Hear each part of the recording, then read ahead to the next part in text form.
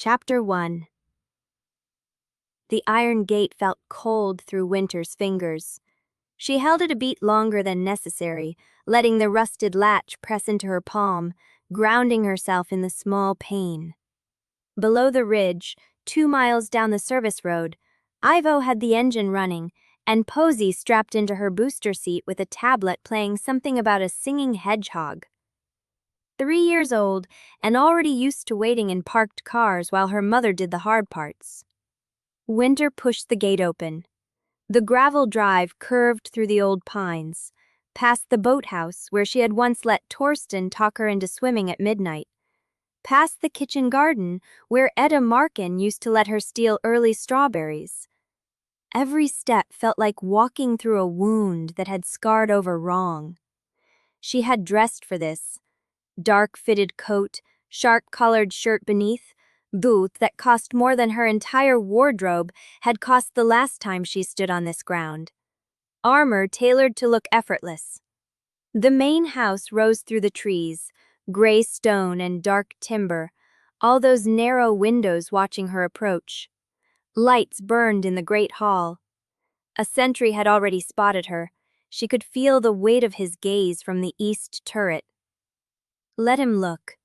She kept her pace measured, not slow enough to suggest hesitation, not fast enough to suggest fear. Each breath pulled in the familiar scents: pine, cold water, wet stone, and underneath it all, the thick animal musk of pack territory that remembered her blood and found it foreign now. The great hall door opened before she reached it. Kalen Ibarra stepped out first, young and broad, his hand already moving to the radio at his shoulder. His eyes caught her face, and his jaw went slack for half a second before he recovered. Wynter. Kalen. She let his name sit plain between them. No warmth, no weapon, just fact. He opened his mouth, closed it, tried again. You should have called ahead. I wanted to see his face. That landed. She watched Kalen's throat work as he swallowed whatever loyalty or warning he'd been about to offer. Then he said nothing at all. Chapter 2. Kalen's hand hovered over his radio for a long moment. Then he lowered it and stepped aside. Torsten's in the study. His voice had roughened. He'll want to see you. Will he? Wynter kept the thought behind her teeth and walked past him into the great hall. The space hit her exactly as memory had promised. Vaulted ceiling, fieldstone hearth, the smell of wood smoke and old leather, and generations of wolves who had sat in judgment here. She had stood in this room at 19, trembling, certain she belonged. She had stood in this room at 23, silent, while Torsten told the pack she meant nothing. 3 years later, the same floorboards creaked under her boots. Kalen moved ahead, his shoulders tight. He did not announce her. He simply opened the study door and stood aside. Torsten was at the window, back to her, one hand braced against the frame. The line of his shoulders looked wrong, too rigid, as if he had been standing there a long time, waiting for something he had stopped believing would come. He turned. The mate bond hit like a fist to the chest. Wynter had prepared for it. She had spent 3 years telling herself the bond was a scar, not a living thing, that time and silence had starved it dead. She had been wrong. Torsten's wolf surged behind his eyes, dark and desperate, and she felt her own answer before she could stop it. A pull low in her ribs, a hunger that had nothing to do with choice. She let none of it show. Torsten. The single word dropped into the silence between them. His name stripped of everything. No softness, no accusation, just the fact of her standing in his study, breathing his air, watching him try to remember how to speak. Wynter. Her name cracked on the way out. He looked thinner than she remembered. The sharp lines of his face had deepened, and there was a hollow beneath his cheekbones that had not been there before. 3 years. 3 years. She closed the study door behind her. The latch clicked with finality. You let the place go to seed. The gate needs paint. The east turret has a loose slate. I counted it on the way in. And your sentries still don't know how to approach an unknown wolf without telegraphing position. Torsten blinked. Then something that was almost a laugh escaped him. You came back to critique the maintenance? I came back to offer you a deal. The word deal landed like a stone in still water. Torsten's face went carefully blank. What kind of deal? Wynter reached into her coat and pulled out the folder she had carried from the car. She laid it on his desk, untouched, and stepped back. Open it. He did not move toward it. Tell me first. Smart. He was learning caution, even if it came 3 years too late. I spent the drive here planning the exact words I would use. She kept her voice even. I rehearsed them, memorized them. The perfect speech, airtight, with every emotional angle covered. She paused. Then I got out of the car and realized you do not deserve a prepared speech. Torsten flinched. You rejected me in front of the pack, she said. You told them I was not worthy of your bond. You watched me walk out of Halligrove alone, and you did not follow. You did not call. You did not write. You let me disappear as if I had never existed. I know. The words came out raw. I know what I did. Do you? She let the silence stretch. Because I am not here for an apology, Torsten. I am not here to hear how sorry you are, or how your father pressured you, or how you have spent 3 years regretting it. I do not care about your regret. It changes nothing. He held her gaze. Then why are you here? Wynter opened the folder. The first page was her terms, drafted with Sabine Merrick's help over encrypted messages in weeks before she arrived. Clean, cold, precise. I am offering you a fixed-term public reconciliation, she said. 6 months, we will appear before the pack as reunited mates. We will attend functions together. We will perform sufficient warmth that even Lochlan's sharpest allies believe the bond has been restored. Torsten's breath caught. You would pretend. You would pretend. She slid the page toward him. I will be convincing. I have spent 3 years learning how to hide what I feel. That skill serves me well here. His jaw tightened. And in private? Private is none of their business. We share quarters to sell the lie. We share meals when elders are watching. But this arrangement has boundaries. She tapped the second page. These are my conditions. He read them. She watched his eyes move down the list, saw the exact moment each clause landed. Separate finances, freedom of movement, control over her own room, veto power or any public right involving the bond. A succession clause recognizing a future blood heir, unnamed, to be presented and verified at a time of her choosing. Torsten's hand stilled on the last line. A blood heir. His voice had gone flat. You want Halligrove's succession tied to a child that does not exist? The clause does not require existence. It requires recognition of possibility. She had practiced this part. The pack laws are clear. Succession can be written to include future claimants. Sabine confirmed it. And who is this future claimant? My daughter. The words pressed against her tooth. The first page was her terms, drafted with Sabine Merrick's help over encrypted messages in the weeks before she arrived. Clean, cold, precise.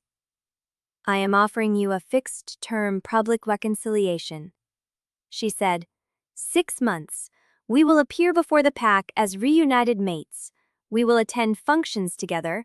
We will perform sufficient warmth that even Lochlan's sharpest allies believe the bond has been restored. Torsten's breath caught. You would pretend. You would pretend. She slid the page toward him. I will be convincing. I have spent 3 years learning how to hide what I feel.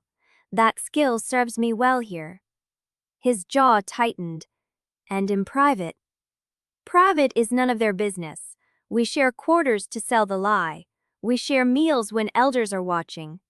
But this arrangement has boundaries. She tapped the second page. These are my conditions. He read them. She watched his eyes move down the list, saw the exact moment each clause landed. Separate fine. It felt like standing on the edge of a cliff, knowing the fall would hurt, and jumping anyway because the landing was the only way forward. Torsten left. Wynter stood alone in his study, the folder pressed against her chest, and counted her fingers one by one in the silence. She had a plan. She had terms. She had a path forward that did not require her heart. She just had to survive the part where her heart refused to follow the plan. Chapter 3. Sabine Mayerk arrived 42 minutes later, briefcase in hand, and the sharp, tired look of someone who had been pulled from dinner for pack business.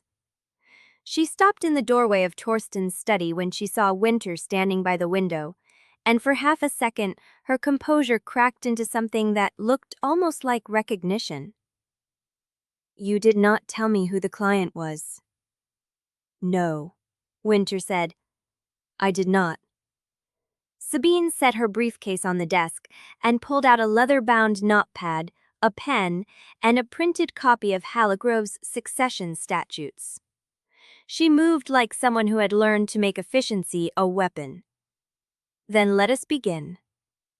Torsten came in behind her, still hollow-cheeked, still carrying that raw look Wynter did not want to name.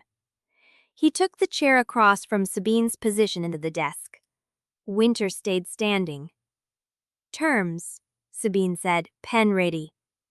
From the top. Wynter had rehearsed this part until the words felt like stones in her mouth. 6 months. Fixed term. Renewable only by mutual written consent. Public reconciliation only. Private quarters separate. No bond rights, no scent claims, no pack rituals that require consummation or submission. Sabine wrote without looking up. Shared appearances? Required, Torsten said. Wynter's jaw tightened. Controlled.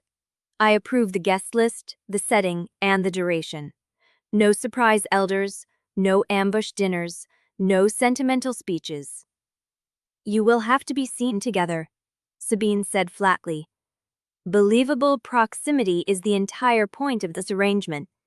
If you flinch every time he touches your arm in public, Lochlan will read the lie before you finish the first course. Wynter knew the truth when she heard it. She hated the truth when it came wrapped in legal pragmatism. I will not share a bedroom. Shared quarters in the main house, Torsten said quietly. Connected rooms. A door between them that can be locked from your side. She looked at him. He was not bargaining. He was offering her an exit before she asked for one. Fine. Sabine wrote it down. Finances. Separate, Wynter said. My accounts stay mine. My business stays mine. No pack oversight. No alpha audit. No questions about where I spend my money. And your contribution to the household? I am the asset in this arrangement. My presence stabilizes his claim. That is my contribution. Sabine's pen paused. She looked at Torsten. He nodded once. Accepted. Wynter kept her face still. She had expected a fight on that point. His surrender unsettled her more than resistance would have. Freedom of movement, she continued. I come and go without escort, without notification, without sentry logs. I do not answer to the beta, the gate guards, or the elder council about my schedule. That one will raise questions, Sabine said. Then let them raise questions. I am not a prisoner and I will not be treated like one. Torsten leaned forward. The clock won't talk if you vanish without explanation. Lochlan will use it. Then you will have to be convincing enough that they believe I am running errands he has already approved. She met his eyes. That is the performance you agreed to.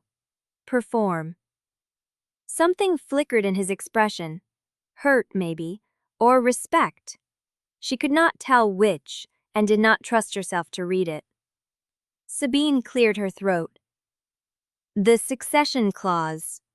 The room changed temperature. Wynter felt her spine lock into the precise posture she had practiced in front of the bathroom mirror for 2 weeks. Calm, controlled, unmovable. A future blood heir, she said, to be presented and verified at a time of my choosing. The clause must recognize that any child born to me, or claimed by me, holds full succession rights to the Quennar line, regardless of the circumstances of birth or the timing of my reconciliation with Torsten. Sabine's pen had stopped moving entirely. That is not standard. I am aware. A succession clause that applies to children born outside the reconciliation window or conceived before it would require the alpha to pre-acknowledge paternity without proof. Yes, that is an unusual demand. Wynter let the silence stretch. Then she said very quietly, I am an unusual woman. Sabine looked at Torsten. He had gone still, his hands flat on the desk, his eyes fixed on Wynter with an intensity that made her skin prickle. Do you know what she is asking me to sign? He said. Yes, Wynter answered before Sabine could. I am asking you to trust me with something we cannot see, cannot verify, and cannot control. That is the price of this arrangement. If you want me to save your claim, you sign that clause. Blind. Blind. Torsten's throat moved.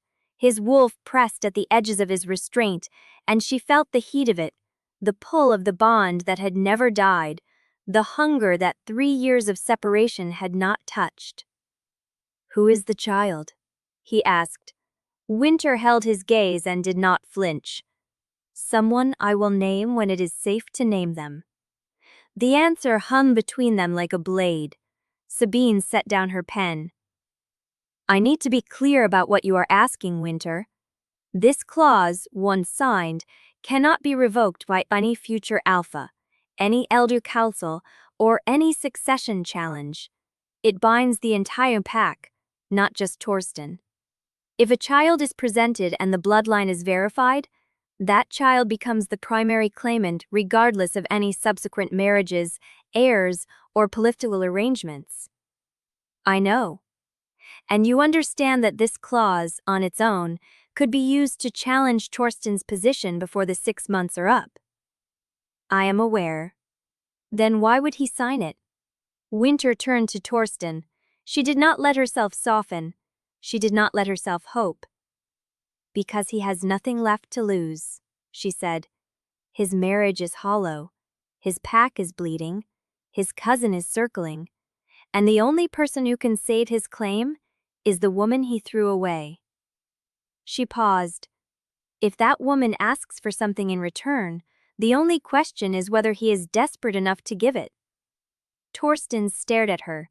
The clock on the mantelpiece ticked. He picked up Sabine's pen, uncapped it, and signed. The scratch of nib on paper was the loudest sound Wynter had ever heard. Send the final draft to my email, he said.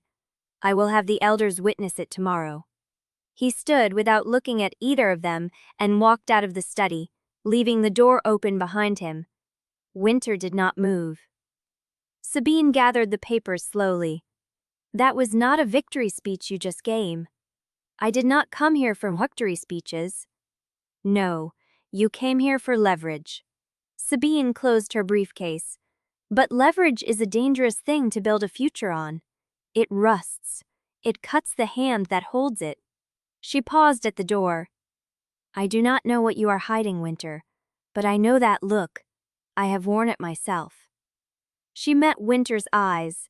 When you are ready to tell the truth, come to me first, before the pack tears it out of you.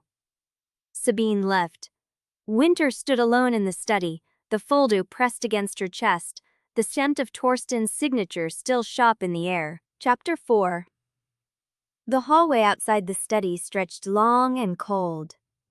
Torsten walked it without seeing the walls, without registering the portraits, without feeling the floor under his boots. His signature was still wet on a clause he did not understand, a clause that bound him to a child he cannot name. He turned left at the east corridor, past the conservatory where his mother used to read, past the door to the library, where his father had taught him pack law with a strap in one hand and a brandy in the other, past every ghost Halligrove had ever fed him. He did not stop walking until he reached the west wing. Marta's door was closed. He knocked. The silence on the other side lasted long enough to remind him how rarely he stood here, how rarely she expected him. Come in. He pushed the door open. Marta Boleyn sat at her writing desk in a pale gray dress, her dark hair twisted back, her hands still on the letter she had been composing. She looked up at him without surprise, without warmth, without the faintest crack in her composure. Torsten. Marta lets down her pen. Wynter never did anything without terms. She learned that from watching us. Torsten pushed off the door and walked to the window. The lake was gray under the afternoon light, the pines dark and still. She wants a 6-month public reconciliation, a fixed term, separate quarters, a succession clause for a child I cannot name. Marta was quiet for a long moment. Then she said, You signed it. I signed it. Without knowing who the child is? Yes. Marta rose from the desk. She moved with the measured grace of a woman who had spent her entire life learning to walk through rooms where no one wanted her. She crossed to the window and stood beside him, close enough that he caught the scent of her perfume, lavender and something sharp underneath. That was either the bravest thing you have done, she said, or the most desperate. Can it be both? It usually is. She looked out at the lake, her reflection faint in the glass beside his. You know what this means for us. Torsten's jaw tightened. I know. Our marriage was never a marriage. It was a contract, a bloodline bargain your father made with mine to secure debt relief and a political alliance. We both knew that when we signed. I know. I gave you 3 years of public silence. I attended your dinners. I smiled at your elders. I let your pack believe I was your wife in more than name. I know, Marta. And now you want me to step aside quietly so you can play devoted mate to the woman you rejected in front of everyone who matters. Torsten turned to face her. I am not asking you to step aside. I am telling you what is happening. The arrangement with Wynter is transactional. 6 months. When it ends, you and I will dissolve the marriage however you see fit, and I will honor whatever terms you demand. Marta studied him. Her eyes were pale blue, the color of winter ice, and they held no anger. That was what unsettled him most. He had expected anger. He had expected bargaining, accusation, the cold heat of a woman defending her position. Instead, she looked at him the way a physician looks at a wound that has already begun to rot. Torsten, she said quietly, do you know what you lost 3 years ago? The question hit him low in the chest. He opened his mouth, closed it. I lost Wynter. He said, I lost my mate. Marta shook her head slowly. No. You lost something you never understood you had, and I think you still do not understand it even now, even with her standing in your study with a folder of demands. What are you trying to say? Marta turned away from the window. She walked back to her desk and picked up her pen, rolling it between her fingers. I am saying that you are so focused on what you can see, the contract, the succession clause, the 6-month term. You think the arrangement is about leverage and politics and saving your clam. But Wynter did not come back to bargain. She came back to bury you in what you threw away. Then why offer me the deal at all? Because she wants something you cannot give her by signing a paper. Torsten's throat tightened. What? Marta looked at him. A reason to stay. The words landed like stone dropped into still water. Ripples spread outward, touching everything, changing nothing. Torsten stared at her. You know something, he said. Something about why she left. Something about what happened that night. Marta's expression did not change. I know what I observed. I know what the back scented. I know what Edda Marchen did not say when she attended me for a routine examination last winter. She paused. And I know that 3 years ago, Wynter Renholt walked out of Halligrove with more than humiliation in her blood. Torsten's wolf surged against his ribs. What does that mean? Marta held his gaze. It means you should ask yourself why a woman who hates you enough to bring a pre-drafted contract would also demand a succession clause that protects a child she refuses to name.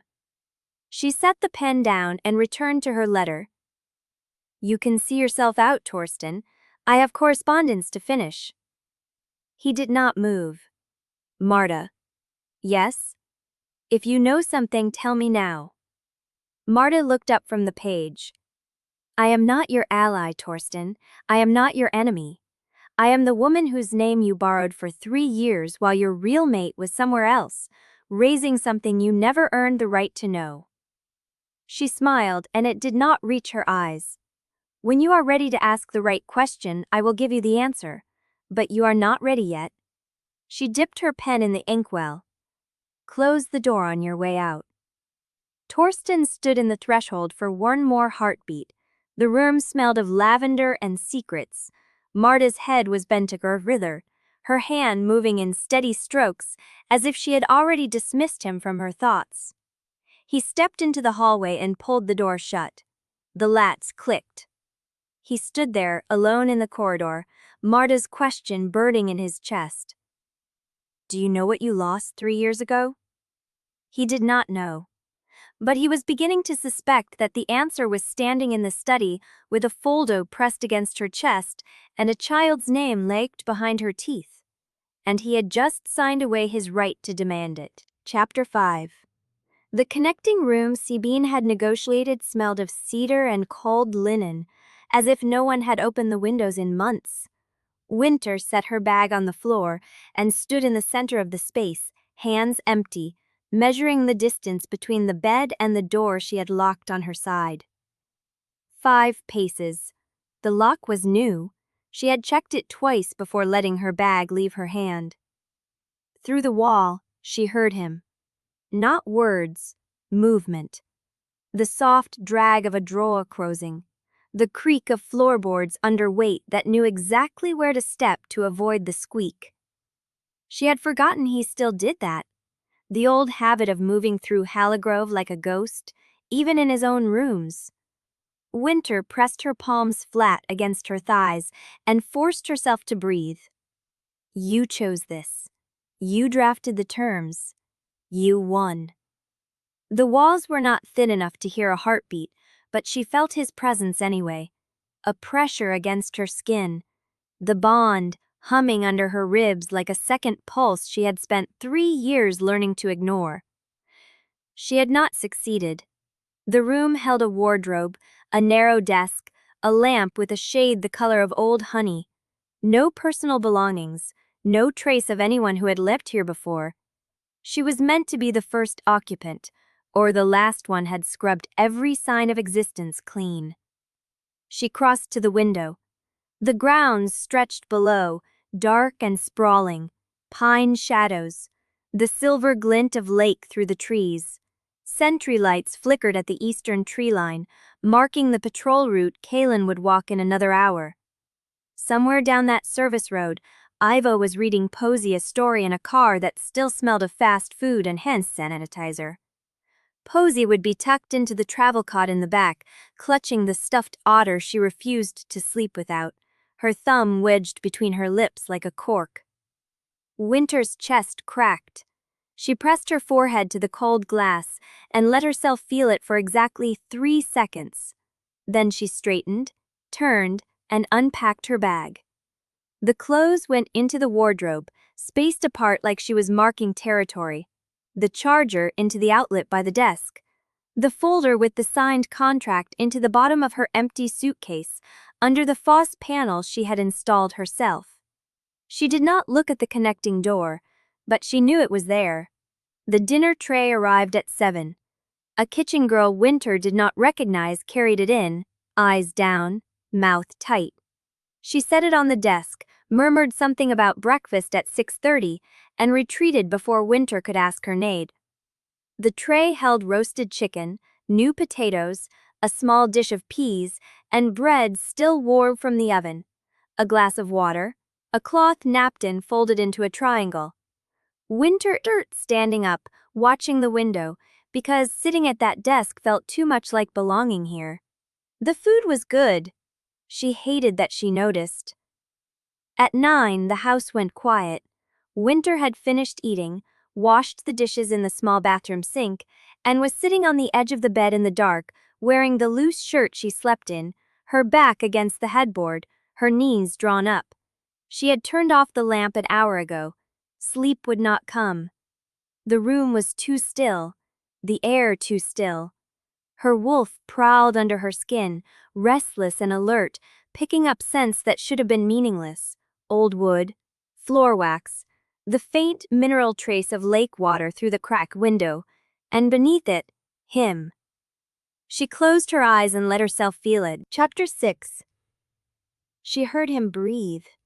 Not through the wall, not with her ears. The bond carried it through the wood and plaster, and the careful distance she had measured in her head, and she felt the rise and fall of his chest as if it were her own. Wynter pressed her palms flat on the mattress and counted to 10. You chose this. The house had been dark for hours. The sentry lights had stopped their sweep. Somewhere down the service road, Posey was asleep with her thumb in her mouth and her otter pressed to her cheek. And Ivo would be half awake in the driver's seat, one hand on the ignition, listening for wolves. She should be sleeping. She was not sleeping. She was sitting in the dark with her wolf pushing against her ribs, wanting out, wanting him, wanting the thing she had come here to deny. The knock on the connecting door was soft. 3 taps, spaced apart, deliberate, like he was giving her time to say no. She did not answer. You do not owe him your voice. You owe him nothing. A pause, then his voice, low through the wood. I know you're awake. Wynter closed her eyes. Breakfast is at 6:30, he said. The elders will want to see us together. It was my father's rule. The alpha and his mate take the first meal in the dining hall. His mate. The words landed like a slap she refused to flinch from. I'm not your mate. Silence. No, he said, and the word was strange, like a wound he had learned to carry. But you're here, and they need to believe. She heard him step away, the soft drag of his weight on the floorboards, the click of his own door closing. Wynter sat in the dark until the sky began to gray, and she did not sleep. The dining hall was too large.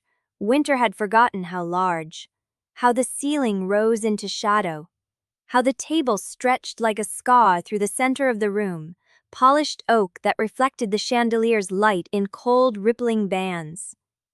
18 chairs. 12 were full. She stood in the doorway and let them look at her. The elders, the household wolves. Sabine Marek at the far end with a cup of tea and watchful eyes. Kylan near the window, shoulders tight. And Torsten. He was already standing at the head of the table, his hand resting on the back of the chair beside him. The empty chair. The one he had left for her. Perform. She crossed the room in the fitted gray dress she had packed for this exact moment, her boots silent on the wood, her spine straight, her face a mask of calm that cost her nothing because she had been wearing it for 3 years. Torsten pulled out the chair. She sat. He settled beside her, close enough that she caught the clean scent of soap and the darker undertone of his wolf beneath it. The bond flickered. A warm pull low in her chest, like a thread tugging. She ignored it. "Good morning," he said, loud enough for the table. "Good morning," she answered, and the lie tasted like honey. The meal arrived in courses: fruit, eggs, bread still steaming from the kitchen, a carafe of juice that a white-haired elder poured himself, his eyes on Wynter the whole time, measuring her, weighing whether she belonged in this chair.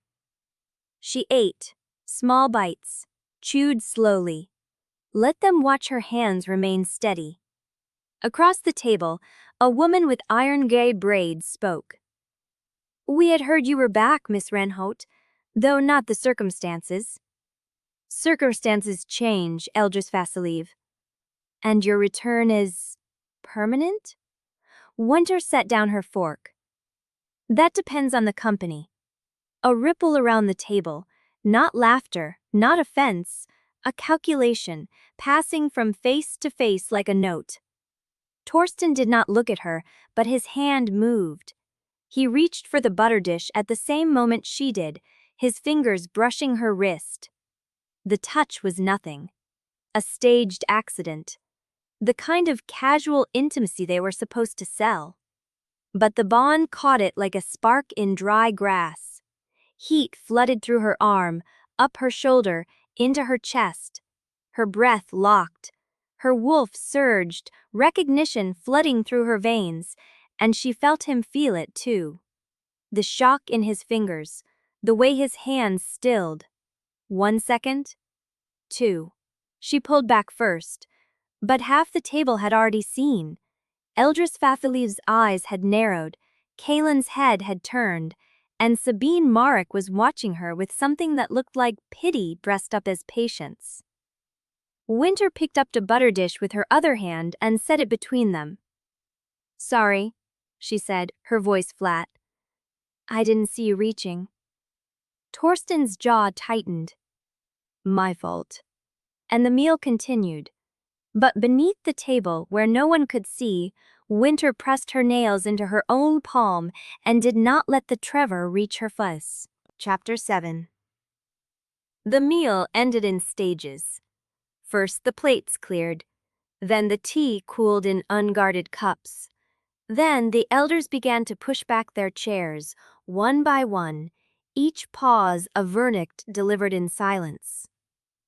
Eldris Vassiliev was the last to stand. Her iron-gray braids caught the chandelier light as she turned, her eyes on Wynter for a moment too long.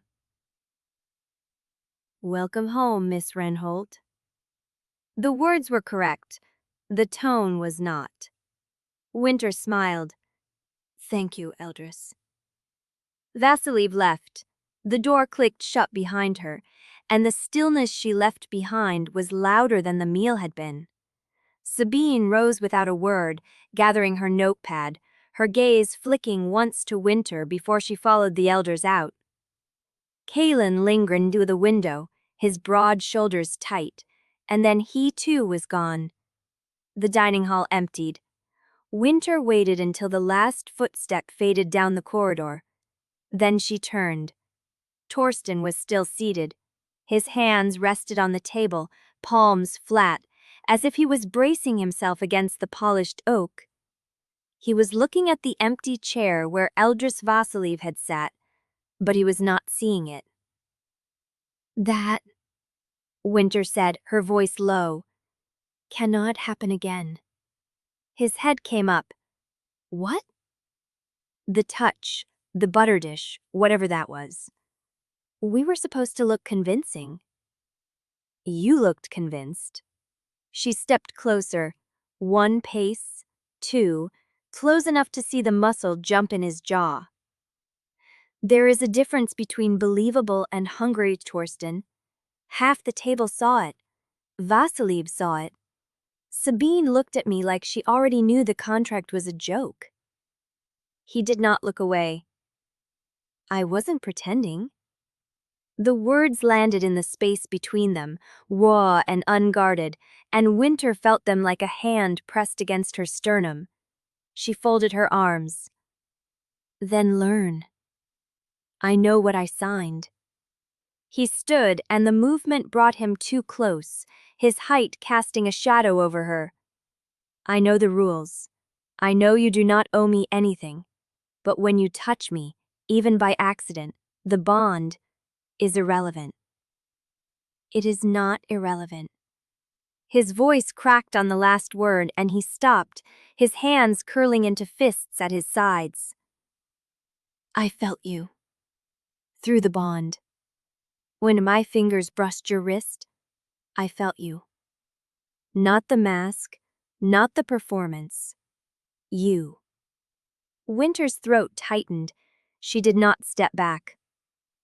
The bond, she said, each word deliberate, does not give you permission. It does not give me a reason to trust you. It is a chemical reaction, a biological reflex.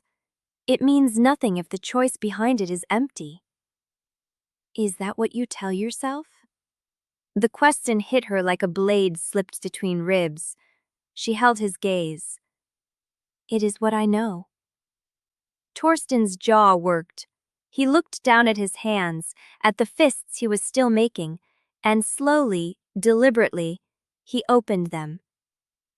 I am sorry, he said. The words were quiet, no defense behind them, no deflection. For the breakfast, for the touch, for letting the bond carry me further than I meant to go. I signed a contract, and I meant to honor it, but I did not realize how hard it would be to feel you this close and pretend I did not want more. Wynter's chest rose and fell. She counted her fingers inside her folded arms. 1, 2, 3, 4, 5. You do not get to want more, she said. You get the 6 months. You get the performance. You get the chance to prove the pack can trust you again. That is what you signed for. And you? I get what I came for. He looked at her, and something in his face shifted. Not hope, not hunger, something quieter, a door opening onto a room he had not entered yet. What did you come for, Wynter? The question hung in the air. She could answer with the contract. She could answer with the succession clause. She could answer with Posy's name, with the truth that would unravel everything, with the daughter sleeping in a car down the service road who had never seen her father's face. But she did not. I came for what was taken from me, she said, and I intend to leave with it. She turned. She walked toward the dining hall door, her dote steady on the floor, her spine straight, her face a mask of calm that cost her nothing because she had been wearing it for 3 years. Behind her, Torsten said, Wynter. She stopped. The bond, he said, when you pulled away. I felt that too. Her hand rested on the doorframe. The way it snapped back into silence, the way it went cold, like you had slammed a door between us. She did not turn around. I wasn't pretending. The words landed in the space between them, raw and unguarded, and Wynter felt them like a hand pressed against her sternum. She folded her arms. Then learn. I know what I signed. He stepped, and the movement brought him too close, his height casting a shadow over her. I know the rules. I know you do not owe me anything. But when you touch me, even by accident, the bond is irrelevant. It is not irrelevant. His voice cracked on the last word and he stopped, his hands curling into fists at his sides. I felt you. Through the bond. When my fingers brushed your wrist, I felt you. Not the mask, not the performance. You. Wynter's throat tightened. She did not step back. The bond, he said. When you pulled away, I felt that too. Her hand rested on the doorframe. The way it snapped back into silence. The way it went cold. Like you had slammed a door between us. She did not turn around. I am not trying to trap you, he said. I am not trying to use the bond to make you stay. But if we are going to perform this for 6 months, I need to know you can look at me without flinching. Because right now, every time you pull away, it tells every wolf in this house that we are lying. Wynter's fingers tightened on the wood. He is already here. The words came out before she could stop them. She heard Torsten's breath catch. Who? She turned.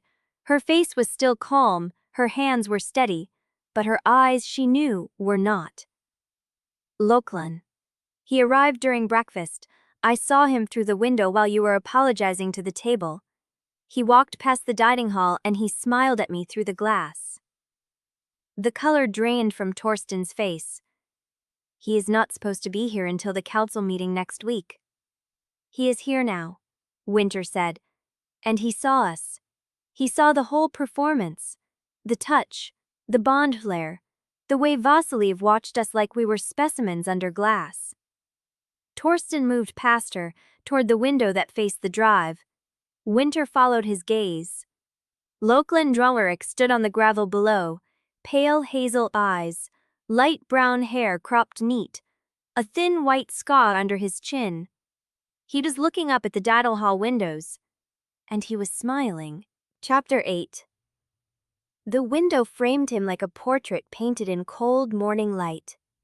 Lochlan Drummerish stood on the gravel with his hands in his coat pockets, his pale hazel eyes fixed on the dining hall windows. The smile never wavered. It was polite. It was patient. It was the smile of a man who had already read the ending and was waiting for the pages to catch up. Wynter's hand stayed on the doorframe. Behind her, Torsten's breathing had gone shallow. He saw, Torsten said. He saw everything. Then he knows. Wynter turned from the window. He knows we touched. He knows Vasiliv watched. He knows the timing looks like a play. What he does not know is whether it is real. And we are about to prove it one way or the other.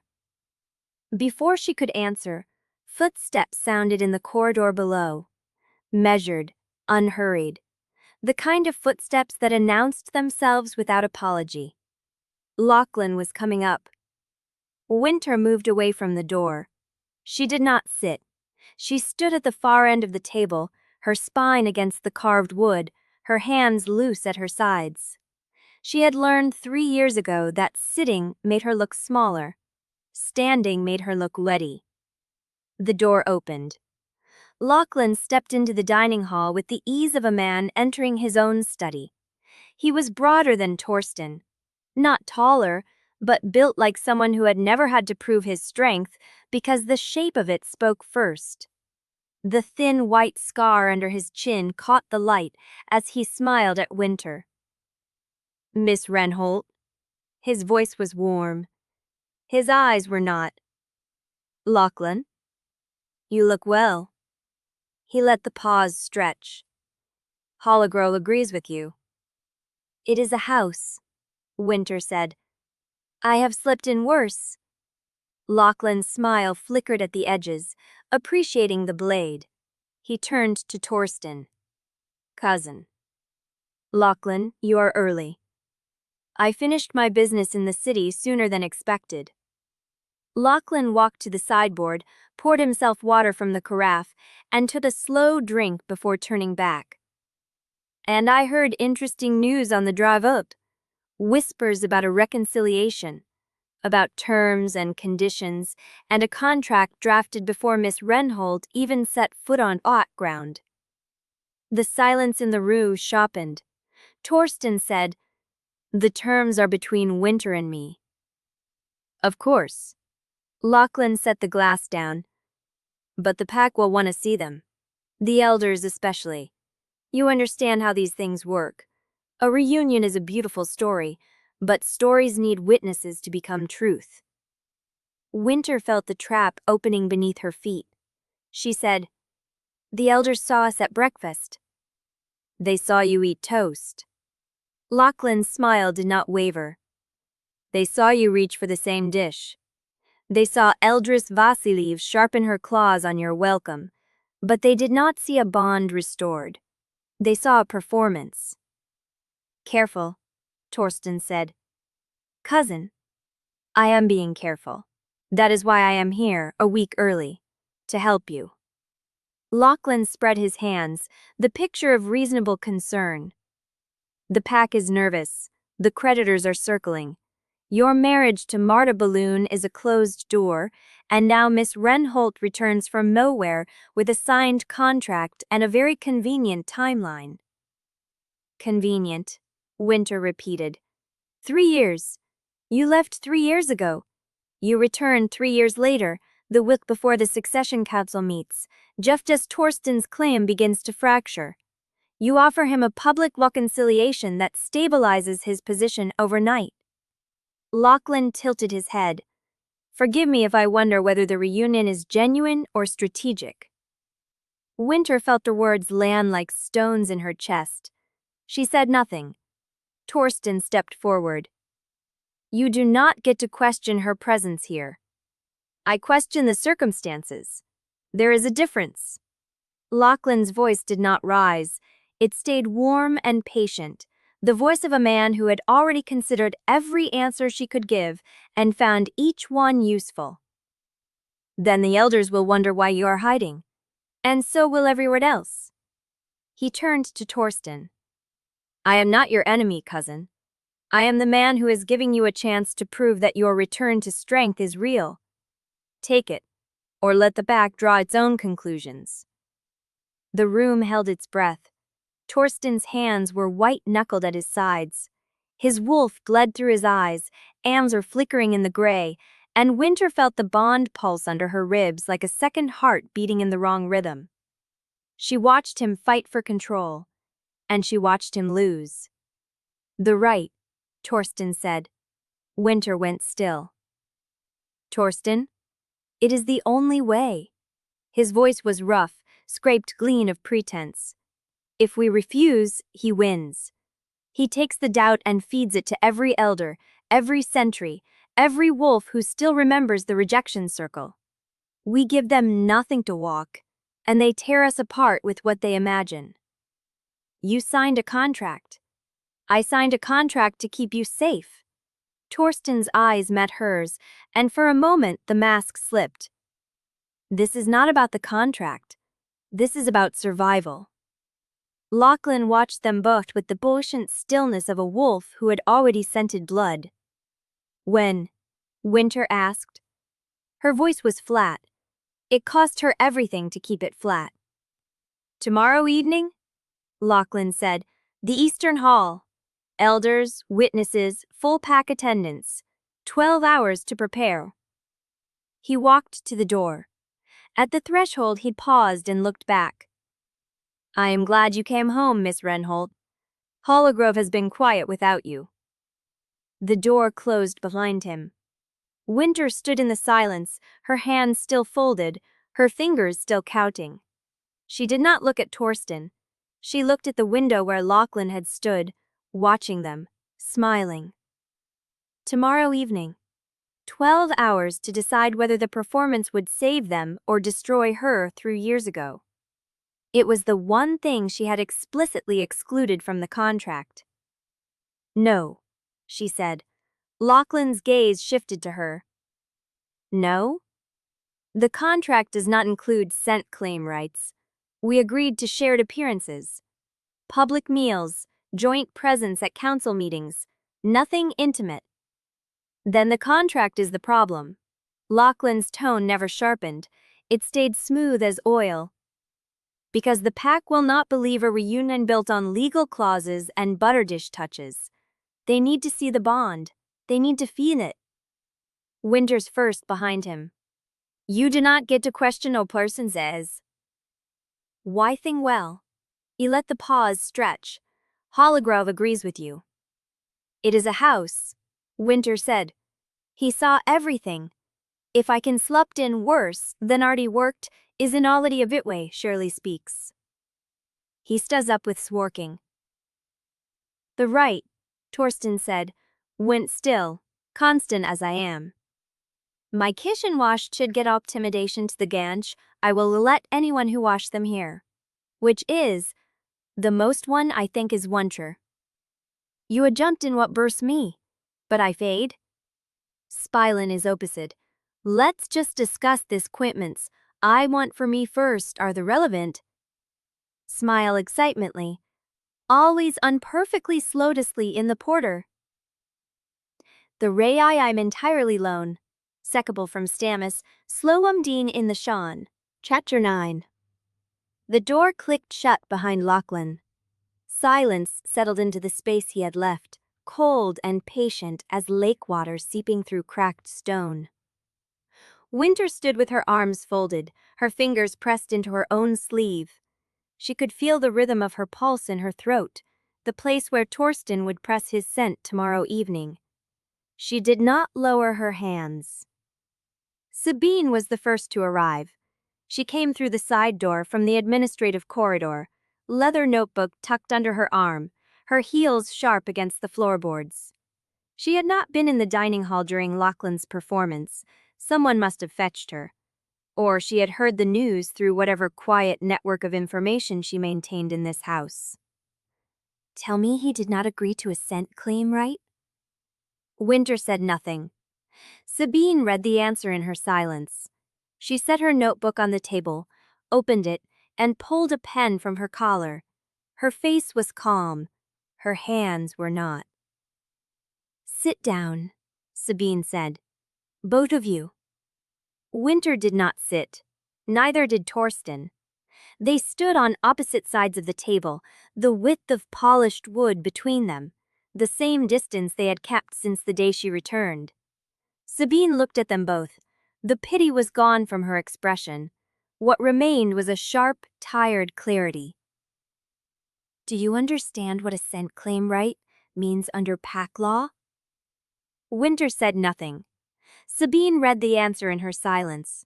She set her notebook on the table, opened it, and pulled a pen from her collar. Her face was calm. Her hands were not. Sit down, Sabine said. Both of you. Wynter did not sit. Neither did Torsten.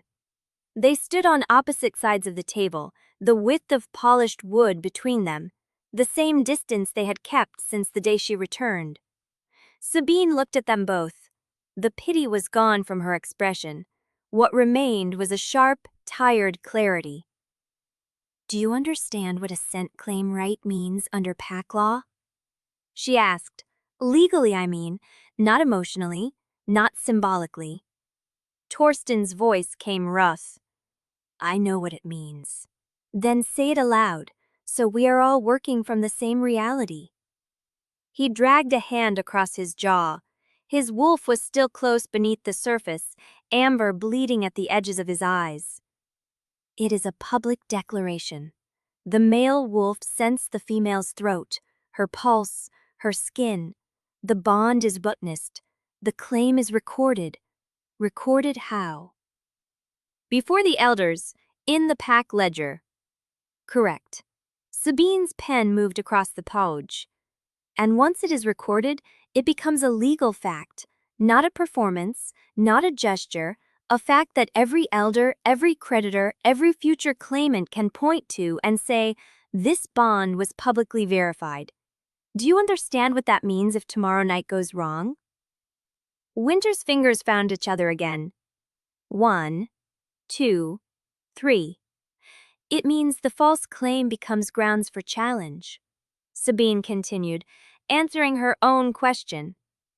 If the pack decides the rite was staged, that Lochlan was right to suspect, It voids Torsten's standing to claim the alpha seat through a mated bloodline.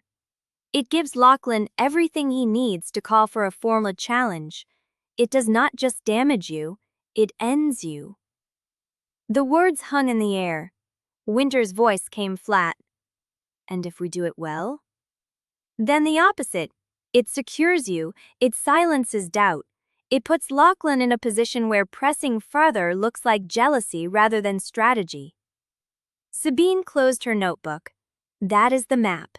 That is the only map. You do not have another option. Wynter turned to the window. The grounds stretched out in the gray afternoon light. Pine trees, the edge of the lake, the service road where Ivo was waiting with her daughter 2 miles down, reading stories to a child who had never seen her father's face. She thought about Posey. She thought about what it would mean if Torsten's hands were on her throat tomorrow night and the bond flared the way it had at breakfast. She thought about whether she could survive that without breaking. I want conditions, she said. Sabine looked up. What conditions? The Rite happens. But Torsten's wolf does not bite. He scents my throat. He does not mark. No permanent claim, no bond sealing. The contract still stands. She turned from the window and looked at Torsten. You do what is necessary to convince the pack. Nothing more. Torsten's jaw tightened. If my wolf scents you, it may not stop at what you want. Then you control it. I may not be able to. Then you learn. Her voice did not rise. It dropped, quiet and cold. You told me you wanted to change, that you were trying. Here is your chance. Control your wolf tomorrow night, or the whole performance collapses and we both lose. The room held its breath. Sabine watched them both, her pen still, her face unreadable. Kalen appeared in the doorway. His broad shoulders filled the frame, and his eyes went immediately to Torsten. He had heard. Of course he had heard. Wolves in this house heard everything. Torsten. Torsten did not turn. A word. They stepped into the corridor. The door swung partly closed, but not enough. Wynter heard every word through the gap. Hesitation will kill you, Kalen said. His voice was low, rough cut. You stand in there looking like a man walking to execution, and that is exactly what Lochlan is counting on. He wants them to see you hesitate. He wants them to wonder if you want her back or if you are being forced into it. I am not hesitating. Your wolf is bleeding through your eyes. Your hands are shaking. You call that confidence? Silence. Torsten's voice came quieter. I rejected her. I stood in the circle and told the pack she was nothing to me.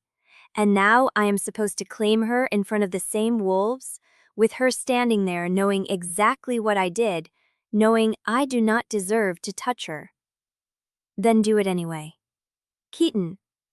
Do it anyway. Kalen's voice did not soften. You do not get to earn her trust between now and tomorrow night. You do not to undo 3 years of silence in 12 hours. But you can stand up there and do what needs to be done. You can keep her safe by making the pack believe. That is your job right now. That is the only job. Footsteps. The door opened wider, and Kalen stepped up into the dining hall. He looked at Wynter. Something passed across his face. Not apology, not pity, recognition. Miss Renholt. Kalen. He nodded once, then he was gone. The door clicked shut behind him. Wynter stood alone with Sabine. The clock on the wall ticked. The house settled around them, old wood and cold air, and the weight of watchers. I need a lawyer present tomorrow, Wynter said. Already arranged. I need it recorded that I entered the Rite under protest as part of a contractual obligation, not as a voluntary bond acknowledgement. Sabine's pen moved again. Done. And I need it clear that the Rite does not constitute a permanent mate claim. It is a public performance for political survival. Nothing more. Sabine looked up from her notebook. Wynter. What? I will write whatever you want. I will file it with the pack record clerk tonight. It will be legally binding. But I want you to understand something. Sabine's voice was quiet, carrying no judgment. When Torsten's wolf touches your throat tomorrow night, every wolf in that hall is going to feel what happens between you. If the bond flares, they will know. If it does not, they will know that too. Wynter said nothing. Pack law will record the right as performantment if you file it that way, but pack memory will record the truth. And pack memory is what matters when the elders sit in judgment. Sabine closed her notebook. I am not telling you not to do this. I am telling you to be ready for what happens after. The clock ticked. The shadows lengthened. Wynter stood in the cold light of the window and measured the distance between herself and the night that was coming. 12 hours until his hands found her throat. 12 hours until the pack saw what she had been hiding since the day she walked through the gate. And she still did not know whether the bond would save her or betray her. She did not know whether Torsten would control his wolf or let it rise. She did not know if she would survive the night intact, or if the pack would see something in the way his scent hit her skin that no contract could explain away. Sabine's voice echoed in the silence. You know what the pack will believe after they threw a claim like that? They will believe it is real. Wynter pressed her palm flat against the cold glass. Tomorrow evening. And she would walk into that room with Torsten's wolf at her throat, and the truth burning between them, pretending it meant nothing. The lie tasted like ash. Chapter 10. The Eastern Hall was packed. Wynter felt the weight of them before she saw them. 24 wolves pressed into the narrow pews, their breath fogging the cold air, their eyes fixed on the doorway where she stood. Elders in the front row. Household wolves packed behind them. Sentries at the walls, arms crossed, jaws tight. Lochlan sat in the second row, center aisle, pale hazel eyes bright with patience. Sabine stood near the ledger table with a woman Wynter did not recognize, sharp-suited, a stranger with a pen already uncapped. The lawyer. The pack advocate caught Wynter's gaze and gave nothing away. Torsten waited at the front of the hall, standing beside the elder who would witness the rite. His back was to her. She could see the tension in his shoulders, the way his hands hung loose at his sides like he had forced them there. She walked forward. Her boots were quiet on the old boards. She had dressed in simple dark clothes, no jewelry, her hair tucked behind her ears. Nothing to hide behind, nothing to grab. The elder who would conduct the rite was a woman Wynter barely remembered, gray-haired, thin-lipped, with the flat gaze of someone who had witnessed too many bonds to be moved by one more. She held a leather-bound book, the pack ledger, open to a fresh page. Wynter Renholt, the elder said, do you enter this rite of your own will? I enter it under legal protest, recorded with the pack advocate as fulfillment of a contractual obligation. A murmur ran through the pews. The elder's mouth tightened. She looked at the lawyer. The lawyer nodded once. Noted, the elder said. The pack record will reflect your statement. She turned to Torsten. Torsten Quennar, do you enter this rite of your own will? I do. No hesitation, no qualification. His voice was steady, but she heard the roughness underneath, the wolf pressing close to the surface. The elder closed the book. Then approach your mate. Torsten turned. His eyes met hers, and she saw it immediately. The amber bleeding at the edges of his irises, the heat building beneath his skin. His wolf was already rising, already reaching for her. He crossed the space between them in 3 steps, close enough that she could smell him, cedar and pine, and the sharp metal scent of a predator holding itself back. Wynter, His voice was barely a whisper. "I need you to stay still." "I know." Her heart hammered against her ribs. She locked her knees. She kept her hands at her sides, her spine straight, her chin lifted. He raised his hand.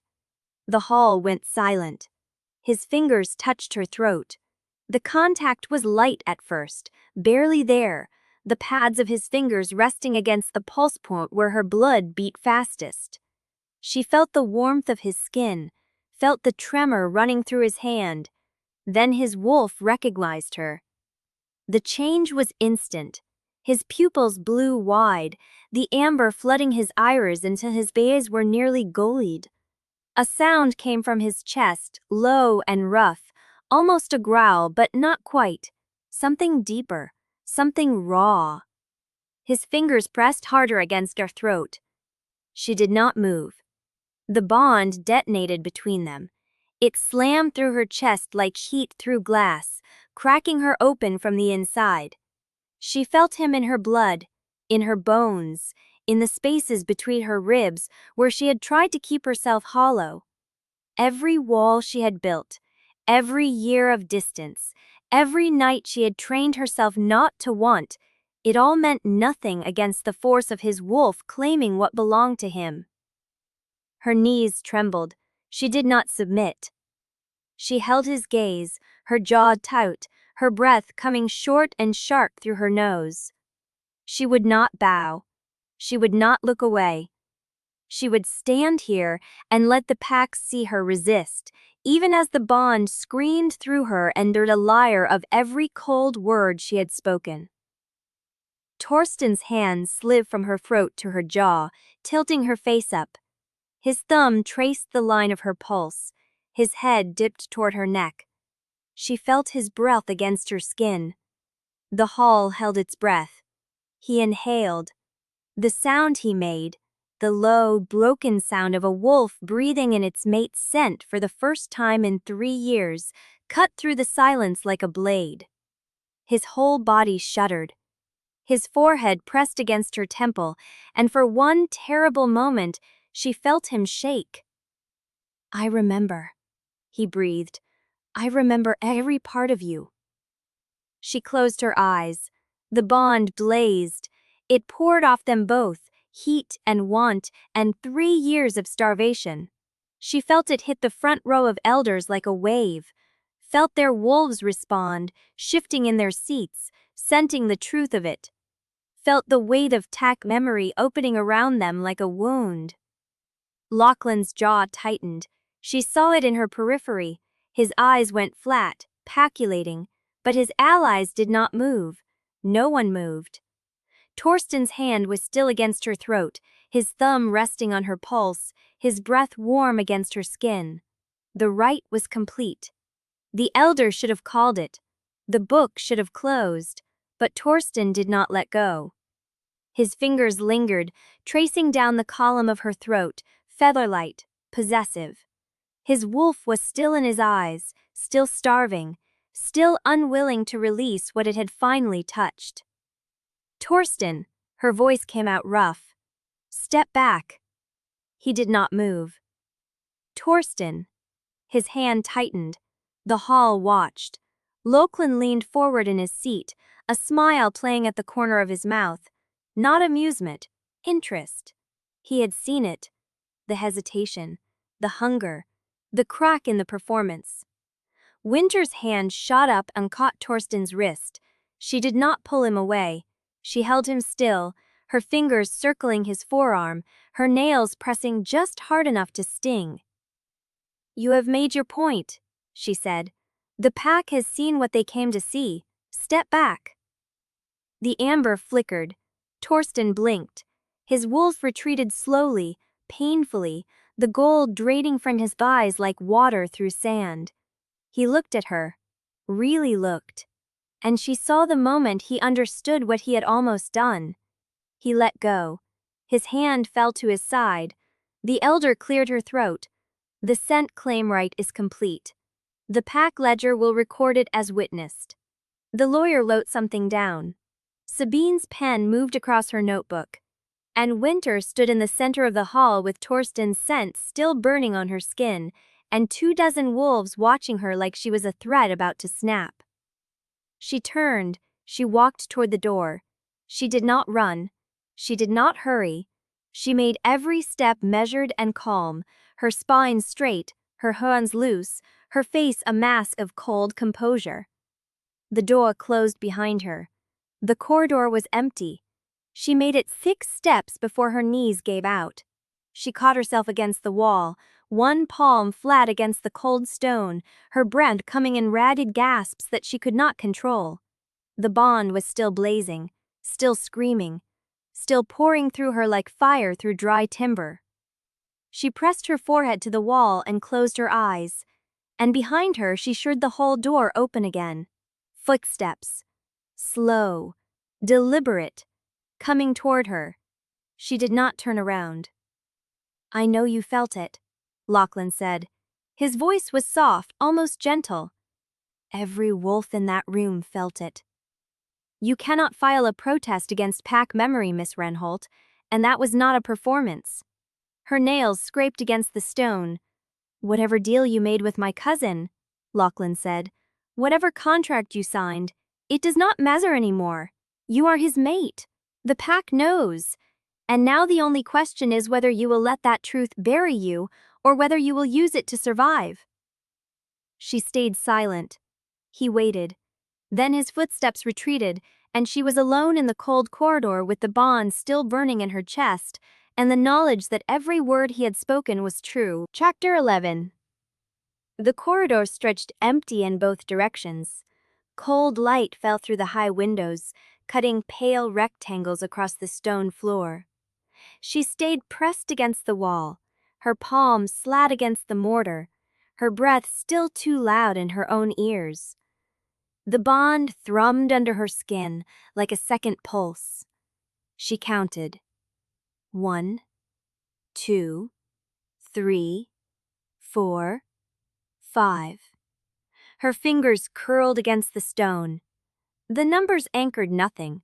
The bond was still there, still burning, still singing Torsten's name through her blood in a frequency she could not silence. She pushed off the wall. Her legs held. She walked toward the east stairwell, her heels clicking against the stone, each step deliberate. The corridor smelled of dust and old wood and the faint pine resin that bled through the window cracks. She kept her spine straight, kept her hands loose, kept her face empty. She made it to the stairwell door before the first wolf found her. A woman she did not recognize, middle-aged, gray at the temples, wearing the household colors of Halligrove's kitchen staff. She stopped when she saw Wynter. Her eyes flicked down to Wynter's throat, where Torsten's scent still clung like oil on water. "Miss Renholt." The woman dipped her head. "We did not expect you back." Wynter said nothing. The woman's mouth curved, not quite a smile. "Welcome home." She stepped aside. Wynter walked past her. The woman's gaze stayed on her back, a physical weight between her shoulder blades, and she felt the weight of what that look meant. Not suspicion, not challenge, acknowledgement. The pack had smelled the Rite. They had felt the bond pour off the hall like heat from a kiln. And they had decided. She was Torsten's mate again. The truth of it closed around her like a trap. The east wing was quiet. Most of the household had gathered near the main hall, rehashing the Rite over coffee and speculation. She heard their voices through the walls, low and rapid, the cadence of wolves picking apart a fresh scent trail. She kept walking. The stairwell door swung shut behind her. The steps spiraled up through the old stone, narrow and worn in the center from generations of feet. She climbed. She did not know where she was going. Her room, the connecting door, a locked bathroom where she could press her back against tile and breathe until the bond stopped screaming. She reached the second-floor landing. Torsten stood at the top of the stairs. He had changed his shirt. The collar was still loose, 2 buttons undone, and his hair was damp at the temples, as if he had splashed water on his face. His hands hung at his sides. His chest rose and fell too fast. He looked at her. The bond lurched between them, hungry and alive. "I need a minute," she said. "Not with you. Alone." He did not move. "The elders are calling a gathering tonight. They want to formalize the reconciliation now that the rite is witnessed. Sabine is drafting the announcement." "Good." "Wynter." She stopped. He took a step toward her, then another. He did not reach for her. He stopped an arm's length away, close enough that she could smell the soap on his skin and the deeper scent beneath it, the one the Rite had burned into her throat. "I did not know it would feel like that," he said. "I thought I remembered. I thought the 3 years had prepared me, but I did not remember. Not really.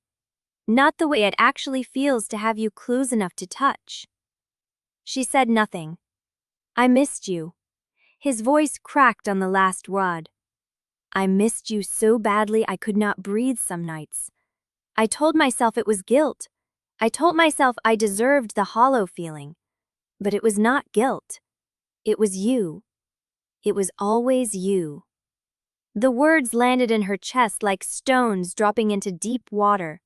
She watched his face, the hollow beneath his cheekbones, the lines around his mouth that had not been there 3 years ago. The way his hands stayed open at his sides, palms exposed, as if he was showing her he held nothing, wanted nothing, asked for nothing. "Don't," she said. "Don't what?" "Don't stand there and tell me you missed me. Don't look at me like that. Don't make this about what you feel." Her voice came out flat and hard. "We have a contract.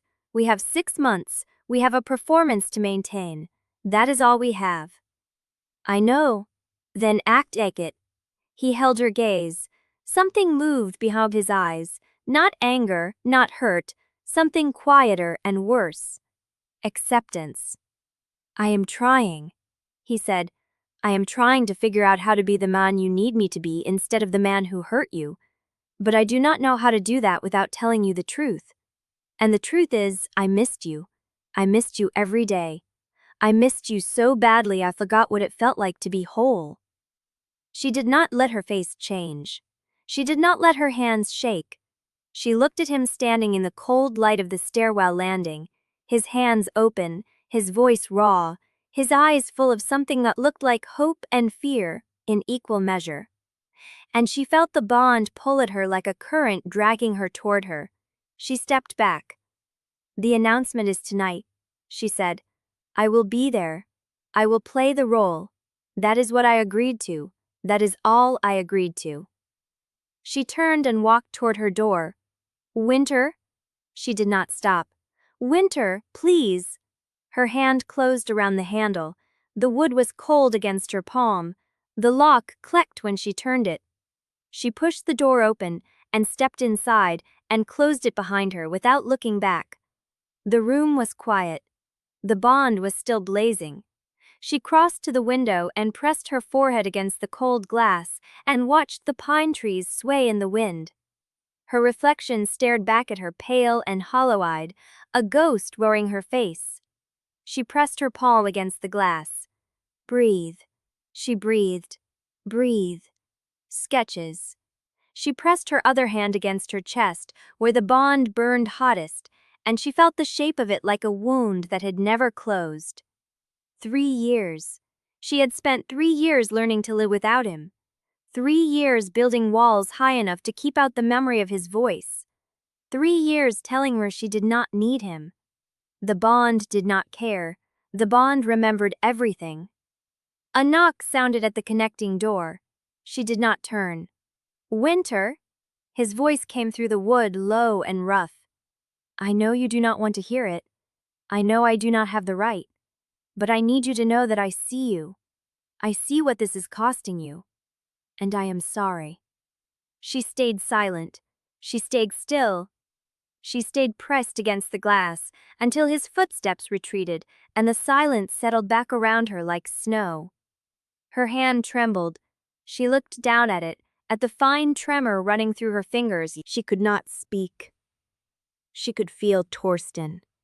Not through the wall, through the bond. He was in the corridor. He was walking toward her door. She could feel him coming, feel the urgent pull of him, feel the desperation bleeding through the connection like heat through a thin wall. The handle turned. The door opened. Torsten stood in the doorway, his chest heaving, his eyes fixed on Ivo's hands on her arm. And the silence between the three of them sharpened into something that drew blood. Chapter 12. The pine shadows stretched long across the service road when Wynter finally slipped out of Halligrove's side gate. She had waited until the house settled into its afternoon quiet, until the corridor voices faded and the kitchen clatter died to a low rhythm. She had told no one. Not Torsten, not Sabine, not Kaylin. The announcement was tonight, and she would be there, playing her role, wearing her mask. But first, she needed air that did not carry his scent. The gravel crunched under her boots. She walked fast, keeping to the tree line, her breath fogging in the cold air. The bond pulled behind her like a thread she had not cut, but she pushed it down, pushed it away, focused on the rhythm of her feet on the earth. 2 miles down the service road, she had walked it a dozen times in her head before she ever set foot in Halligrove. She had mapped the turns, the cover, the places where the trees thickened enough to hide a car. She had planned for every scenario except the one where the bond burned through her chest and made her want to stay. The sedan was parked in the same hollow where Ivo had left it, tucked behind a screen of young pines, its engine cold. Wynter's steps quickened. The back door opened before she reached it, and a small body launched out, dark hair flying, arms already reaching. "Mama!" Wynter caught her, lifted her, pressed her face into the soft curve of her daughter's neck. Posy smelled like sleep and apples, and the faint sweetness of the oatmeal Ivo must have made her. She was warm, solid, real. "I missed you," Posy said, her small hands gripping Wynter's collar. "You were gone forever." "I know, baby. I know." Wynter held her tighter, felt the tiny heart beating against her chest, and for a moment the bond, the contract, the pack, all of it fell away. There was only this, only her daughter, only the fierce, simple truth that she would burn every bridge, every plan, every carefully constructed wall before she let anyone take this from her. Ivo stepped out of the driver's side, his fox-sharp eyes scanning the tree line before they settled on her. "You made it," he said. "Barely." He did not ask what that meant. He walked around to the trunk and opened it, pulling out a folder and a tablet. "I brought the quarterly reports, and the cover documents for the trust. And snacks, because Posy informed me that car food is essential to morale." "Snacks are essential," Posy said, nodding with 3-year-old gravity. Wynter laughed despite herself. The sound felt foreign, scraped out of her chest, but it was real. She set Posy down and let her run a small circle around the car, chasing a leaf that skittered across the gravel. The light was fading, the shadows growing longer, and the cold bit through her coat, but she let herself breathe. "The money is clean," Ivo said, his voice dropping. "I routed it through accounts, all under the names we agreed on. If anyone digs, they will find a consulting business with steady income and no connection to Halligrove." "And the trust?" "Filed, sealed, untouchable without a blood order from the council, and even then the challenge window closes in 60 days. He met her eyes. "Posy is protected, no matter what happens tonight." Wynter nodded, She had known this, had confirmed it before she ever walked through Halligrove's gate, but hearing it again steadied something in her. The cover store still holds, Ivo continued. You were in the city, building a career, keeping your head down. No one has connected you to Posey. No one has come looking. Yet. She looked at her daughter, who was now crouched over a beetle making its slow way across a stone. Posey's hair was the same dark shade as Torsten's. Her eyes, when she looked up, carried the same gray. The same quiet intensity that had once made Wynter's heart ache. She had known, from the first moment she held Posey, that the truth could not stay hidden forever. She had just hoped to choose the moment. Mama, look! Posey pointed at the beetle. He is going somewhere. So are we, baby. Posey looked up, her small brow furrowed. Where? Wynter crouched beside her. Home. Soon. I promise. She said it knowing she could not keep the promise yet, but she said it anyway, because some lies were softer than the truth. Ivo checked his watch. You have maybe 20 minutes before the light goes completely, and you have an announcement to get back for. Wynter stood. She knew. She could feel the time slipping through her fingers, could feel the weight of Halligrove pulling at her like a tide. She pulled her phone out of her pocket.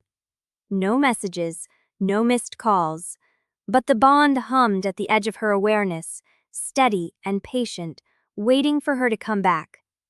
She ignored it. Show me the trust documents, she said.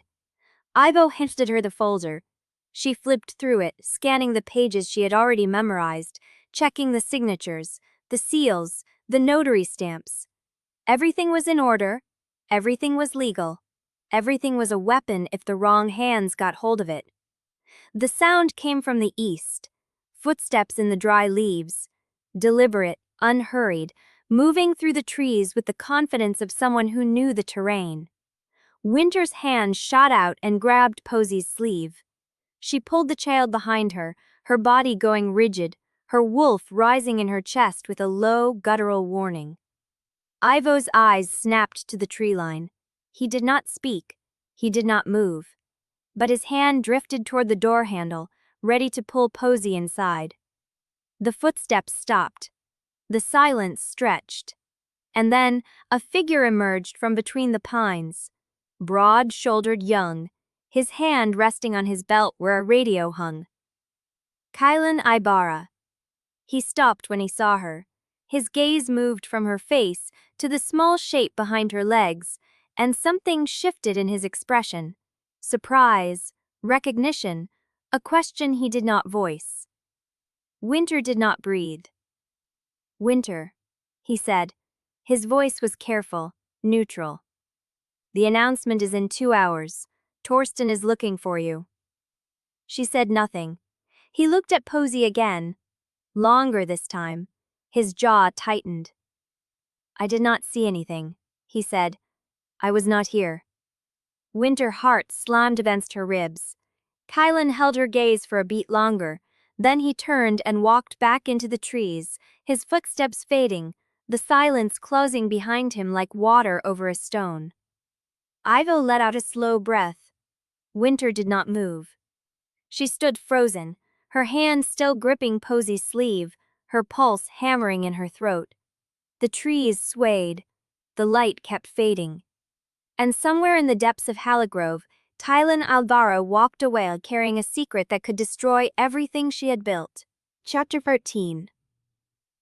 The exhale came out of her like a wound releasing air. Ivo's hand was still on the door handle. His body braced for motion that had not come. He did not look away from the spot where Kylan had vanished. He will not speak, Ivo said. It was not a question. Wynter's hand was still clamped around Posey's sleeve. Her fingers ached. She forced them open one by one. He will not speak, she repeated, but he will remember. Behind her, Posey tugged at her coat. Mama, who was that? No one, baby. Just a man who walks in the woods. Posy considered this, her gray eyes tracking the empty space between the pines. Does he have a beetle too? Wynter's throat closed. She pulled Posy against her hip and pressed a kiss into her dark hair. Probably, she said. The woods are full of them. Ivo checked the tree line again. His fox-sharp eyes scanned the shadows, reading what she could not see. We need to move. If he was on patrol, there could be others. He was not on patrol. He was following me. The words sat between them, cold and heavy. Ivo did not argue. He opened the rear door of the sedan and reached for the booster seat. Then we definitely need to move. Wynter crouched in front of her daughter. She took Posy's small face in her hands, feeling the warmth of her skin, the steady rhythm of her breathing. Listen to me, she said softly. I need you to go with Ivo for a little longer, just a little longer, and then I will come back and we will go home. Do you understand? Posy's lower lip pushed out. You said soon. I know I did. Wynter's voice cracked, just barely, and I meant it. But I need you to be brave for me. Can you do that? Posy studied her face with the solemn intensity of a child who already knew when adults were lying. She had her father's eyes. She had Wynter's stubborn jaw. Yes, she said finally. But I want the purple blanket tonight. Done. And the otter. Done. And a story about the fish. Wynter kissed her forehead. 3 stories about the fish's friend, and the fish's secret treasure. Posy nodded once, satisfied, and let Ivo lift her into the car. Wynter watched him buckle her in, watched Posy's small hands reach for the stuffed otter on the passenger seat, watched her settle against the cushions with the patient resignation a child who had learned that adults always needed just a little longer. She hated that her daughter had learned that. Ivo closed the door and turned to her. His face was unreadable, but his voice carried an edge she had not heard before. 60 days, he said. That is how long we need. Then the challenge window closes, and no one can touch the trust. Not Torsten, not the elders, not Lochlan Drummeriff with all his teeth and claims. 60 days, she agreed. Can you survive that long inside those walls? She looked past him at the darkening ridge, at the lights beginning to glow in Halligrove's windows. She thought of Torsten's confession through the connecting door, the bond's pull, the weight of the pack's eyes. I will survive it, she said, because she had to. Ivo held her gaze for a moment longer, then he nodded and rounded the hood. The sedan's engine turned over, the headlights cut through the dusk, and Wynter stood alone at the edge of the service road, watching the taillights shrink into the distance. Carrying her daughter away from a place that still did not know she existed. She counted to 20. Then she turned and walked back toward Halligrove. She was halfway up the ridge pack when the bond flared. It snapped through her chest like a hot wire, sudden and electric, carrying a spike of urgency that had nothing to do with desire. Torsten was nearby, moving fast, coming toward her from the direction of the main house. She stopped. The bond pulsed again, sharper now, closer. He was not looking for her in a casual way. He was tracking her. Wynter's wolf surged between them, insistent and hungry, but she locked her knees and held her ground. I felt you, he said, through the bond. You were farther than the grounds. You were past the ridge. I walked. 2 miles. She did not flinch. She did not ask how he knew the distance. The bond had told him. It told him everything she did not want him to know. Your heart rate was elevated, he continued, his voice dropping. It spiked. Then it leveled. Then you started walking back. You are monitoring my heartbeat now? I do not have to monitor it. I feel it. He touched his chest above his ribs. It is in here, all the time. The words landed somewhere deep and unwanted. She pushed them away. I walked, she repeated. I came back. There is nothing else. Torsten's gaze moved past her, up the slope toward the lodge where the service road curved out of sight. His nostrils flared. There is a scent, he said. On this path. Someone else was here. Wynter's pulse kicked, but she did not let it show. Ivo came to check on me. He left. From where? There is no access road here. The only way in is through the main gate, and Kalen did not log a visitor. He walked. He parked down the service road and walked up. Why? Because I asked him to. Torsten's eyes snapped back to hers, the amber in them deepened. You asked him to come out here, to meet you in the dark, alone. I asked him to bring me documents I forgot in the car.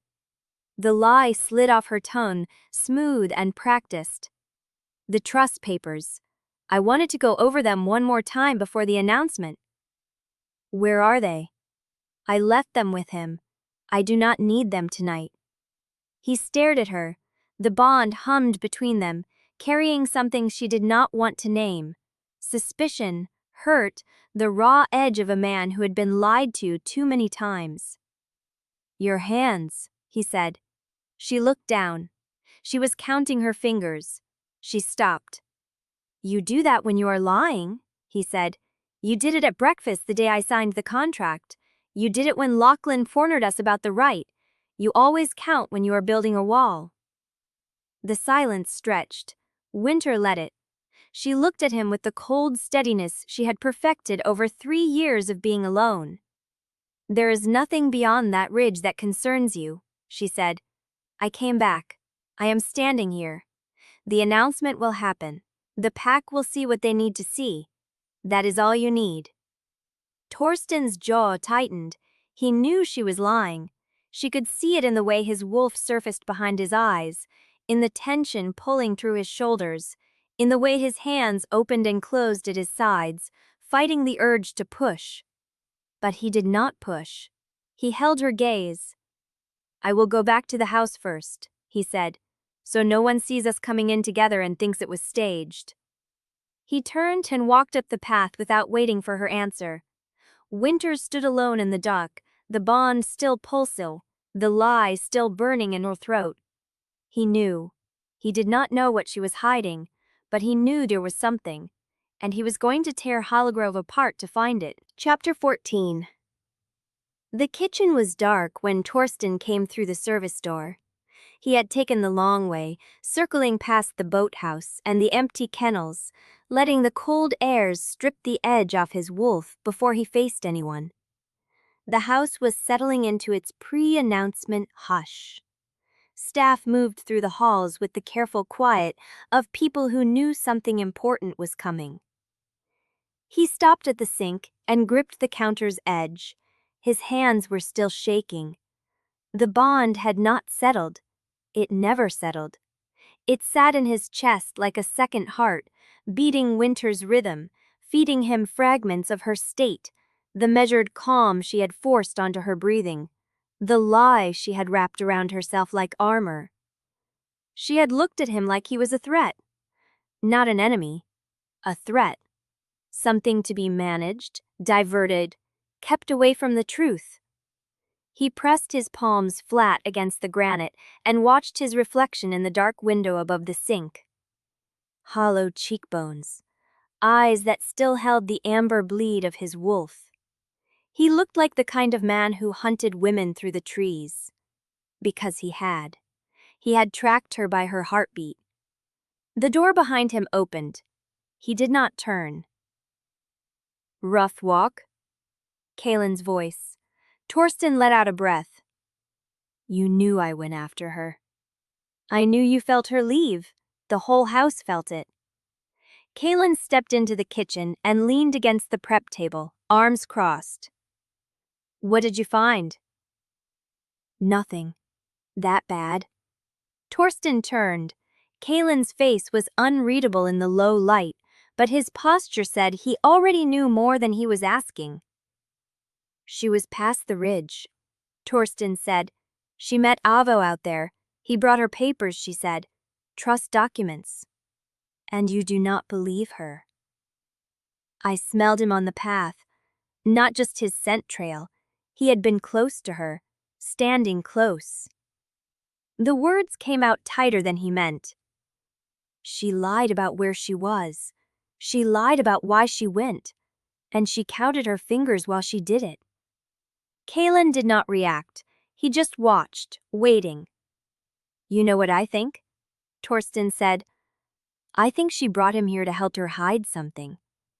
I think every time she goes quiet, every time she locks that door and counts her breathing, she is building a wall between us that I will never tear down. And you want to tear it down? Yes. Why? The question landed like a blade.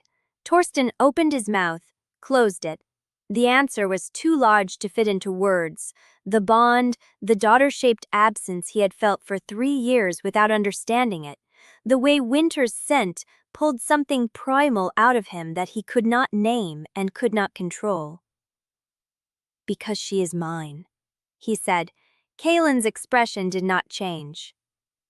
That is the wrong answer? The words hit harder than they should have. Torsten's wolf surged beneath his skin, defensive and hot, but he forced it down. Explain, he said. Guilt is not a claim.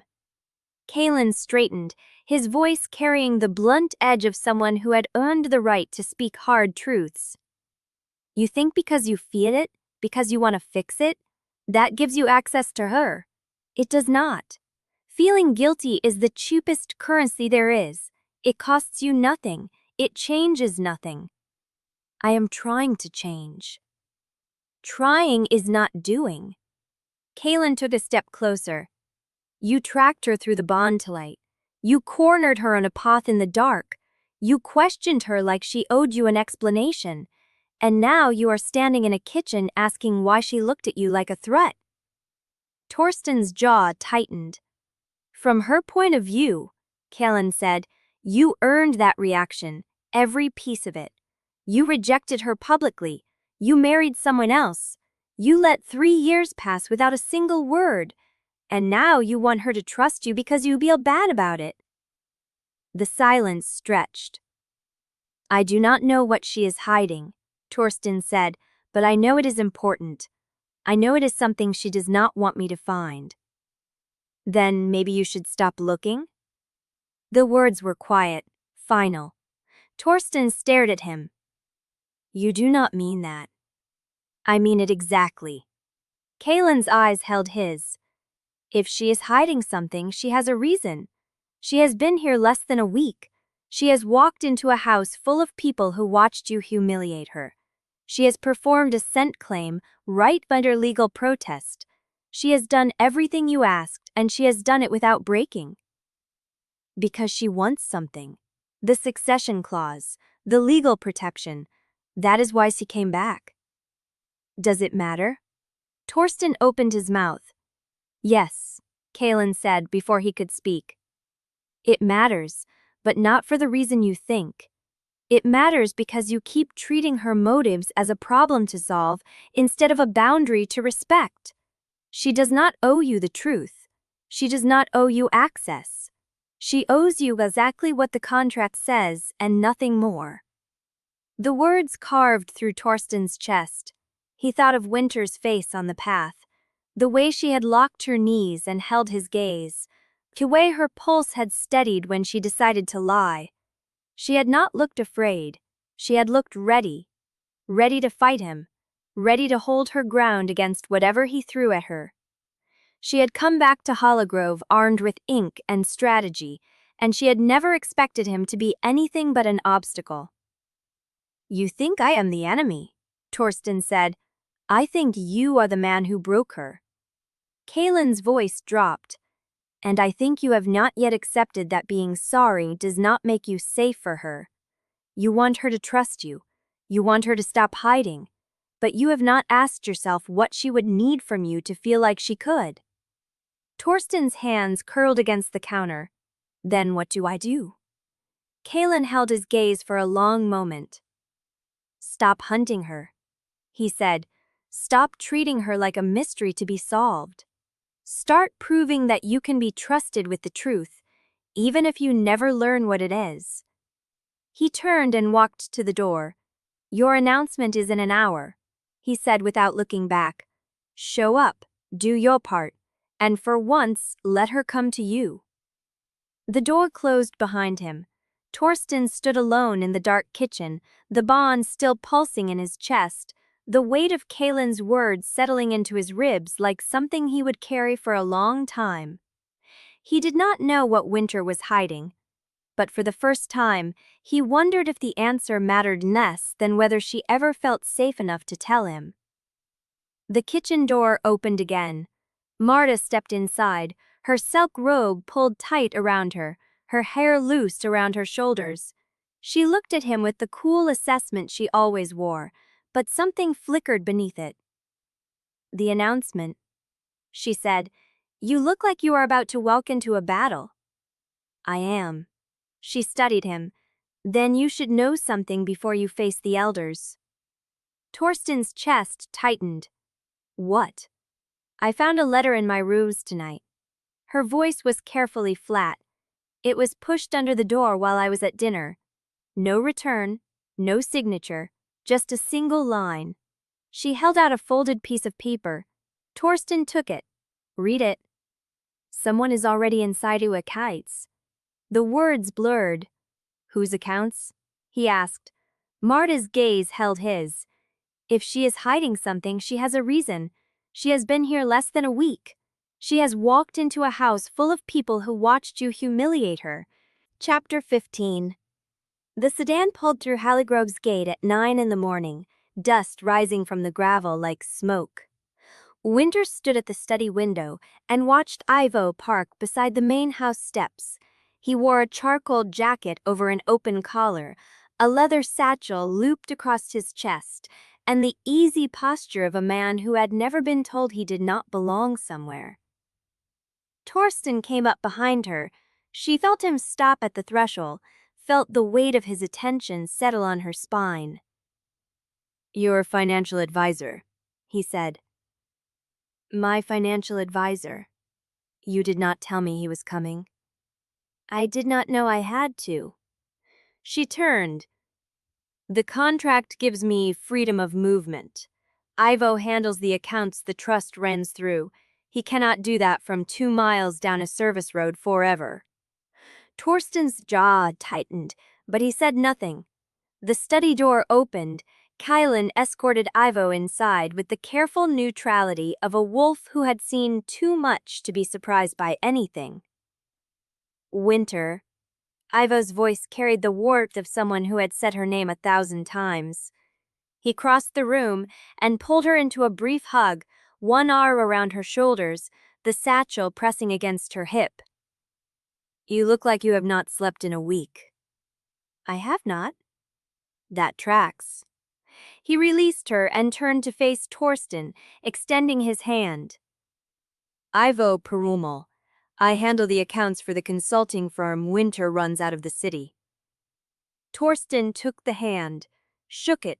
His grip held a beat longer than necessary. Torsten Quennar. I know. Ivo smiled. Your reputation precedes you. Something flickered in Torsten's eyes. I am sure it does. The silence stretched. Kylan cleared his throat. I can bring coffee. That would be excellent, Ivo said. Black, no sugar. Kylan glanced at Torsten, who gave a short nod and left. Wynter moved to the desk and pulled out the chair she had used during the contract negotiation. The accounts are clean. Ivo brought the quarterly statements and the audit trail for the last 12 months. Clean like the trust you filed? Torsten asked. Clean like money that has never touched Halligrove's ledgers. She met his gaze. You wanted transparency. This is it. I know. Ivo smiled. Your reputation precedes you. Something flickered in Torsten's eyes. I am sure it does. The silence stretched. Kylan cleared his throat. Stay, Torsten said. We will do the review here. He turned toward the door. I will have the CAG ledgers brought up. He left without looking back. Wynter exhaled. She had not realized she had been holding her breath. Subtle, Ivo said. He is jealous. He has no right to be. I know. She pressed her palm against the desk, but knowing does not change what he feels. Ivo studied her. And what do you feel? The question landed like a blade between her ribs. She thought of Torsten's hands on her throat during the rite, the way the bond had blazed, the way he had held her gaze and said, I missed you unbearably. She thought of 3 years of silence. Nothing I can afford. Ivo nodded, accepting the answer the way he always did, without pushing. He opened the satchel and spread the documents across the desk. Then let us look at the numbers before the rest of the house wakes up. The review took 2 hours. Ivo walked her through the quarterly reports, the audit trails, the proof that the trust was clean and the money was untraceable. He had routed everything through a consulting firm registered in a borough whose name Wynter could barely pronounce. 3 accounts, 2 holding companies, no paper trail that led back to Halligrove or to Posey. You are sure? She said. I am sure. Ivo closed the last folder. The 60-day window is the only vulnerability. If someone challenges before that, the trust can be opened. After that, it is iron. Then we survive the next 60 days. That is the plan. He hesitated. Wynter, there is something else. She looked up. I am not saying this to worry you, but I tracked someone poking around the secondary account last week. No access, no breach, just a query. It came from an IP in the same region as this territory. Wynter's blood chilled. Halligrove? Maybe. Maybe not. Ivo's voice stayed steady. But someone is curious, and I do not know how they found the trail. She counted her fingers. 1, 2, 3. Lock everything tighter, she said. I already did. The study door opened.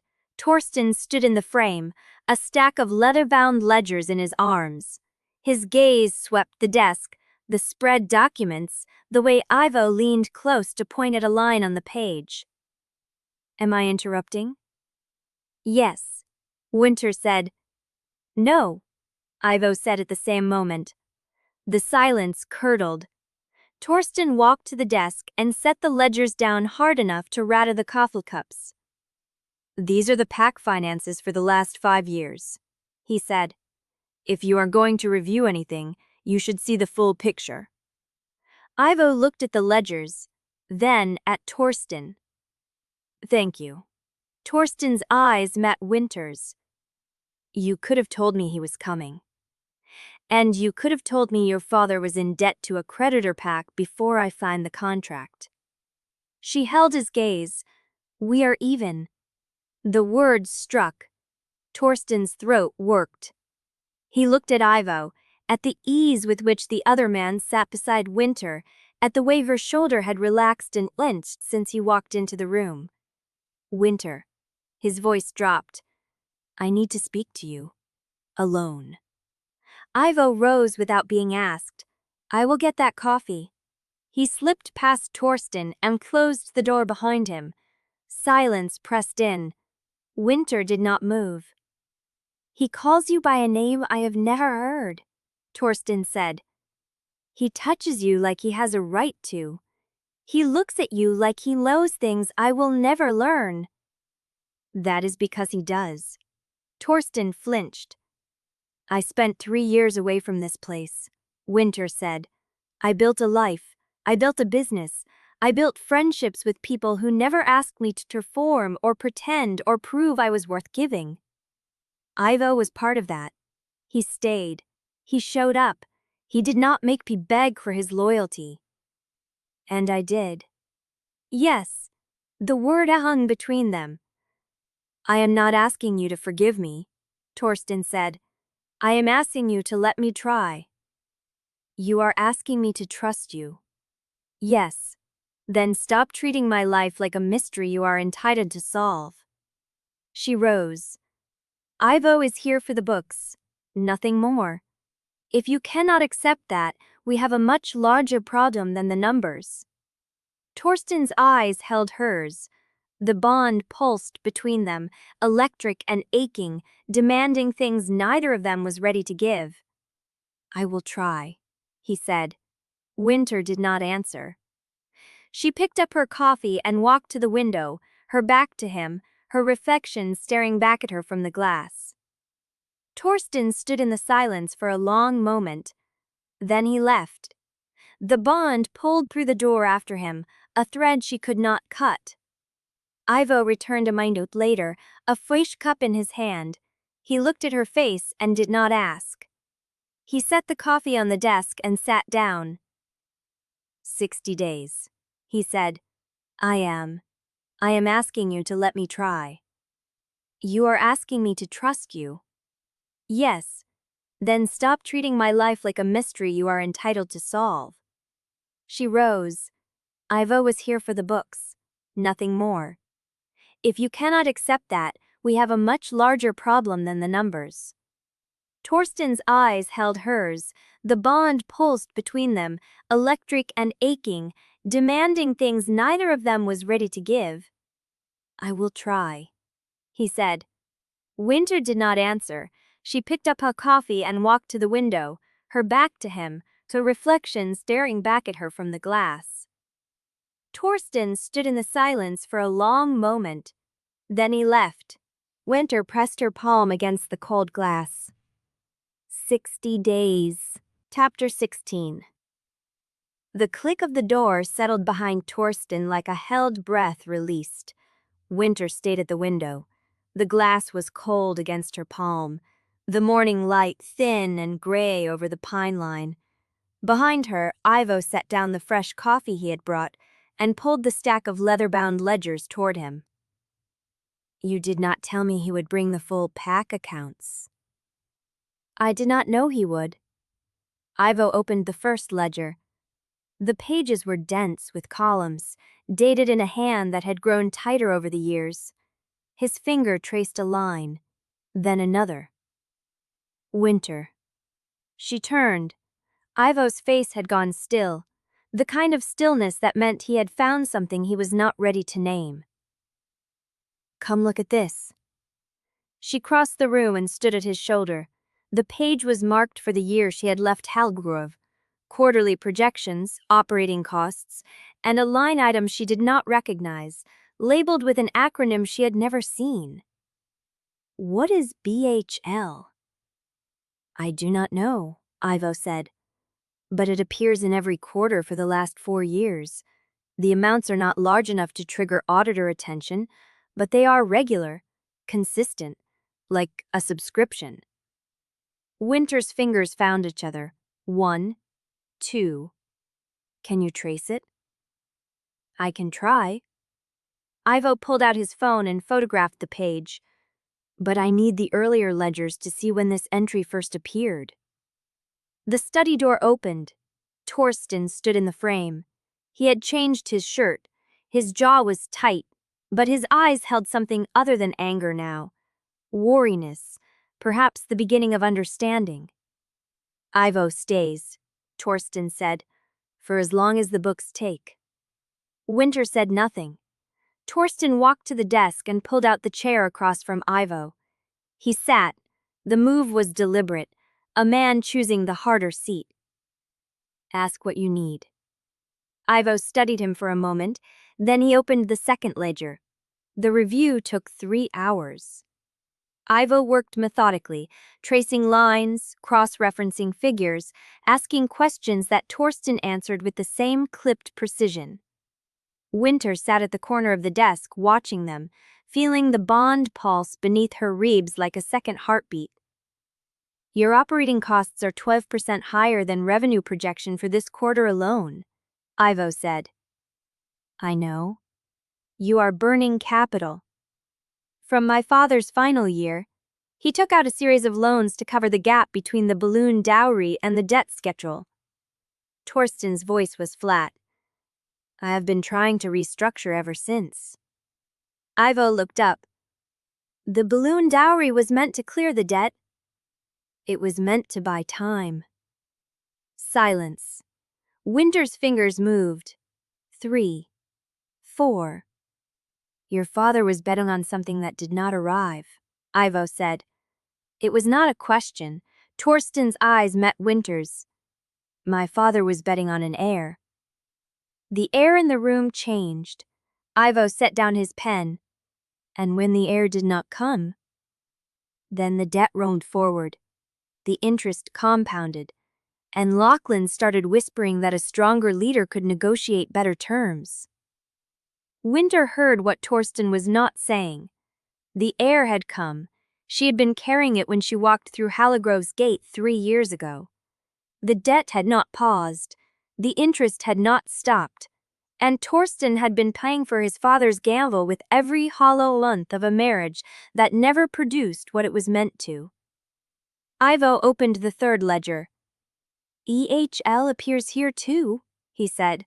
Same amount, same interval, every quarter for the last 4 years. Torsten leaned forward. What is BHL? I was hoping you would tell me. Torsten took the ledger and ran his thumb over the entry, his brow furrowed. I have never seen this code before. It is not in any of the summaries Sabine prepared. Then it was deliberately buried, Ivo said. Wynter's blood chilled. Who prepared the summaries? Pack accountants. My father's men. I replaced most of them after he died, but the ledgers were already compiled. Torsten's voice hardened. Someone kept this off the official record. Ivo pulled a fourth ledger from the stack. The spine cracked as he opened it. I need to go back further, to the year before you took over. That would be 2 years before I became acting alpha. Then we need access to your father's archive. Torsten's jaw tightened. That room has been sealed since his death. I have not opened it. Then we open it now. The archive room was at the end of a narrow corridor Wynter had never entered. Torsten unlocked the door with a key from a chain he wore beneath his shirt. The hinges complained. Inside, the air was cold and still.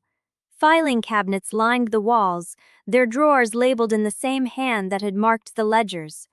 A deck sat in the center, covered in dust and the weight of years untouched. Ivo moved to the cabinets without hesitation. He pulled a drawer, scanned the tabs, pulled another. Torsten stood in the doorway. His hand rested on the frame, knuckles white. Wynter watched him. You have not been in here since he died. No. Why? He turned to her. The bond flickered, raw and close to the surface.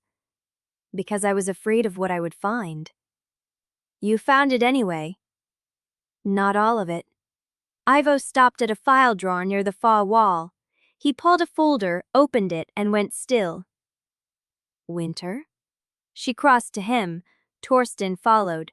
The folder contained a single sheet of paper, a memorandum dated 4 years ago, typed on letterhead Wynter did not recognize. It was addressed to Torsten's father. The subject line read, BHL Obligations Current Status. Below it, a single line in handwriting. Balloon bloodline heir remains the only exit. Delay is not an option. Torsten read the words. The color drained from his face. They knew, he said. Before the rejection, before any of it. They knew what my father was asking and they wrote it down. Wynter looked at the date again. 4 years ago. A year before, Torsten had stood in the circle and told the pack she was not his mate. Ivo folded the memorandum carefully and tucked it into his jacket. "We need to know who wrote this," he said, "and how deep the obligations go." Torsten's eyes stayed on the empty folder. "I think I already know." Chapter 17. The archive door clicked shut behind them. Torsten did not move toward the main hall. He stood in the narrow corridor with the memorandum still burning in his mind. The handwriting he recognized, the date that proved his father had known before the rejection circle. Wynter walked past him. His hand caught her arm. She stopped, did not pull away, did not turn. "You were going to tell him," Torsten said. His voice was low, scraped clean of composure. "Ivo, you were going to tell Ivo what you found before you told me. You showed him my father's archive before you showed me. Ivo found the memorandum, not me. You let him touch it first." Wynter turned then. Her face was calm, the same calm she had worn at the gate 3 years ago, the calm she wore like armor forged in a fire he had started. "He has been inside my life for 6 years, she said. "He knows where the bodies are buried because he helped me dig the graves. You do not get to be offended that I trust the man who stayed." The words hit like a blade between his ribs. Torsten released her arm. "Stayed." He repeated the word like it tasted of ash. "That is what you call it. He stayed. I was here, Wynter. I was standing in the same spot while you rebuilt yourself somewhere else. That is not leaving. That is being told to stay gone. You were told to reject me. There is a difference." The corridor went silent. The bond pulsed between them, raw and bleeding. Wynter's jaw tightened. She had not meant to say it. He saw the flicker of regret cross her face before she smoothed it away. "I did not come here to fight about 3 years ago," she said. "Then what did you come here for?" She met his eyes. "You know what I came for. Paper, leverage, a signature on a clause you will not explain." He stepped closer. The bond pulled taut. "You came back with a plan and a countdown and a wall I cannot see through. And I let you. I signed it. I gave you everything you asked for because I thought maybe, if I gave you enough, you would let me back in." Her throat moved. "I am not keeping you out because I want to hurt you," she said. "I am keeping you out because I learned what happens when I let you inside." He flinched like she had struck him. "You let Ivo in.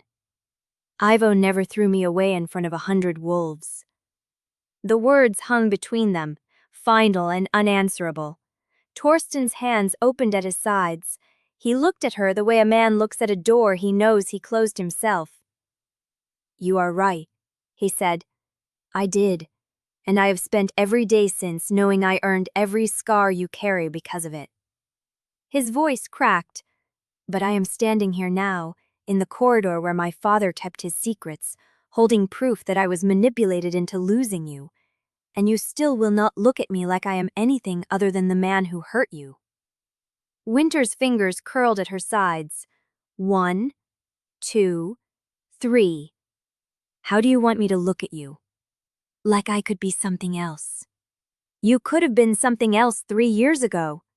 "I did not know." "You knew enough." Her voice raised, the calm cracking at the edges. "You knew father was drowning in debt. You knew the balloon marriage was a lifeline. You knew I was standing in that circle with nothing but the clothes I had worn that morning, and the hope that you would choose me anyway. And you chose politics. You chose survival. You chose to let them tell you what a mate was worth." She stepped forward. Torsten's not retreat. "I built a life where I do not have to beg for scraps," she said. "I built a business. I built a home. I built a family with my own hands and my own rules, and no help from anyone who ever told me I was not enough." Her voice dropped. And I will not let you rewrite that into a tragedy where you are the victim. The silence that followed was absolute. Torsten's chest rose and fell like he had run a mile. I am not asking you to forgive me, he said. I am asking you to see that I am trying. Trying to what? Trying to become someone who deserves to know what you are hiding. The bond flared between them, fierce and undeniable, hungry for a closeness neither of them knew how to give. Wynter's breath caught. She looked at his hands, the hollows beneath his cheekbones, the way his wolf bled amber into his eyes. She looked at him like she was reading a language she had once spoken fluently and had spent 3 years trying to forget. I am hiding a child, she said. The words came out flat, clinical, as if she were reading a line from a contract. Torsten went still. A child? Yours. The air left his lungs. He did not move, did not breathe. The bond between them shuddered, and Wynter felt the moment it landed, the moment the weight of what she had said collapsed onto his chest. You were pregnant, he said. The night of the circle. You were already carrying my child. I was. His hand came up to his mouth. He pressed his knuckles against his lips like he was holding something in. When he spoke, his voice was barely a whisper. Where is she?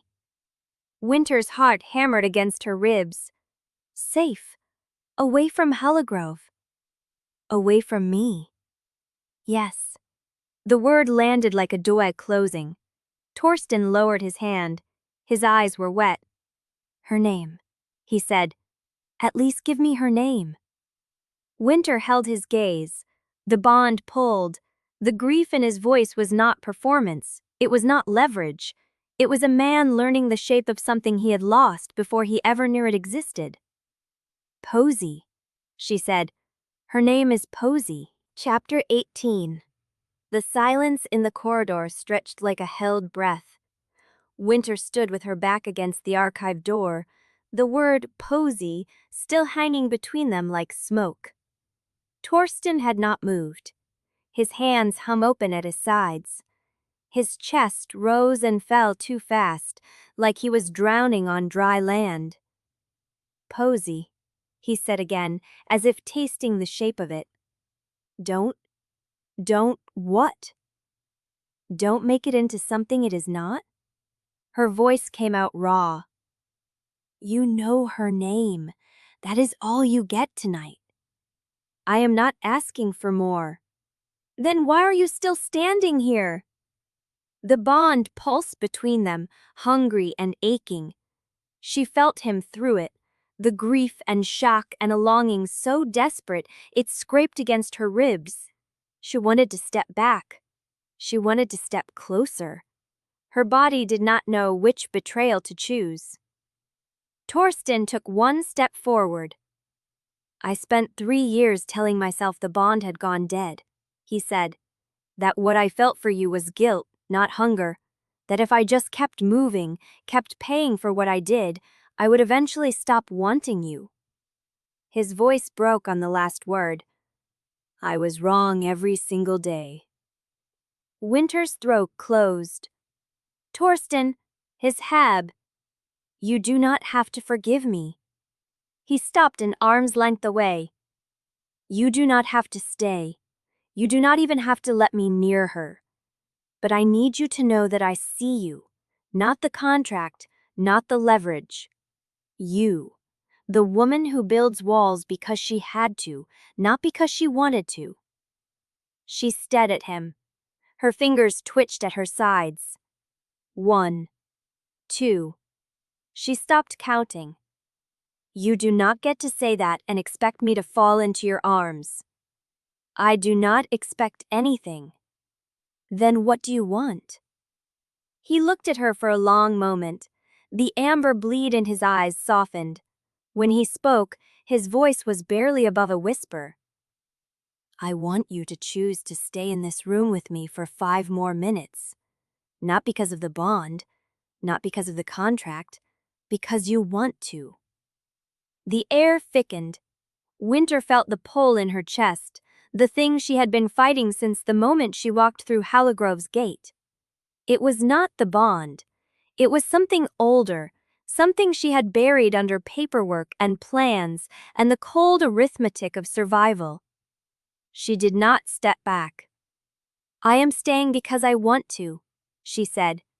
"Not for 5 minutes, for as long as I decide." Torsten's breath caught. She reached out. Her hand touched his chest, palm flat over his heart. It hammered beneath her fingers like a trapped animal. He did not move, did not breathe. Just stood there, letting her decide. "I am choosing this," she said. "If you push, if you take, if you make this into something I did not agree to, I will walk out and I will not look back." "I understand." "Say it." "I understand." His voice shook. "I will not push. I will not take. This is yours to decide." She held his gaze. Then she stepped forward and kissed him. It was not gentle. It was not desperate. It was the kiss of a woman who had spent 3 years telling herself she did not want what she was finally allowing herself to have.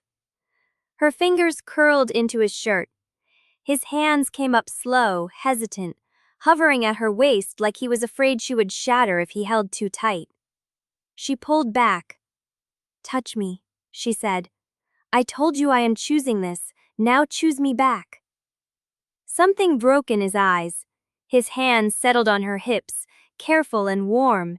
He kissed her again, slower this time, like he was learning the shape of her mouth.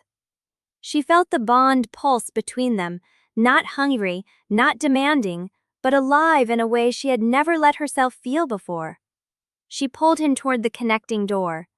His room smelled like him. Cedar and cold linen and the sharp edge of grief. The bed was unmade. A glass of water sat on the nightstand. She did not look at any of it.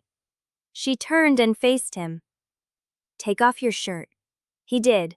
The hollows beneath his cheekbones were deeper than she remembered. The scar across his ribs from a challenge he had won 3 years before she left. She traced it with her fingers and felt him shiver. "I thought about this," she said. "In the city, when I was alone. I told myself I was imagining a stranger because the man I remembered did not exist anymore." "Did I?" She looked at him. "I do not know yet." She stepped closer.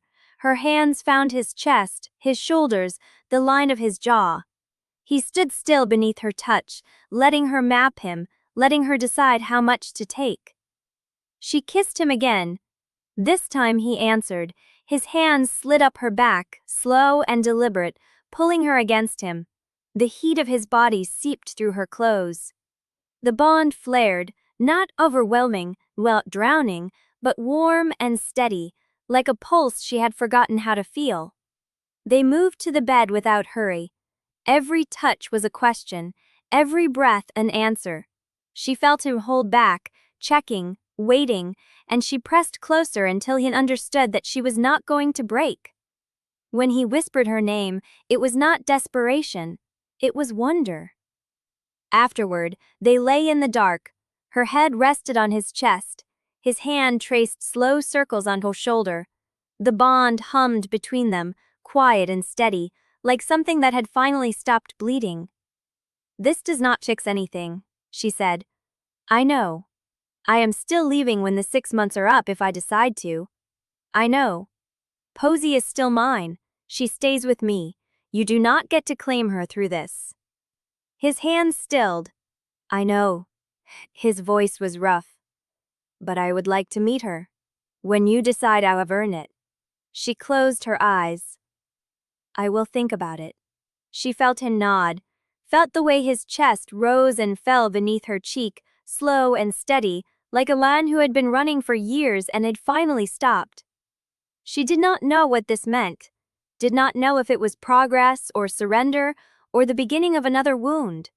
But for the first time since she walked through Halligrove's gate, she did not feel the need to count. She woke before dawn. The room was gray with early light. Torsten's arm was wrapped around her waist, his face pressed against her hair, his breathing deep and even. She lay still, feeling the weight of him, the warmth of his body against hers. Then, in his sleep, his hand tightened. He pulled her closer. A soft sound escaped his throat, something between a breath and a name. Wynter. She felt the word through the bond before she heard it. A reflex, an instinct. A man reaching for her even when he did not know he was doing it. Her heart cracked. She lay awake in the breaking dawn, his arm around her, his body warm against her, is a land of his jaw. He stood maked her, depending all of his gloss. I can't endure at least went to the culture growing one. Suggesting to look every munching papper settage. In fact, Karlswin's world sails at the hold. Dobel. To run. But I had many grads into the word.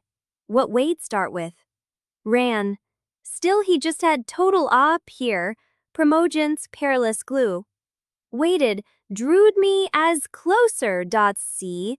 Ron into a tone the month as all. I feel like I get. Spin. Why are I will just file to get up, it still already looks up. I told you I needs to tryst. I think I hold the bond the day, to multiply the idea and the singers will not tect, for moment we are stead. Share cash my grow, crested into that ensign. I de leather then slide about the glued, go into. I am doing all, share, but I am doing not where I can do it everything. I am polling with we until I love he considers. You have to deal me and really leer. Now, I start all right now. I just walked, and my still lightly literally adjust in frustion, but my perfect locus it's old Vern. I am still be like my cane. Wash the so still black of my amazing believer, he sees my gether, steeking the bathins, sin to me, stop with me. I am reasonably keeking in the room. Is Chapter 19.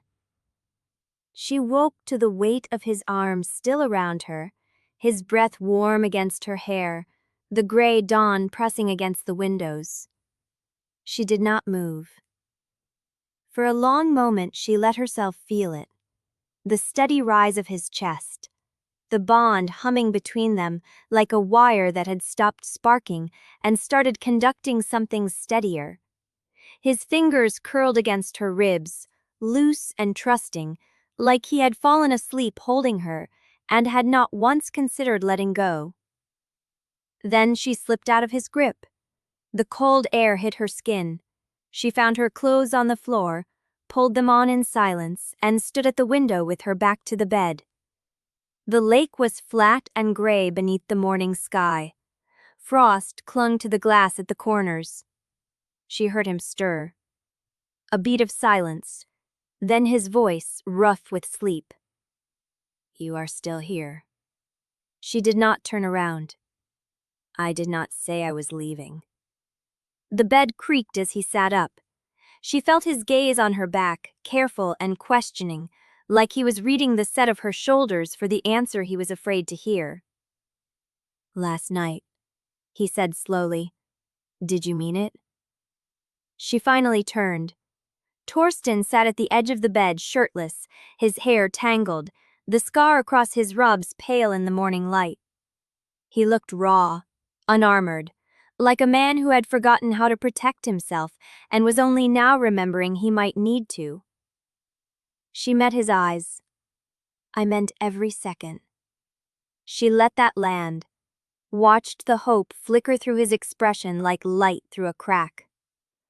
But it does not change the contract, it does not change the 6 months, and it does not change Posey.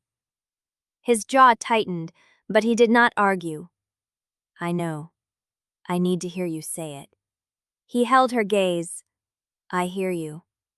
She waited for the but, for the plea, for the moment he would reach for more than she had offered and force her to draw another line.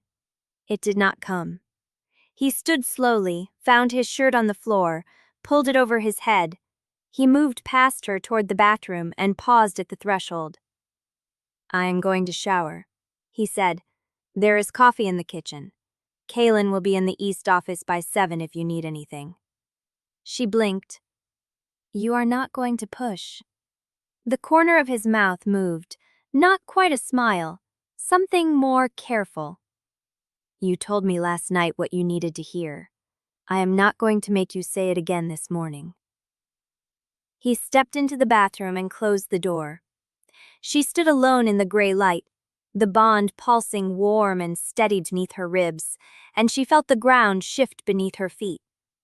She had spent 3 years preparing for his demands, his anger, his desperation. She had not prepared for his patience.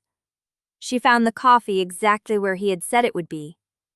The kitchen was empty. A pot sat on the warmer, a mug beside it.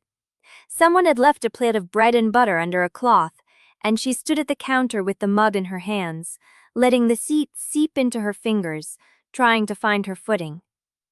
The door swung open. Marta Belloon walked in. She stopped when she saw Wynter. Her gaze traveled over her with the quiet precision of a woman who noticed everything and forgave nothing. "Good morning," Marta said. Wynter lifted the mug. "There is coffee." "I see that." Marta moved to the counter, poured her own cup, and leaned against the opposite counter. She did not sit, she did not leave. The silence stretched. And then Marta said, "I know about Posey." Wynter's hand froze. The world looped sideways. She set the mug down slowly, carefully, keeping her face blank, but her heart had stopped, and started again in the wrong rhythm.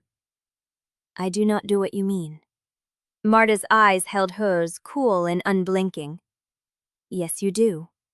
And before you decide whether to threaten me or flee, you should know that I am not your enemy. I was never Torsten's, and I have been holding information that could destroy both of you for longer than you have been back in Halligrove." The room was very quiet. Wynter counted her fingers beneath the counter. 1, 2, 3, 4, 5. "What do you want?" she asked. Marta took a sip of her coffee. "I want to show you what Torsten's father did to all of us. And then I want you to decide whether you are willing to burn the old Halligrove to the ground to protect your daughter." She set the mug down. "Because I have the papers that prove your child was the target of a bloodline contract before she was even conceived, and I have the name of the person who wrote the BHL memorandum." Wynter's pulse hammered. "Who?" Marta held her gaze.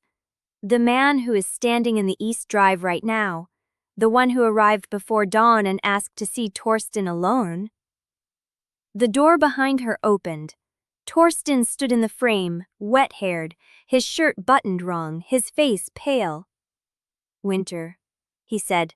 His voice was flat. "Lochlan is in the East office. He has a witness with him. He says he has proof that the heir Torsten's father was betting on already exists." The morning light slanted through the windows. Wynter set her coffee down with a hand that did not shake. She had walked into Halligrove with a contract and a secret and a plan that relied on time she no longer had. And now, Lochlan Drummerich was standing in the East office with proof of her daughter's existence, and she had done nothing to prepare for this moment. Chapter 20. The kitchen tilted around Wynter. Lochlan had a witness. Proof. The heir already exists. Torsten stood in the doorway with his shirt buttoned wrong and his face the color of bone.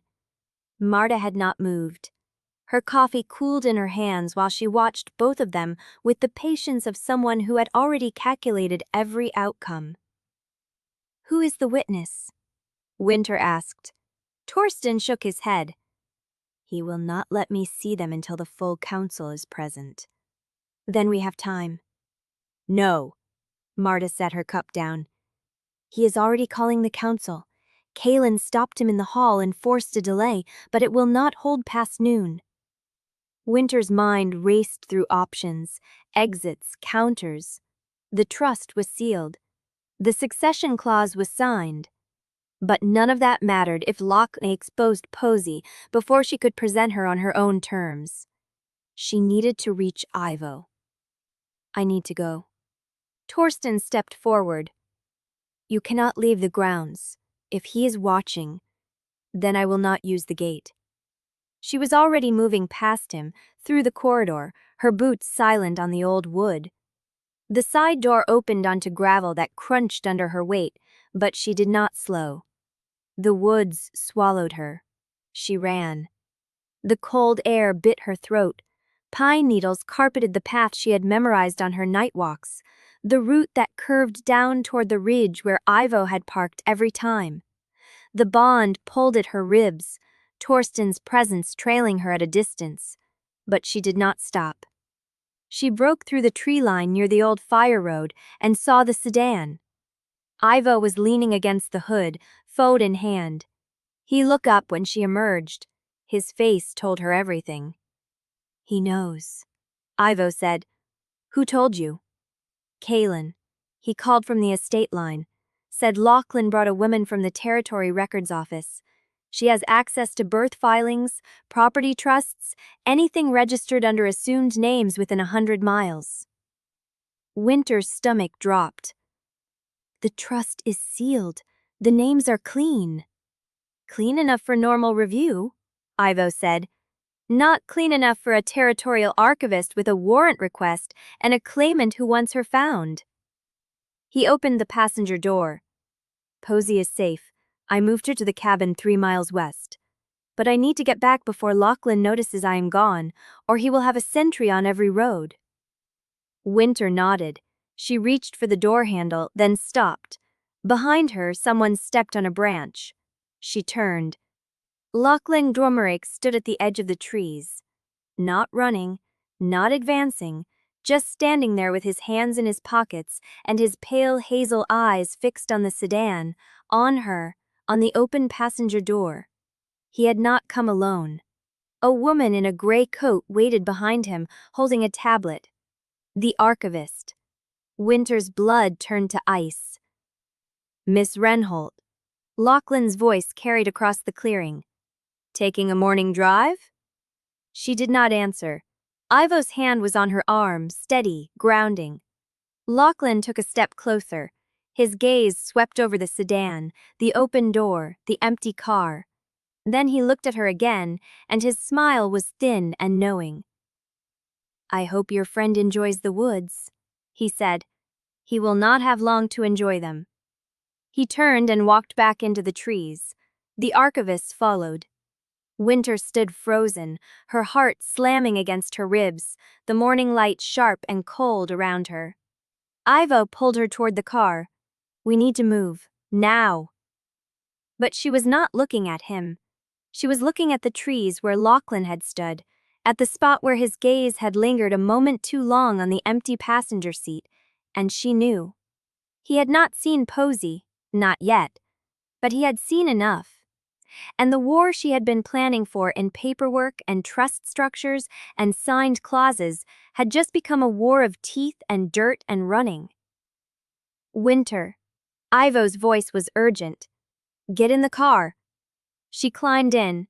The engine turned over. Gravel spat beneath the tires as Ivo swung them onto the fire road, heading deeper into the pines. She did not look back. But she felt Lochlan's smile like a blade pressed against her throat, and she knew that by the time they reached the cabin, every trail leading to her daughter would already be watched. Chapter 2021. The sedan bounced over the fire road ruts, pine branches scraping the roof, and Wynter kept her eyes on the tree line. Ivo drove with one hand on the wheel, the other braced against the dash, his fox-sharp eyes flicking between the rear view and the path ahead. No headlights behind them. No sound except the engine and the tires chewing gravel. 3 miles west. That was all the distance between Posey and Lochlan's archivist. 3 miles of forest that suddenly felt like inches. You should have told me he brought a records woman, Wynter said. I did not know until Kaelin called. Ivo's jaw tightened. He stopped her at the gate. She has a territorial seal on her credentials, means she can pull filings across 3 counties without a warrant. Then the trust is not safe. The trust is safe. The names are clean. But if she starts looking at property transfers near Halligrove, she will find the cabin within a week. Wynter's hands curled in her lap. A week. She had planned for 60 days of legal cover, for the challenge window to close, for the succession right to lock everything in place. Lochlan had collapsed that timeline with a single morning move. She pressed her palm flat against the window. The glass was cold enough to sting. I need to see her. She is asleep. I left her with the purple blanket and the otter. Then I need to see her asleep. Ivo said nothing. He took the next turn at an angle that threw her against the door, and the cabin materialized through a break in the pines, a low gray structure with a tin roof and smoke curling from the chimney. Wynter was out of the car before it stopped moving. The door was unlocked. She pushed inside and the cabin breathed warmth at her, wood smoke and coffee, and the faint, sweet smell of the lavender soap Posey liked. A fire crackled in the stone hearth.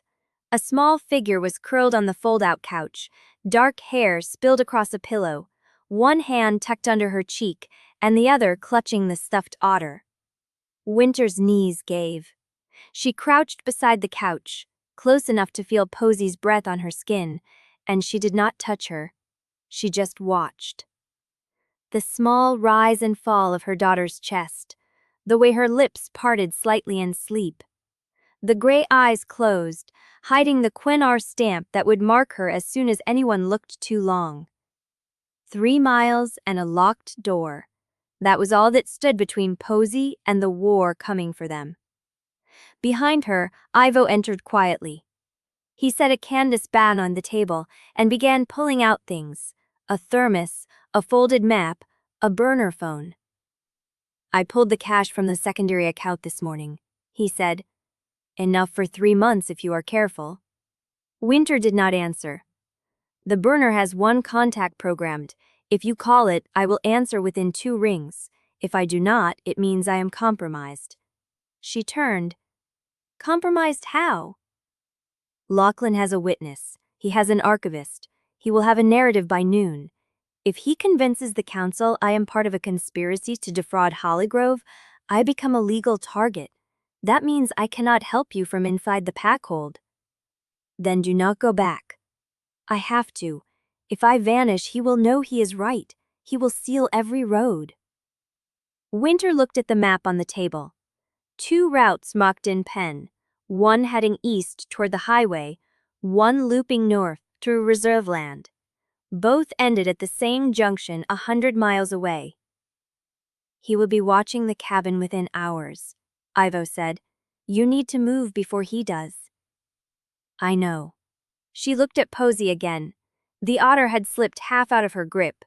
Wynter reached out and eased it back into her daughter's fingers, and Posey stirred, made a small sound, then settled. Wynter's chest cracked open. She had planned for everything: paperwork, leverage, a 6-month timeline that gave her room to maneuver.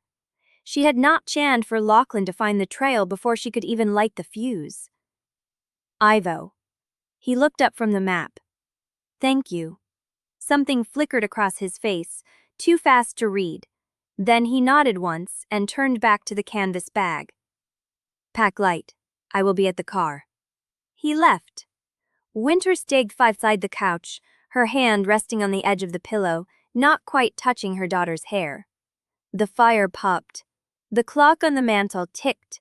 Outside, the wind moved through the pines like something hunting. She had to wake Posey. She had to get her into the car and drive toward the highway before Lochlan's people reached this road. But for 1 more minute, she let herself sit in the warmth of the cabin and watch her daughter breathe. Then she stood. Posey? The small body stirred, gray eyes blinked open, blurry and confused. Mama? Hey, love. Wynter's voice came out steady. That was the trick. Keep it steady. We are going on a trip.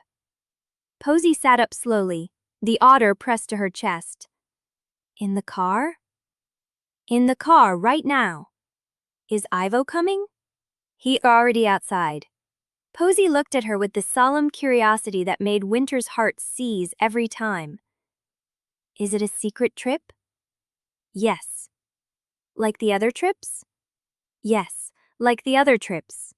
Posy slid off the couch without complaint. She did not ask why, she did not ask where. She just took Wynter's hand and walked toward the door in her bare feet, the stuffed otter tucked under her arm, trust so complete it was almost unbearable. Wynter swept her up and carried her to the car. Ivo had the engine running. The back door was open. She settled Posy into the seat, buckled the belt around her, pressed the otter into her hands. Close your eyes if you want, Wynter said. I will wake you when we stop. Posy leaned her head against the window. Okay, Mama. Wynter shut the door. The forest was silent. No birds, no movement, just the green dark where any shadow could be Lochlan's. She climbed into the passenger seat. Ivo pulled away without speaking. The cabin shrank in the mirror. The trees swallowed it. And Wynter held her daughter's name in her mouth like a prayer. Chapter 22. The cabin shrank in the mirror. The trees swallowed it. And Wynter held her daughter's name in her mouth like a prayer. The fire road unspooled beneath them, gravel crunching under the tires. Ivo drove with both hands on the wheel, eyes scanning the tree line, jaw set. He did not speak. Neither did she. Posy had fallen asleep again in the back seat, the otter pressed to her cheek, her breath slow and even. The purple blanket was bunched around her shoulders, and she looked so small against the dark leather that Wynter's chest tightened until she could barely inhale. 3 miles. 2. The headlights caught the junction ahead, the turn that would take them toward the highway. Ivo slowed, his gaze flicking to the rearview mirror. No lights behind us, he said. Not yet. Wynter nodded. Her hands were steady on her knees. That was the trick. Keep everything steady on the surface. Ivo took the turn. The highway opened before them, empty and dark, and for a long moment that was only the hum of the engine and the rush of wind through the cracked window. Posy shifted but did not wake. Then the burner phone buzzed against Wynter's thigh. She looked down at the screen. Unknown number. One word in the message preview. Torsten. Her thumb hovered over the screen. The car hummed. Posy breathed. She opened the message. I know you left. I need to hear your voice. Please. The phone was warm in her hand. She could feel the mate bond pulsing beneath her ribs, steady and insistent, telling her exactly how far away he was, telling her he was standing still while she was moving away from him. She did not reply. The phone buzzed again. I am not going to demand anything. I just need to know you are safe, both of you. Ivo glanced at her. Torsten? Yes. Are you going to answer? She looked at the screen. The cursor blinked in the message field, waiting for her to type something that would either close the door or leave it open a crack. He asked if we are safe, she said. Are you going to tell him? Wynter's fingers moved before she decided. She typed 3 words. We are safe. She sent it before she could change her mind. The reply came within seconds. Where? She did not answer that. The highway stretched ahead. The fuel gauge read 3/4 full. The map showed an exit 20 miles ahead with a motel that took cash and did not ask questions. The phone buzzed again. Wynter, please. She closed the message without reading the rest. 20 minutes later, they pulled into the motel lot. It was the kind of place that existed in the hollow spaces between towns. Neon sign with 2 dead letters, cracked asphalt, a row of doors painted the color of dust. The office window glowed yellow behind a Venetian blind. Ivo killed the engine. "I will get the roux," he said. "Keep Posey in the car until I signal." He was gone before she could argue, crossing the lot with the easy, unremarkable stride of a man who had learned to disappear into plain sight. Wynter turned to her seat to look at Posey. Still asleep. The otter had slipped to the floor. She reached back and picked it up, pressed it into her daughter's small hands, and Posey's fingers closed around it instinctively. That trust again. Complete, unconditional, unearned. Wynter had done everything she could to build a life where Posey would never have to run. She had filed the right papers, paid the right people, kept her head down and her hands clean. And still, somehow, the past had reached out and pulled them both into the dark. The window of the office door opened. Ivo gestured once. She got out of the car. The room was small, 2 beds with thin quilts, a lamp with a flickering bulb, a bathroom with a shower curtain that smelled of bleach. The kind of room that was designed to be forgotten the moment you left. Wynter carried Posey inside and laid her on the far bed. Her daughter stirred, murmured something unintelligible, and sank back into sleep. Ivo locked the door, checked the window, drew the blinds. "I will take first watch," he said. "You need to sleep. I need to make sure you get through tonight. Sleep after." She wanted to argue. She was too tired to win. She sat on the edge of the other bed, her boots still on, her coat still buttoned. The burner phone was in her hand again. The last message from Torsten was still unread. She opened it. "Please, I need to know you did not run because you think I will fail you. I need to know I still have a chance to earn it." Her thumb hovered. She typed, "You need to stop the council. Lochlan will force a succession ruling. If you do not stop him, none of this matters." She sent it. The reply came in less than a minute. "I will stop him. I will buy you time. But I need to ask her something first." She waited. "Is she mine?" The words sat on the screen, simple and devastating. 3 years of silence collapsed into a single question. She looked at Posey. The dark hair. The gray eyes, closed now but unmistakable. The face that was half Torsten's, half hers, and wholly their own. She typed, "Yes." His reply came almost immediately. "Then tell me what she needs, not what you think I can give. What she actually needs." Wynter stared at the screen. She had prepared for demands, for accusations, for the fight that would follow the revelation. She had not prepared for him to ask her to tell him what their daughter needed, as though her answer would determine whether he pushed or stepped back. Her fingers moved.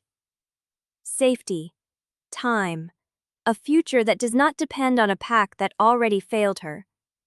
A long pause, then I will make sure she had it, even if it costs me everything." Wynter read the words twice. The mate bond pulsed, warm and steady, a thread that connected her to a man 3 hours away who was offering to burn his own claim to the ground for a child he had never held. She did not know whether to believe him. She did not know whether she wanted to. She must have fallen asleep, because the next thing she knew, Ivo was shaking her shoulder and the light outside the blinds was gray with dawn. "Something is happening," he said. She sat up, heart harrowing. "What?" He held out the burner phone. A new message was on the screen, not from Torsten, but from an unknown number. She opened it. Emergency council session called for 9 this morning. Topic: Succession transparency. Lochlan requested it directly. He has the archivist with him. Her blood went cold. Lochlan is forcing the issue, she said. He is going to try to name Posey in front of the full council. Ivo's face was unreadable. Can Torsten stop it? She looked at the phone. No messages from Torsten. He said he would try. And if he fails? Wynter looked at Posey, still sleeping, still trusting, still unaware that a room full of wolves was about to learn her name and decide whether she was a threat or a prize. Then we run farther, she said, and we do not stop running until there is nowhere left to go. Chapter 23. Sabine Morick arrived at the motel before the coffee finished brewing. Wynter opened the door to find her standing in the gray dawn light, leather briefcase in hand, coat buttoned to the throat. She looked like she had driven through the night and had not stopped to question whether the trip was worth making. Lochlan called the session for 9. Sabine said, stepping past Wynter into the room. I have 3 hours to make sure you are bulletproof before he opens his mouth. Ivo rose from the chair by the window. How did you find us? Torsten told me. Sabine set the briefcase on the small table and snapped the latches. He called 40 minutes ago. Said you were on the move and that I should bring everything. Wynter watched her pull out a stack of papers, printed and tabbed, each page crisp and ready. Everything? The Strungrosching. Sabine spread the documents across the table. Trust structures, autonomy clauses, a separate binding declaration that places any verified blood heir under direct council protection rather than alpha discretion. Torsten asked me to draft it before I left. Wynter's fingers found each other, counting. He asked you to draft it. When? Last night, after you sent him the text about Posey. Sabine's voice was neutral, but her eyes held something close to approval. He said you needed more than paper promises. He said he wanted to give you something that could survive whatever Lochlan threw at it. Ivo moved closer, scanning the first page. This is ironclad if the council signs it. It is ironclad regardless. The council's signature is a formality. Sabine tapped a clause near the bottom. Alpha's signature alone is binding for trust protections. The council can challenge, but they cannot undo what is already recorded and witnessed. Wynter read the language. The words were precise, surgical. They carved out a space for Posey that no political shift could close. A trust that vested immediately. A guarantee of autonomy for the child's guardian. A revocation clause that required unanimous elder consent. Who witnessed the draft? Wynter asked. No one yet. Torsten wanted you to see it first. That stopped her. She had expected him to sign whatever Sabine put in front of him, to act fast and ask forgiveness later. She had not expected him to wait. Where is he now? On his way, Sabine said. He left Halligrove 20 minutes after I did. He will be here within the hour. Ivo made a low sound. If Lochlan finds out he left before the session. Then Lochlan finds out Torsten values his daughter more than the optics of sitting in the council room waiting to be challenged. Sabine's voice was flat. Let him know.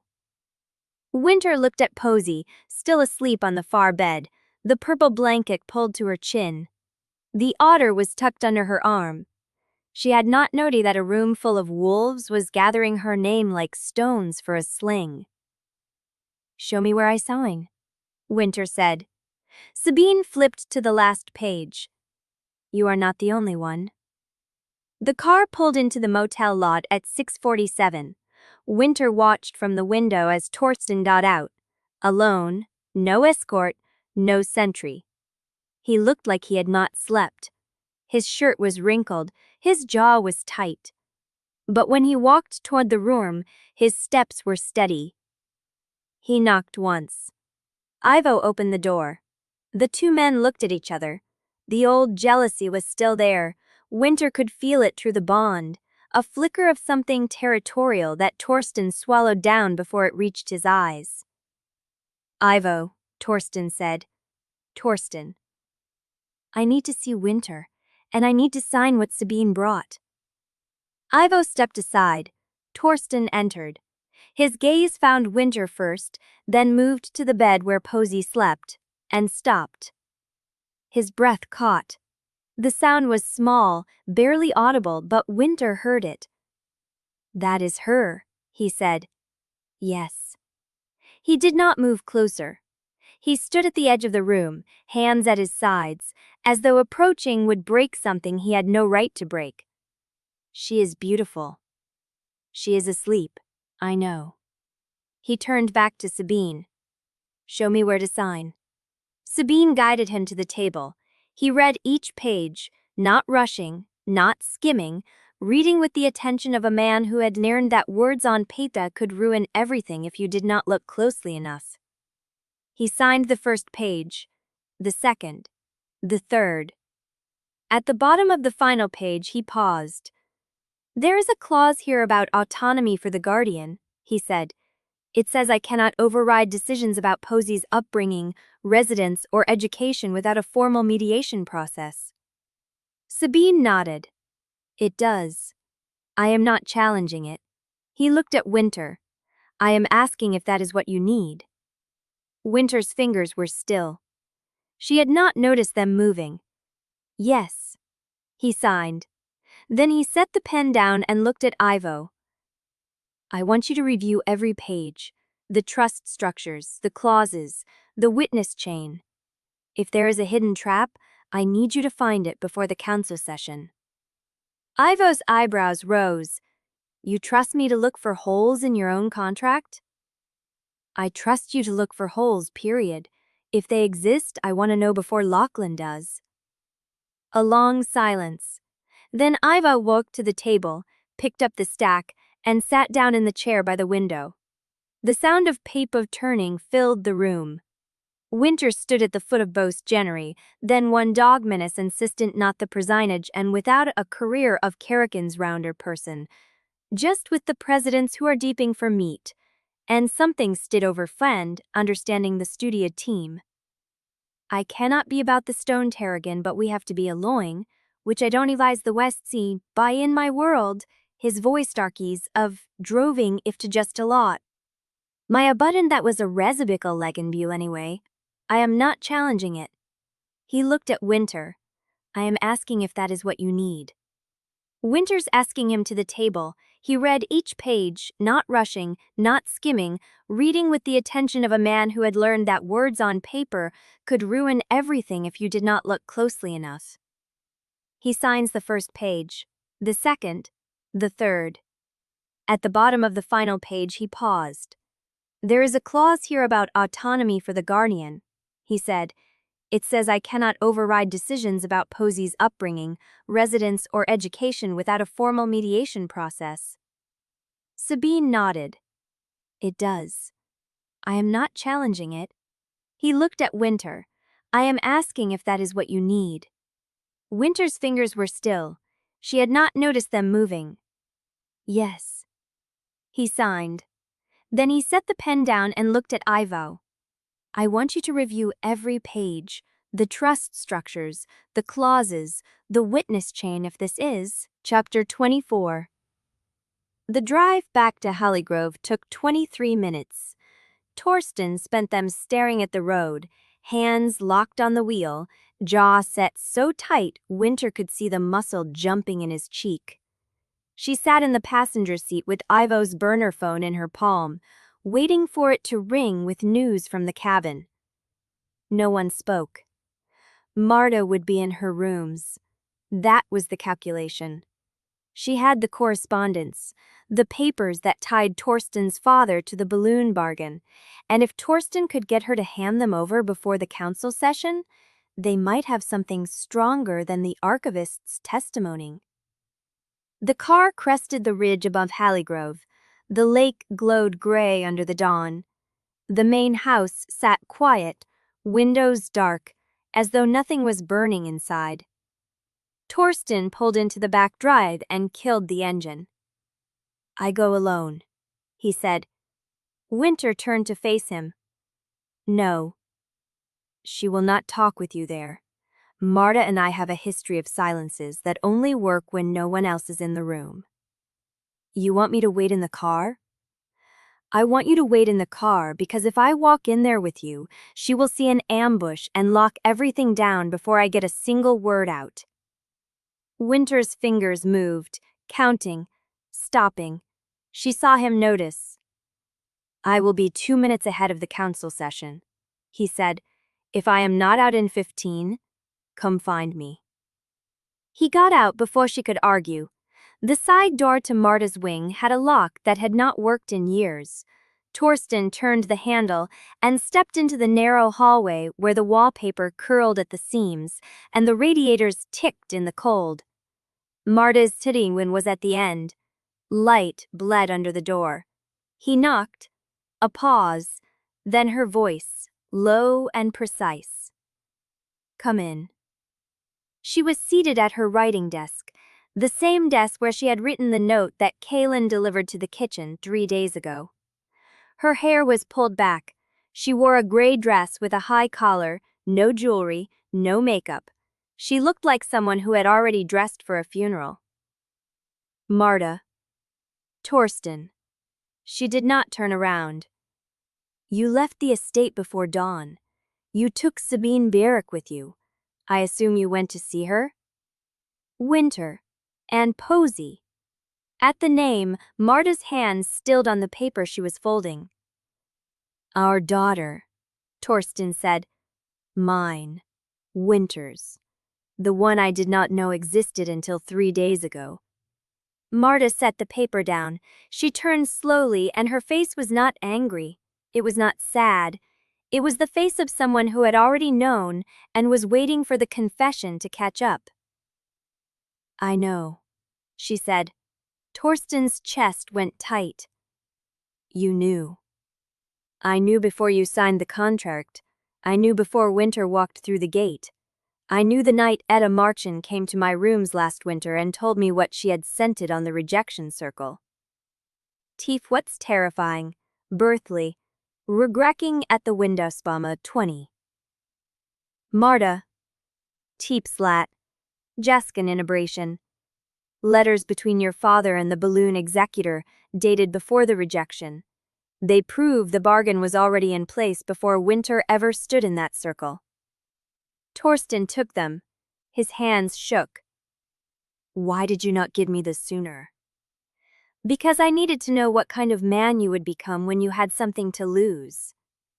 She looked at him without pity. "You failed Wynter once. I needed to see whether it would fail your daughter the same way."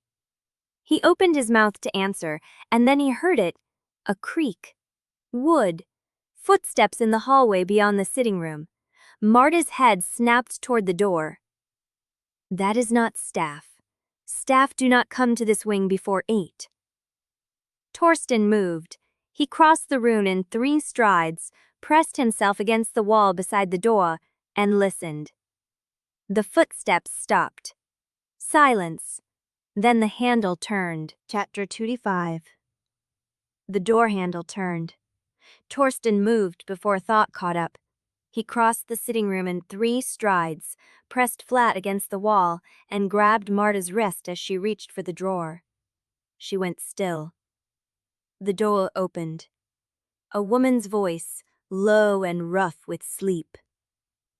"Marta, I saw the light." One of the household nurses. The night rotation, still making rounds before dawn. Marta's shoulders dropped. "Go back to bed, Elise. I could not sleep, that is all." A pause, then the door clicked shut. Footsteps retreated down the hallway. Torsten exhaled. He released Marta's wrist. The bound correspondence was still in his other hand, the twine cutting into his palm. Marta did not look at him. "You have what you need. Go." He went. The side door groaned as he pulled it shut. Dawn was breaking gray over the pines, frost on every blade of grass, the cold biting through his jacket. He crossed the drive in long strides, and when he reached the car, Wynter was already out of it, standing against the door, arms crossed. 13 minutes, she said. I found the papers. She looked at the bound stack in his hand. Her jaw tightened. Marta given them to you. She was waiting for me to ask the right question. He opened the passenger door. Get in. We have less than 90 minutes before Kaylin's countdown runs out. She got in. They did not go to the council hall. Torsten drove past the main house, past the sentry post, past the gravel turnaround where the elders' cars were already gathering, and pulled up behind the east wing, where a service door led to the archive corridor. The same corridor where, 3 days ago, he had opened his father's sealed room for the first time since the funeral. Wynter followed him through the narrow hallway without speaking. The archive room was still unlocked, the door ajar, the dust undisturbed from their last visit. Kaylin was already inside, crouched beside a stack of ledgers, a coffee cup cold beside him. You texted, Kaylin said without looking up. I came. Torsten dropped the bound correspondence on the table. Marta had these. Letters between my father and the balloon executor, dated before the rejection. Kaylin straightened. He picked up the stack, ran his thumb across the twine, and set it down again without opening it. What do they say? That my father made the bargain before Wynter ever stood in the circle. That he knew she was pregnant and hid it from everyone, including Marta. That the bloodline deal was already signed before I opened my mouth. The words hung in the cold air. Kaylin's jaw worked. He did not speak for a long moment. Then he turned and pulled a ledger from the bottom of the stack, the spine cracked, the leather worn at the corners. Then we need to see what else he buried. They worked in silence. Kaylin had already pulled the estate's final records from the archive's deeper shelves. 3 ledgers, a binder of correspondence, and a loose folder marked discretionary obligations in his father's clipped hand. Torsten opened the folder. The first page was a summary of payments. Irregular transfers, quarterly, to an entity listed only as Central Holdings in the first year, then CF Group in the second, then BHL in the third and fourth. Torsten's throat tightened. The BHL payments, they start here. Kaylin leaned over his shoulder. Quarterly, same amount each time, no variation. He was paying them off, every quarter like clockwork. Or paying interest on a debt that was never going to clear. Torsten turned the page. The next sheet was a handwritten note, his father's handwriting, dated 3 months before the rejection. CF has agreed to extend the schedule on condition that the ballooned heir clause is embedded in the succession terms. The child, if born, will satisfy the bloodline requirement regardless of the mother's status. Inform Marta before the rite. Torsten read it twice. Regardless of the mother's status. Before the rejection, he said. He was writing about Posey before she was even born. Kaylin's voice was quiet. He knew. He knew Wynter was pregnant, and he built a contract around your daughter before she had a name. Torsten looked at Wynter. She had not moved from the doorway. Her face was unreadable, but her hand was pressed flat against the doorframe, fingers spread, as if she needed the wood to stay upright. Your father, she said, bet on a child he intended to steal from me before I even knew I was carrying her. Torsten could not answer. The words would not form. He turned back to the folder. The deeper pages were worse. Invoices, legal drafts, correspondence with a law firm Torsten did not recognize, based in a city 3 territories east, specializing in bloodline contract enforcement. A memorandum from the same firm, dated 2 years before the rejection, outlining the terms under which a creditor pack could claim control over an heir's upbringing and inheritance if the alpha failed to produce a qualifying child within a specified window. If no living heir of Quennar blood and balloon maternal lineage is presented within the trust window, the creditor retains the right to claim the estate through compensatory transfer. Compensatory transfer? Torsten read aloud. They were going to take Halligrove if I didn't produce the right child. Kaylin's face was stone. But you did produce the right child. Wynter's daughter, Posey. Which means my father's entire plan worked. He forced me to reject Wynter, forced me into a marriage with Marta, and forced a child into existence that would satisfy the debt. Torsten's voice cracked on the last word. He used my own daughter as collateral for a loan he had already spent. Wynter stepped into the room. The ledgers. The first year of BHL payments. Show me. Torsten slid the folder across the table. She flipped through the pages, her fingers moving fast, scanning dates and amounts. Then she stopped. Here, she said. The first payment, 4 years ago, 8 months before the rejection. Torsten leaned in. The entry was small, buried in a column of operational costs, marked only as outside advisory with no further detail. 8 months before, he repeated. That means the deal was in play before I ever met with the balloon representatives. Kaylin's voice was low. It means your father was already paying the piper before he ever came to you with the plan. Torsten stared at the ledger. The numbers blurred. He blinked and forced his vision to focus. And then he saw it. A gap in the spine. A page cut free, leaving a thin strip of torn paper where the binding had held. He turned the ledger sideways. There, between the 4th and 5th pages of the section, someone had removed a page. Cleanly, with a blade, not a tear.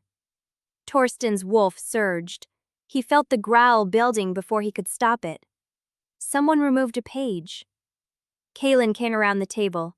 He looked at the gap, the torn edge, the clean cut. Old house access, he said. This was not done recently. The paper around the cut has yellowed the same as the rest. This was removed weeks, maybe months ago. Torsten's blood went cold. Who has keys to this archive? 3 people, Kaylin said. You, the head of household, and 1 other. He met Torsten's eyes. Lochlan's mother. She held the estate records before your father died. Chapter 26. The cold of the archives seeped through Wynter's coat as she stared at the cut page. The missing entry. The blade work that had happened weeks or months ago while she was still in the city, still believing she had time. Lochlan's mother? She said. She held the records before your father died. She could have taken anything. Kaylin's jaw tightened. That is not proof she took this page. It is proof someone did. Someone with keys. Someone who knew what was coming. Torsten closed the ledger. The sound of the cover meeting the leather was final, like a door shutting on a room full of ghosts. We need to move, he said. If Lochlan's mother has that page, she had already given it to him. He will use it at the council session. Wynter's pulse kicked. She thought of Posey, the cabin, the trust documents locked in Sabine's briefcase. I need to see Etta marching. Torsten looked up. Now? Sabine told me Etta scented pregnancy on me the night of the rejection. If anyone can testify that your father knew before the circle, it is her. He will not let her testify. The elders will not let a midwife speak against the dead Alpha's word.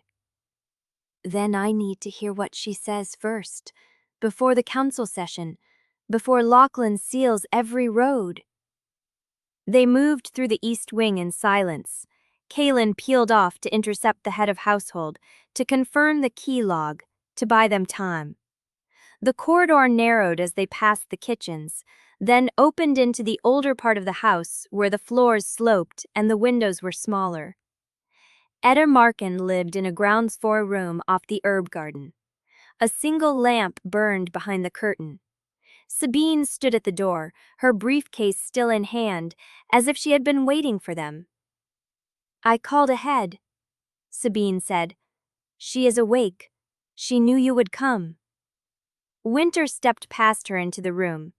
The old midwife sat in a wingback chair near the fire, her hands folded in her lap, her iron-gray braids loose over her shoulders. She looked smaller than Wynter remembered, frailer, but her eyes were sharp, and they fixed on Wynter with the kind of clarity that came from having held a secret too long. "Sit down, child. You look like you have been running." Wynter did not sit.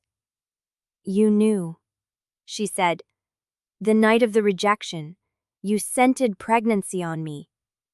Etta's hands stilled. For a long moment she said nothing. "Yes. Then you knew I was carrying his child when he stood in that circle and told the pack I meant nothing to him." "I suspected." Etta's voice was low. "The scent was faint, too faint to be certain, but I knew what I smelled and I knew what it meant." Wynter's throat closed. "And you did nothing." "I spoke to Marta, last winter, when I finally understood the shape of what had happened." Etta's eyes flickered with something thulled and tired. "I told her what I scented, what I saw, what I believed. She held the truth because she had her own reasons for waiting." "And Torsten's father?" Etta's face changed. A shadow passed across it, something between grief and memory. "I saw him corner Torsten before the circle, in the side passage behind the hall. Your father-in-law had his hand on Torsten's shoulder, and he was speaking low, fast, with the kind of pressure that did not leave room for no." Wynter turned. Torsten stood in the doorway, his face pale, his hands at his sides. "You saw him," Torsten said. "You saw him press me and you said nothing." "I did not know what he was saying. I could not hear the words." Etta's voice cracked. "But I saw your face. I saw the way your wolf went still, the way you stopped fighting. And I knew in that moment that whatever he had told you had already won." Silence filled the room. Wynter felt the truth settle into her bones. She had carried the rejection like a scar, believing it was Torsten's choice, believing he had looked at her and decided she was not worth the fight. But there had been a fight before the fight. A man with his hand on his son's shoulder, speaking words she would never hear. "If I am called to testify," Etta said, "I will tell the council what I saw, what I scented, what I believe about that night." "That is not enough," Wynter said. "Your testimony places him at the scene, but it does not prove he knew about the bloodline contract. It does not prove he planned to use my daughter."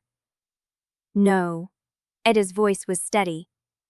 "But it proves he was not acting alone, and it proves the woman who carried his grandchild was publicly humiliated while he stood by and let it happen."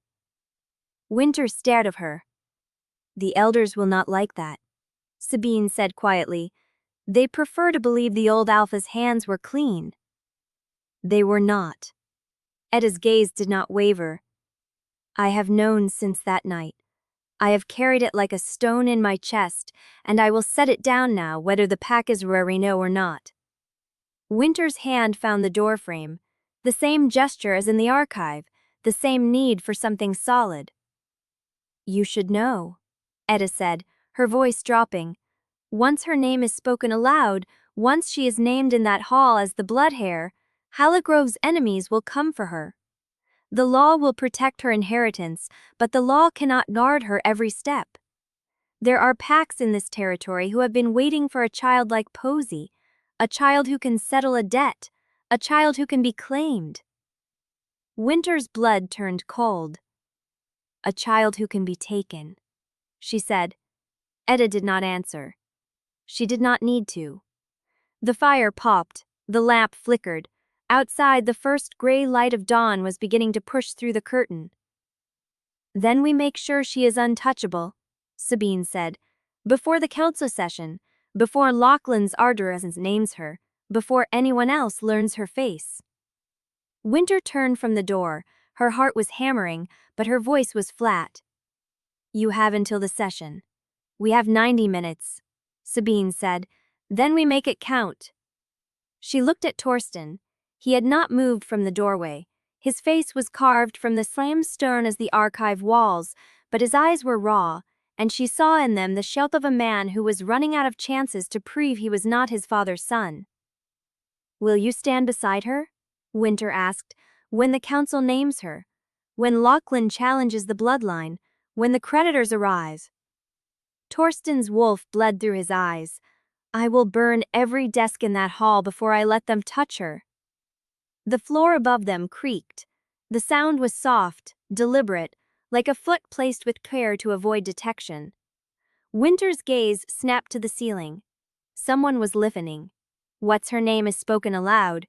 Once she is named in that hall as the blood Heir, Halligrove's enemies will come for her. The law will protect her inheritance, but the law cannot guard her every step. There are packs in this territory who have been waiting for a child like Posey, a child who can settle a debt, a child who can be claimed." Wynter's blood turned cold. "A child who can be taken," she said. Etta did not answer. She did not need to. Chapter 27. The floor above them creaked again, lighter this time, as if the listener had shifted weight deliberately. Torsten moved before Wynter could speak. 3 long strides took him to the stairwell door, and he took the steps 2 at a time, his boots landing hard enough to rattle the old wood. Wynter heard the upper landing groan, then silence, then a door clicking shut somewhere distant. He came back down with nothing in his hands. "Gone," he said. "Side passage. They knew the layout." Sabine was already packing her briefcase. "Then we move now." "Not in 90 minutes. Now." Wynter did not argue. She grabbed Etta's arm, helping the old woman rise from her chair, and they filed out of the cottage into the gray dawn. The cold hit her face like a slap, clearing the fog of adrenaline from her thoughts. They walked fast. The estate grounds were waking up, lights flickering on in the east wing, a groundskeeper raking leaves near the kitchen entrance. Everyone they passed looked ordinary. None of them met Wynter's eyes. The main hall smelled of old wood and coffee. Voices carried from the council chamber at the far end, the heavy doors propped open to let the morning light in. Wynter stopped at the threshold and counted the heads inside. 14 elders seated in a half circle. The archivist at a side table with her records spread like a fan. Lochlan standing near the front, his pale hazel eyes already tracking the doorway as if he had been waiting for her. Torsten came up behind her. She felt his presence before she heard him, the bond pulling taut between her ribs. "Do not let him separate us in there," she said. "I will not." She walked in. The chamber went quiet. Elders turned, assessed, returned to their neutral positions. Lochlan did not stop watching her. He waited until she had taken a seat near the back, Torsten beside her, Sabine settling to Wynter's left with her briefcase open. "Good," Lochlan said, his voice carrying easily across the room. "Now we can begin." The archivist stood. She was a thin woman with steel-rimmed glasses and a manner that suggested she had done this 100 times before. She read from a prepared statement about territorial filing laws, assumed name registrations, and the legal definition of a blood heir under pack code. Her voice was flat, professional, unhurried.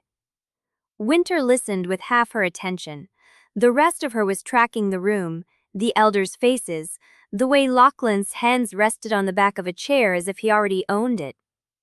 When the archivist finished, Lochlan stepped forward.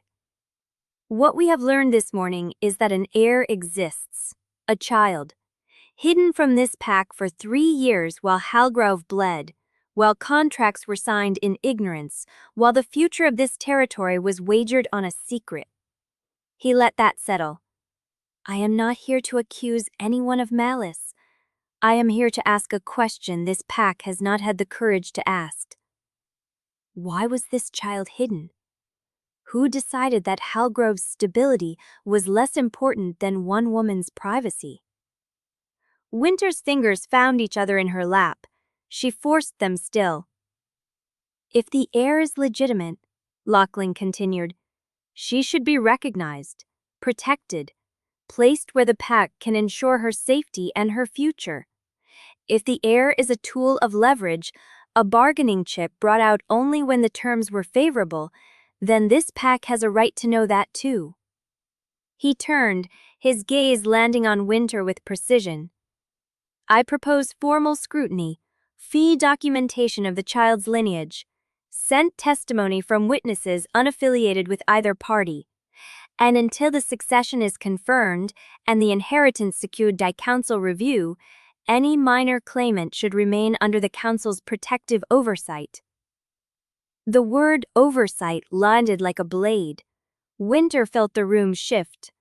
Eldris Vasilyev's fingers tightened on the arm of her chair. Two other elders exchanged glances, considering. Council oversight, Sabine repeated. Her voice was calm, precise. You are suggesting that a 3-year-old child be removed from her mother's custody. I am suggesting that a child who may determine Halligrove's future be protected from the conflicts of interest that currently surround her. Lochlan's tone did not waver. Her mother is also a signatory to a private contract with the acting alpha. That is not a neutral arrangement. Wynter rose. She did not plan it. Her body moved before her mind caught up, and she was standing, her hands flat on the table in front of her, her pulse a hard drum in her throat. Say it plainly, she said. Lochlan's eyebrows lifted. I beg your pardon? Say what you mean. Do not dress it in procedure and protective language. Say that you want to take my daughter. The chamber held its breath. Lochlan's expression did not change, but something in his posture shifted, a fractional straightening, a bracing. I want what is best for Halligrove. No. Wynter's voice cut through the room like a blade drawn across stone. You want what is best for your claim, and you will use my daughter's safety as the knife to carve it out. She stepped around the table. The elders watched her. Torsten did not move from his seat, but she felt his attention like a hand at her spine. Let me be clear, Wynter said. If anyone in this room believes they will place my child under council supervision for her own good, they will learn exactly how far a mother is willing to go. Lochlan's smile did not reach his eyes. That sounds like a threat. It is a promise. The silence stretched. Somewhere in the back of the chamber, a chair scraped against the floor, and then the archivist cleared her throat. I have additional documentation, she said, her voice cutting through the tension. Property records, trust filings, a consulting firm registered to a woman matching the defendant's description. Wynter's blood turned to ice. The archivist pulled a single sheet from her folder. The cabin 3 miles west of the main estate, purchased through a holding company with no direct link to Halligrove, but the transfer date aligns with the child's age. The assumed names on the trust filed 2 months ago matched the same financial signature. Lochlan turned to the elders. You see, secrecy upon secrecy. The child was not hidden for protection, she was hidden for leverage. Wynter's throat closed. She heard Etta shift behind her, heard Sabine start to speak, but the archivist was not finished. There is one more thing, the woman said. The trust filing includes a clause requiring the child to be physically presented within 60 days for scent verification, or the claim expires. That deadline is in 48 hours. The room erupted. Elders spoke over each other, hands gestured, voices rose. Wynter stood at the center of it, the blood roaring in her ears, and she understood in that moment that Lochlan had not been trying to win the argument. He had been trying to force them into the open, and now Posey had a deadline. Torsten rose from his seat. His voice cut through the noise with the weight of command. Then the child will be presented. The chamber fell silent. Torsten met Wynter's eyes. His jaw was set, his hands steady. 48 hours. At the succession rite. She will be named, scented, and recognized before this council and every elder in this hall. Lochlan's smile sharpened. Excellent, he said. Then we have a date. Wynter stared at Torsten. Her heart would hold a stone in her chest. He had just walked their daughter into the trap. Chapter 28. The council chamber emptied in waves. First the archivist, sliding her folder into a leather case, with the careful precision of someone who had delivered exactly what she was paid to deliver. Then the elders in clusters, their voices low and sharp, as they passed through the doorway. Eldris Vasiliev paused at the threshold, her iron-gray braids catching the light, and looked back at Wynter with something that might have been pity or warning. Wynter did not move. She stood where she had risen, her hands still flat on the table, the grain of the wood pressing against her palms. The room was colder now. The windows faced east, and the gray dawn had not yet broken into morning. Behind her, she heard Sabine gather her papers, heard Edda's slow footsteps retreating toward the door, heard the soft click of the latch as someone pulled it closed. Then she was alone with Torsten. He stood at the head of the table, his hands at his sides, his face unreadable. The amber in his eyes had banked low, but she could feel his wolf moving beneath his skin, restless and waiting. "Do not," she said, "tell me that was necessary." Her voice came out flat, controlled, the kind of control she had spent 3 years perfecting. Torsten did not answer immediately. He walked around the table, his steps slow and deliberate, and stopped 3 feet from her, close enough that she could smell the cold air still clinging to his coat. "It was the only move left," he said. "The archivist had the filing requirement on record. If I had not committed to the presentation, she would have read the deadline into the minutes, and Lochlan would have called it refusal to comply." "Then you should have asked me before you answered." "I had seconds. You had 48 hours. Torsten's jaw tightened. "Wynter." "No." She heard her voice crack at the edges, and she pulled it back, sealed it shut. "You stood in front of that council and you offered them my daughter on a schedule I did not agree to. You did not consult me. You did not warn me.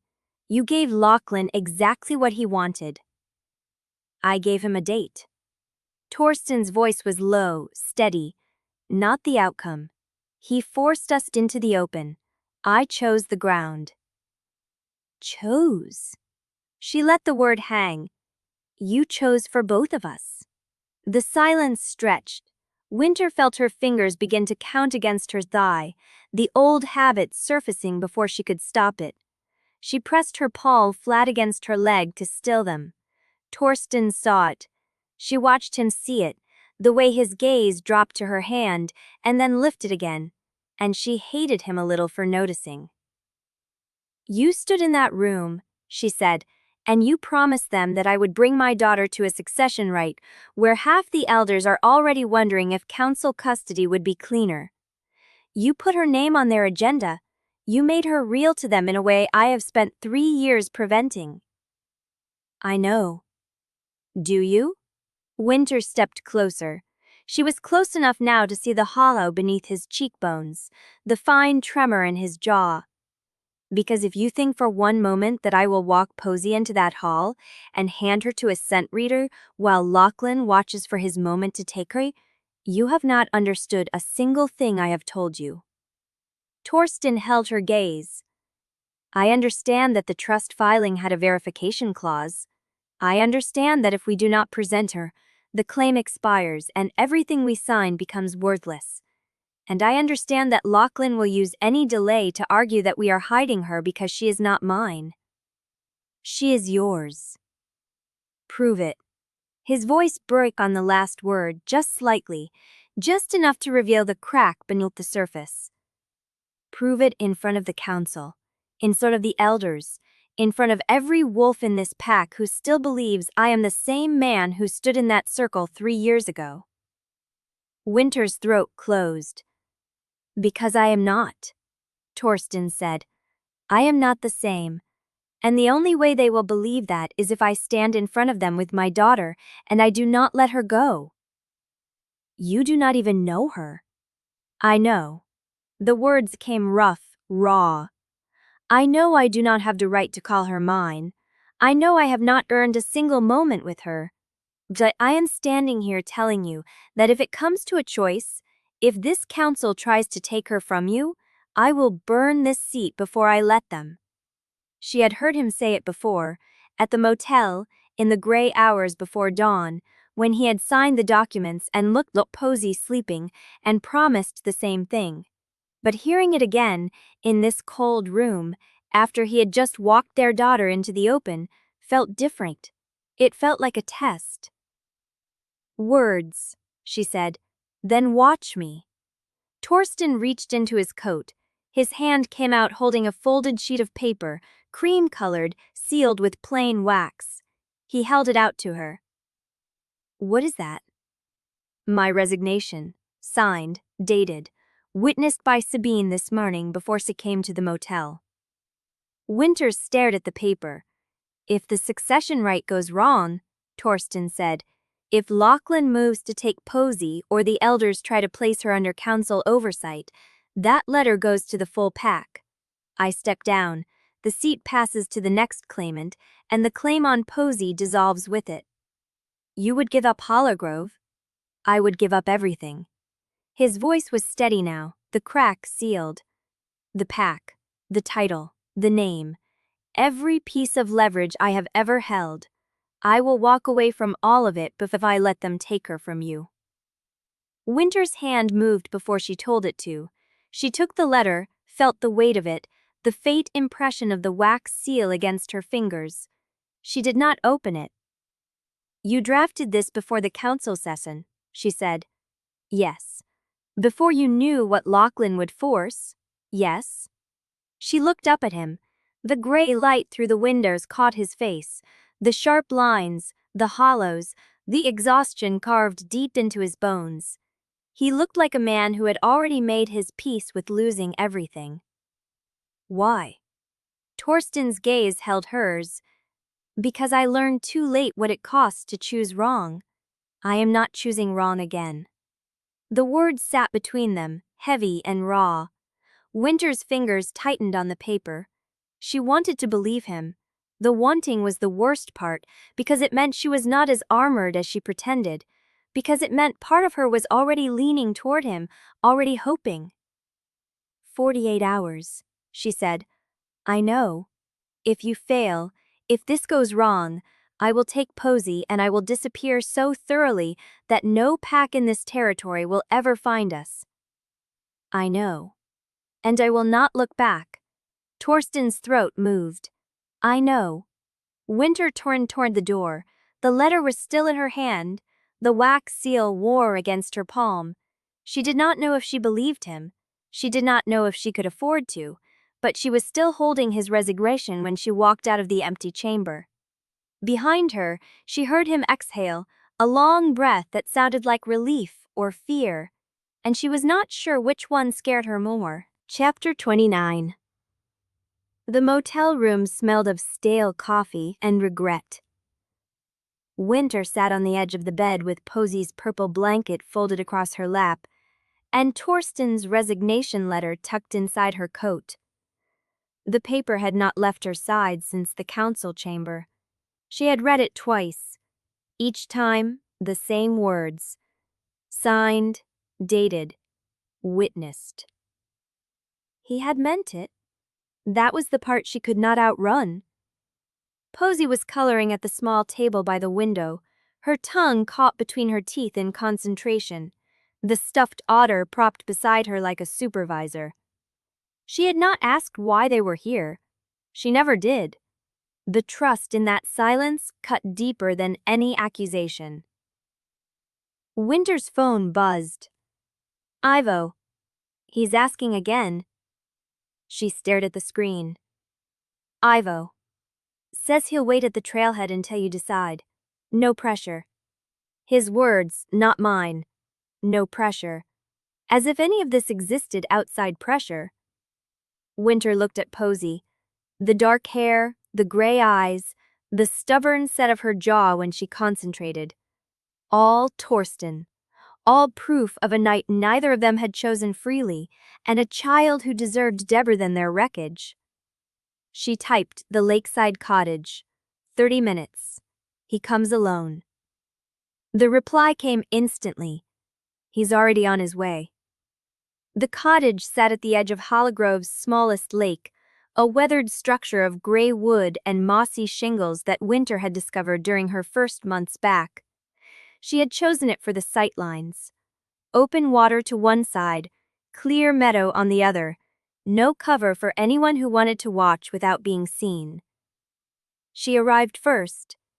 Posey held her hand and carried a pine cone she had found on the path, a fat brown thing with scales that caught the light. Mama, is this a secret place? Yes. Like the other secret places? Yes. Posey nodded as if this explained everything. She set the pine cone on the cottage's wooden porch and studied it with the seriousness of a curator. Wynter's chest ached. She heard him before she saw him. The crunch of boots on pine needles, the rhythm of a stride she had once known in her bones. She turned and watched Torsten emerge from the tree line, alone, his hands empty and visible at his sides. He stopped at the meadow's edge. 30 minutes, she said. I know. Supervised. You speak to her first. You do not touch her until I say so. His throat moved. Okay. She watched him take in Posey, the small figure on the porch, the dark hair, the focused stillness. Something passed across his face that she could not name. Grief, wonder, fear. Posey looked up. She studied Torsten with the same solemn attention she had given the pine cone, her great eyes tracking his face, his hands, the way he stood without moving. You are the man from Mama's window, Posey said. Torsten's breath caught. Yes. You look tired. A sound escaped him, half laugh, half pain. I am. A little. Posey considered this. Then she picked up the pine cone, walked across the porch, and held it out to him with both hands. This is for you. It is a good one. Torsten looked at Wynter. She nodded, just once. He knelt. His hands trembled as he reached for the pine cone, as if it were made of glass, as if he were terrified of breaking it. Thank you, he said. It is a very good one. Posey nodded. I found it. You found it for me. You looked like you needed it. Torsten's jaw tightened. He held the pine cone like it was the first gift he had ever received, like he had never held anything worth more. Wynter's throat closed. Can I tell you something? Torsten said, his voice rough. Posey tilted her head. I have wanted to milk you for a very long time. Have you? Yes. Posey considered this. Mama said you were far away. I was. Torsten's voice cracked Copen. We will see, she said. The watcher meant nothing at first. A flicker at the edge of Wynter's vision, movement through the cottage window, something dark shifting between the birch trunks. She went still. Torsten saw it in her face before she spoke. He rose, the pine cone still in his hand, his body sliding into a protected stance without conscious thought. What? Window, she said. Tree line, something moved. Torsten turned, His eyes scanned the birch grove, the shadows, the spaces between trunks where light did not reach. Nothing. But Wynter's wolf had gone quiet in that particular way, the silence of prey scenting a predator. "It was there," she said. Torster's hand found her arm. "Posy. Inside." Posy looked up from the beetle. "Why?" "Because I am asking you," Torsten said, his voice gentle but firm. "Please." Posy studied him for a moment. Then she stood, picked up her otter, and walked into the cottage without argument. Wynter's blood ran cold. She had taught Posy that obedience, the quiet compliance of a child who knew that questions meant delay, and delay meant danger. Torsten had not taught it. He had not been there, but he understood it. The grief in his eyes when Posy walked inside told her he understood exactly what that silence cost. He looked at the tree line. "Stay with her," he said. "Torsten." "I will find what was there." "You cannot go alone." He turned to her and she saw it. The wolf in his eyes, amber bleeding through, sharp and protective and absolutely certain. "I am not losing either of you again," he said. Then he walked toward the trees. Wynter stood in the cottage doorway, one hand on the frame, the other reaching for the resignation letter still in her coat. The birch trunks swallowed him. Behind her, Posy's voice rose in a quiet song, the tune she hummed when she was scared. Wynter did not look away from the trees. Chapter 30. The birch grove swallowed Torsten. Wynter stood in the cottage doorway and counted. 1 breath, 2, 3. The resignation letter pressed against her ribs through her coat pocket, the paper warm from her body heat. Behind her, Posy's song curled through the quiet room, the tune for Scared, the one she hummed when the dark pressed in. Wynter did not turn around. She kept her eyes on the trees, on the spaces between trunks where Torsten had vanished, on the silence that settled after he passed through it. Nothing moved. No sound of struggle, no voice calling out. Just the wind across the lake and the rustle of birch leaves and Posy's small, steady hum. Wynter's fingers found the edge of the resignation letter. She pulled it out, unfolded it, read the words she already knew by heart. "I, Torsten Quennar, acting Alpha of Halligrove back, hereby resign my claim to the seat and all authority vested in me by blood and right. Signed, dated, witnessed by Sabine Mirek, before the council session, before he knew whether he would need it." She folded it again and pressed it back into her pocket. The trees broke open 5 minutes later. Torsten emerged from a gap between 2 birches, his breathing even, his hands empty. He walked toward the cottage with the measured pace of a man who had found nothing and was trying to decide what that meant. Wynter met him on the porch steps. "Nothing," he said before she could ask. "Tracks heading east toward the main road. Fresh. 1 person, moving fast." "He was watching us." "Yes." "From the tree line." "Yes." Wynter's jaw tightened. "Lochlan." "Probably." Torsten looked past her into the cottage, where Posy had stopped humming and was watching them through the window, her small face pale and still. "He knows where she is now. He has known since the archivist pulled the trust filings. He knew before that." Torsten's eyes met hers. "What?" "Your mother held the records, the sealed room, the cut page."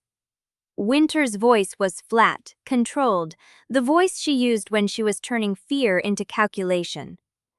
"If Lochlan's mother had access before your father died, she could have told him about the trust terms years ago. He has been waiting for the right moment to strike." Torsten's face went hard. He did not argue. "He knew," Wynter said again, her voice dropping. He knew about Posey before I ever stepped through Halligrove's gate. The silence stretched between them. Then the tree line broke again. Wynter's body locked, her hand reaching for Torsten's arm before she could stop herself. But the figure emerging from the birches was familiar, broad-shouldered and young, moving with the controlled urgency of a man who had been running. Kalen. He crossed the clearing in long strides, his eyes scanning the cottage, the windows, the lake, cataloging threat points the way a beta learned to do. "Found your watcher," he said. Torsten's hand found Wynter's wrist. "Where?" "East Drive, heading for the main road." Kalen stopped at the porch steps, his chest rising and falling. "I chased into the tree line, but he had a vehicle waiting. Silver sedan, no plates I could read." "Lochlan's security?" "Lochlan's, or someone he contracted." Kalen's jaw worked. "3 of them on rotation, I think. I found tracks near the old boathouse, the generator shed, and the path you took from the cabin last night." Wynter's blood went cold. They had been watching her for days, mapping her movements, her patterns, the places she went when she thought no one was looking. "They are building a case," she said. Kalen nodded. "Lochlan is gathering evidence for the succession right. He wants to show that you have been operating in secrecy, that you hid Posey for 3 years, that you cannot be trusted to steward Halligrove's bloodline. He wants to prove you I am unfit. Or that Torsten was complicit in hiding the heir." Kalen's eyes flicked to Torsten. "He can argue that you knew about Posey before you signed the succession clause, and that she was indeed used as leverage to secure the estate." Torsten's hand tightened on Wynter's wrist. "I did not know." "I know that," Kalen said. "Lochlan does not care." Wynter's fingers found the resignation letter again. The paper felt heavier now, weighted with possibilities she did not want to consider. "How long until the Rite?" she asked. Kalen checked his watch. Your recension. 36 hours. Sabine is working on the legal framework, but she needs more time to build the case, to gather witnesses, to prove Torsten was manipulated by his father and that the succession clause was signed in good faith. "We do not have more time." "No." Kalen's voice was grim. "Lochlan will not give it to you. He wants the right to proceed on schedule, with his evidence in place and yours incomplete." The cottage door opened. Posey stood in the frame, her otter clutched to her chest, her gray eyes moving between the 3 adults with the stillness of a child who had learned to read danger in silence. "Mama," she said, "is the bad man's on?" Wynter's heart cracked open. She crossed the porch in 2 steps and knelt, pulling Posey into her arms, feeling the small body press against her, smelling the lavender soap in the cabin, the scent of her daughter's hair. "Yes," she said, "he is gone." Posey's hand found Wynter's jaw and pulled, forcing her mother to meet her eyes. "You are lying," Posey said. The words hit Wynter in the chest. She stared at her daughter, at the gray eyes that saw too much, at the steady way Posey held her gaze, at the 3-year-old who had learned to recognize the shape of a lie before she could tie her shoes. "I am trying to protect you," Wynter said. "I know." My Posey's voice was slong, but it did not waver. "But you are still lying." Wynter stood at the dock 10 minutes later, while Kalen swept the property with Torsten, checking for any trace of the Watcher's return. The lake stretched gray and still, the sky low with clouds that promised rain before nightfall.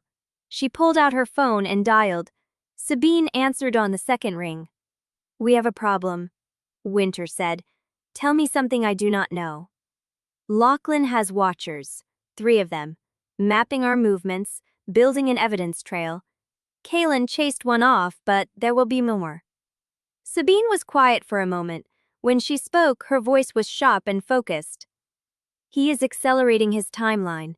He wants to force your hand before the Rite, make you react, make you run.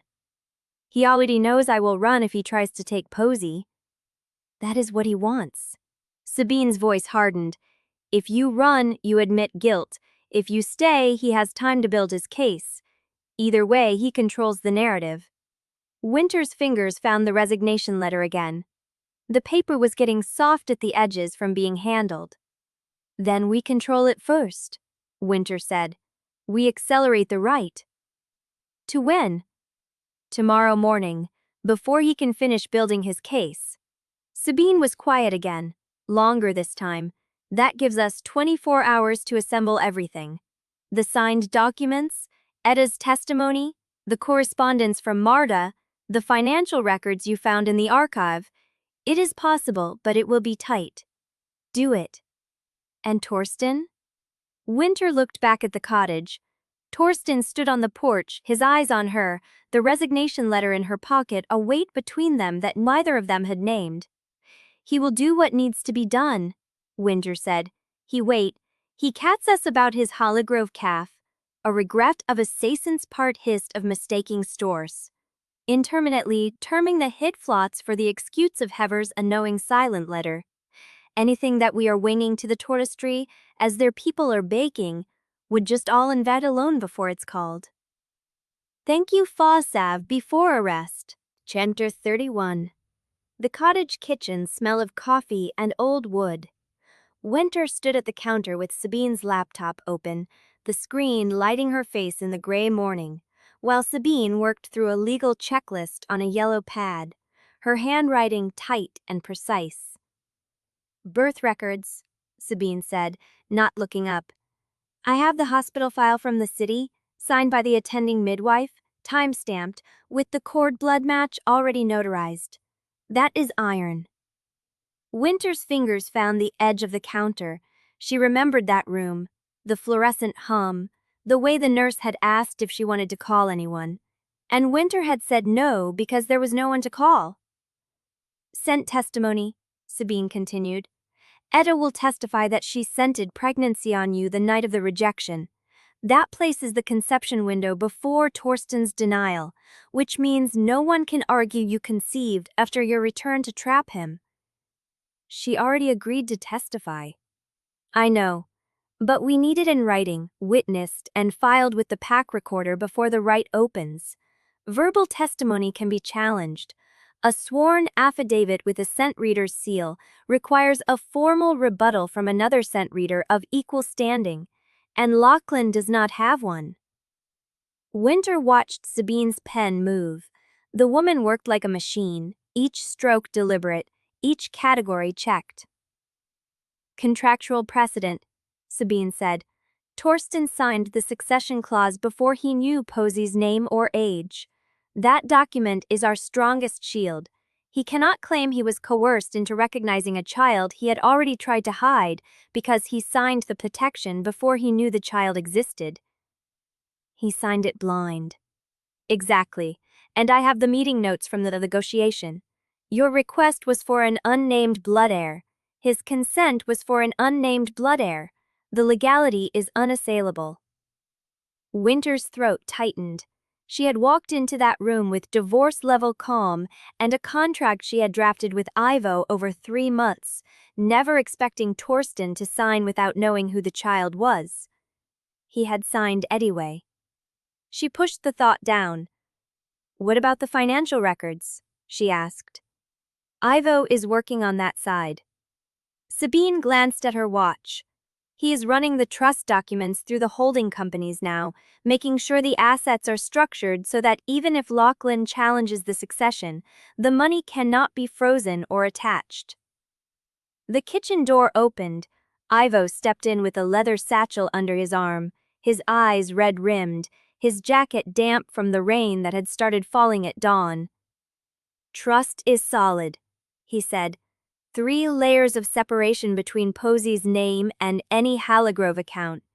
Even if the council tries to freeze pack assets, her money is untouchable.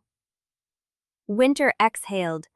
But, Ivo said, setting the satchel on the table, there is a problem. Sabine's pen stopped. The trust filing the archivist found, Ivo said. The one with the 60-day scent verification clause. Lochlan has a copy. He is going to argue that the clause itself proves you were hiding Posey deliberately, that you structured the trust to keep her secret until the last possible moment, which makes you look like someone who planned to extort Halligrove from the beginning. That is what I did, Wynter said quietly. Ivo and Sabine both looked at her. I planned it, Wynter said. I came back with a contract and a hidden child and a timeline that benefited me. I am not going to pretend I was innocent. Sabine set her pen down. Innocence is not the question, she said. Legitimacy is. You had a right to protect your daughter from a pack that rejected you. The law recognizes that right. The question is whether Lochlan can convince the elders that your protection crossed into manipulation. Can he? Sabine was quiet for a moment. If he has the cut page from the ledger, less. If he can prove that you or Torsten removed evidence of the old Alpha's debt, he can argue you have been coordinating to conceal the full scope of Halligrove's financial collapse. That makes you complicit in the very scheme you are claiming to expose. Ivo opened his satchel and pulled out a thick folder.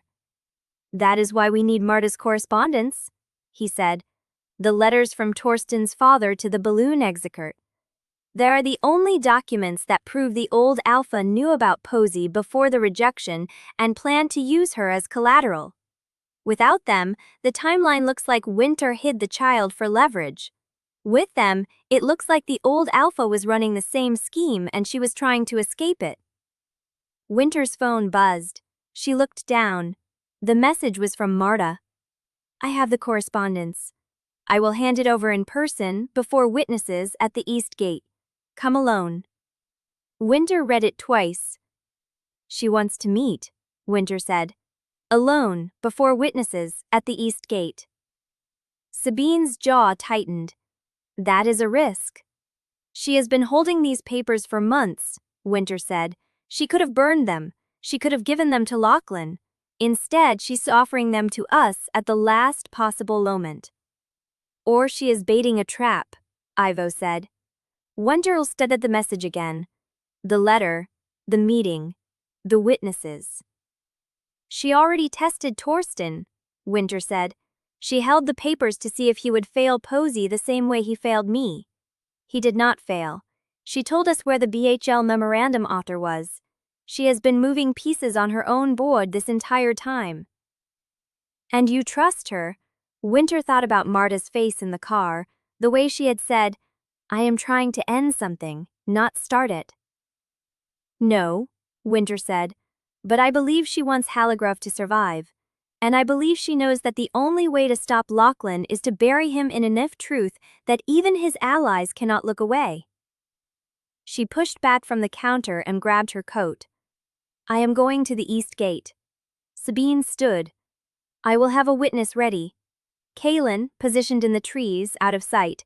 If anything goes wrong, he pulls you out before Marta finishes speaking. Wynter nodded. Ivo stepped toward her. Be careful, he said. I am always careful. That is what worries me. Wynter met his eyes. There was no teasing in them, no easy warmth. Just the hard, steady concern of someone who had spent 3 years watching her survive alone and did not want to watch her walk into something she could not talk her way out of. I will be back, she said. She walked out into the rain. The East Gate stood open when she arrived, the iron wet and gleaming, the gravel path leading into the trees where Marta waited in a dark coat, her hands at her sides, a leather satchel at her feet. She was not alone. A man stood behind her, tall, silver-haired, with the bearing of someone who had spent decades in rooms where decisions were made. He held an umbrella over Marta's head, his eyes fixed on Wynter with an expression she could not read. Wynter stopped at the gate. You said alone, she said. Marta's smile was thin. I said before witnesses, she said. This is my father, and I canified as the shot place. The rain had soaked through Wynter's collar by the time she reached the gate. Marta's father did not lower the umbrella. He held it steady over his daughter's head, his gaze fixed on Wynter with the patience of someone who had spent decades watching other people show their hands before he showed his. Marta stepped forward. "I am Adrue Balloon," she said. "My father controls the executor trust that holds the original bloodline contract." Wynter's fingers found her palm beneath the coat cuff. She counted, thumb to forefinger, thumb to middle. "I thought you were bringing letters, not witnesses." "I am bringing both." Marta's voice stayed even. "But my father does not hand over decades of family leverage without understanding what happens next." Andrea spoke for the first time. His voice was low, unhurried, the kind of voice that had ended arguments before they started. 3 years ago, Torsten Quennar's father approached the Balloon family with a proposal. He needed debt relief and a bloodline guarantee. We provided both. In exchange, we were promised that any heir born to the Quennar line would carry Balloon maternal blood through Marta's legal claim. Wynter's palm was wet. Rain or sweat, she could not tell. "I know what the contract promised," she said. "I have seen the ledger entries. I know my daughter was collateral before she was born." Andreas inclined his head. "Then you also know that the old Alpha concealed your pregnancy from us. If we had known a Quennar blood heir already existed, conceived outside the Balloon arrangement, the contract terms would have shifted. We would have renegotiated. We might have withdrawn entirely." Marta's jaw tightened.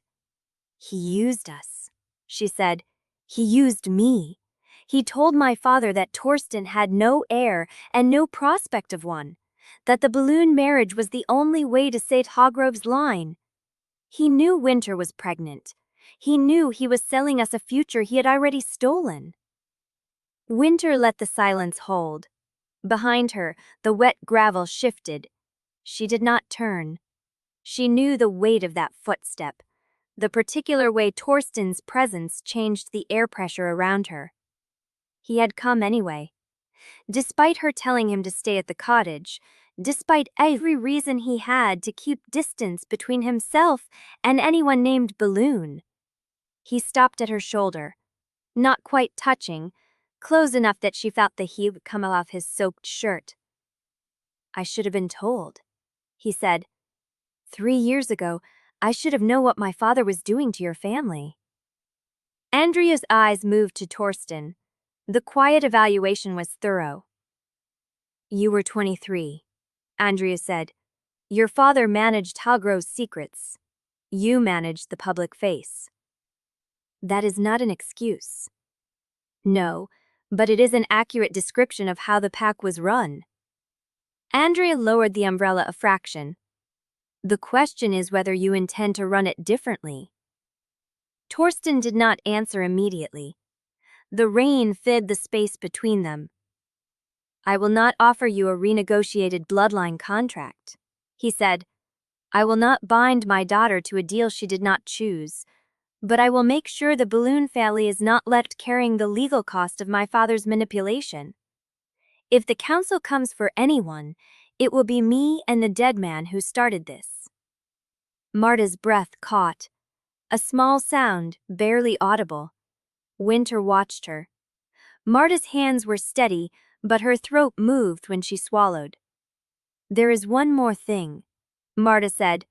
"This correspondence between Torsten's father and the Balloon executor, dating from 18 months before the rejection to 3 weeks after you left. Dates, demands, promises, every word." Wynter took the bundle. The weight was heavier than she expected.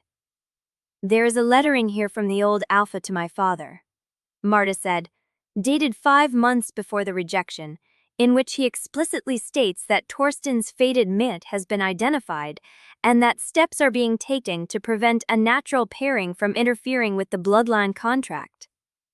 He knew. He planned the rejection before Torsten ever stood in that circle. Wynter's hands tightened on the canvas. "He did not tell me," Torsten said. His voice was flat, but Wynter heard the edge beneath it. He told me to end it and lose every chance I had to save Halligrove. He did not tell me why. Of course he did not. Marta's voice was quiet. You would have fought. You would have chosen her. He needed you to believe there was no choice at all. Torsten said nothing. His face was stone, but his hand moved, just a fraction, just enough that Wynter felt the tremor in his arm where it hovered near hers. Andrew stepped forward. Much more matter, he said. The Balloon family has no interest in pursuing the bloodline contract now that we understand its origin. But we also have no interest in becoming a target of Lochlan investigation. If the council asks, we will confirm that the old Alpha approached us with a false representation of Halligrove's succession status. We will provide sworn affidavits if needed. Wynter nodded. We can do that. Andrew looked at his daughter. Something passed between them, a look that said that words could not, and then Marta turned to Wynter. There is one thing no letter will tell you, Marta said. The Balloon family knows that Posey exists. My father knew before I did. The old Alpha's correspondence was copied to the Balloon Council. They have been waiting for her to be declared. Wynter's blood went cold. How many people know? Enough. Marta's voice was quiet. You would have fought. You would have chosen her. He needed you to believe there was no choice at all. Torsten said nothing. His face was stone, but his hand moved, just a fraction, just enough that Wynter felt the tremor in his arm where it hovered near hers. Andrea stepped forward. Much more matter.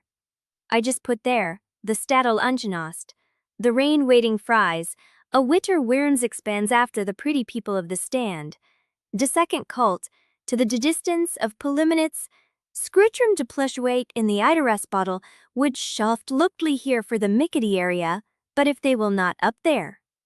One of the meads wouldn't fear. I felt this glorty beak. Whatever do you know?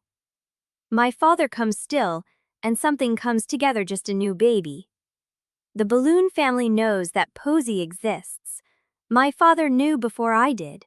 The old Alpha's correspondence was copied to the Balloon Council. They have been waiting for her to be declared. Wynter's blood went cold. How many people know? Enough. Marta's voice was quiet. He would have fought. You would have chosen her.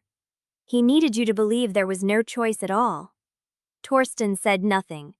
His face was stone, but his hand moved, just a fraction. Just enough that Wynter felt the tremor in his arm where it hovered near hers. Andrew stepped forward. One more matter, he said. The Balloon family has no interest in pursuing the bloodline contract now that we understand its origin. But we also have no interest in becoming a target of Lochlan Grummerich's investigation. If the council asks, we will confirm that the old Alpha approached us with a false representation of Halligrove's succession status. We will provide sworn affidavits if needed. Wynter nodded. We can do that. Andrew looked at his daughter. Something passed between them, a look that said what words could not, and then Marta turned to Wynter. There is one thing no letter will tell you, Marta said. The Balloon family knows that Posey exists. My father knew before I did. The old Alpha's correspondence was copied to the Balloon Council, so I've been waiting for her to be declared. Wynter's blood went cold. How many people know? Enough. Marta's voice was quiet. He would have fought. You would have chosen her. He needed you to believe there was no choice at all. Torsten said nothing. His face was stone, but his hand moved, just a fraction. Just enough that Wynter felt the tremor in his arm, where it hovered near hers. Andrew stepped forward. One more matter. He said, the Balloon family has no interest in pursuing the bloodline contract now that we understand its origin. But we also have no interest in becoming a target of Lochlan Grummerich's investigation. If the council asks, we will confirm that the old Alpha approached us with a false representation of Halligrove's succession status. We will provide sworn affidavits if needed. Wynter nodded. We can do that. Andrew looked at his daughter. Something passed between them, a look that said what words could not, and then Marta turned to Wynter. There is one thing no letter will tell you, Marta said. The balloon family knows that Posey exists. My father knew before I did. The old Alpha's correspondence was copied to the Balloon Council. They have been waiting for her to be declared. Wynter's blood went cold. How many people know? Enough. Marta's voice was quiet. He would have fought. You would have chosen her. He needed you to believe there was no choice at all. Torsten said nothing. His face was stone, but his hand moved, just a fraction. Just enough that Wynter felt the tremor in his arm, where it hovered near hers. Andrew stepped forward. One more matter. He said, the balloon family has no interest in pursuing the bloodline contract, now that we understand its origin. But we also have no interest in becoming a target of Lochlan Drummerick's investigation. If the council asks, we will confirm that the old Alpha approached us with a false representation of Halligrove's succession status. We will provide sworn affidavits if needed. Wynter nodded. We can do that. Andrew looked at his daughter. Something passed between them, a look that said that words could not, and then Marta turned to Wynter. There is one thing no letter will tell you, Marta said. The balloon family knows that Posey exists. This has not care about now. My father comes still, and then the Nevercle is there forever. The joyhead is all of my gay. The tending base be used enemy before he cretnest with my soul. The great, these cases getting sported for the worst one time. May are standing in this street. But my bother codazush with a berry sulfur, Rite p crediting, one of its solage is not mention it. Chapter 33. The rain had stopped by the time Wynter reached the cottage door, but the wet clung to everything. The grass, the porch boards, the ed itself, heavy and cold against her skin. She set the waxed canvas bundle on the kitchen table and stood there dripping onto the floor, while Posey slept in the back room with her otter pressed against her cheek. The letters could wait until morning. They had to wait until morning. She was too tired to read them and too wired to sleep, and that combination meant she would misread every word or read them too clearly and spend the night inventing disasters that had not yet arrived. She turned from the table. Torsten stood in the open doorway, his jacket dark with damp, his hands empty at his sides. He did not step inside. He did not ask. I need to be here, he said. That is not a demand. I am not asking here in anything. I need to be near her tonight, and I need to be near you. And I will stand on this porch until dawn if that is what you allow. Wynter's hand found the edge of the table behind her. The couch pulls out, she said. There are blankets in the hall closet. He did not smile. He nodded once and stepped inside and closed the door behind him. He took the couch without argument, sat on the edge it with his forearms on his knees, and stared at the floor while Wynter moved through the cottage, checking locks, banking the fire, leaving the door to Posey's room open a crack so the hall light fell across her daughter's sleeping face. When she came back to the main room, Torsten had not moved. Read the letters yet? He asked. No.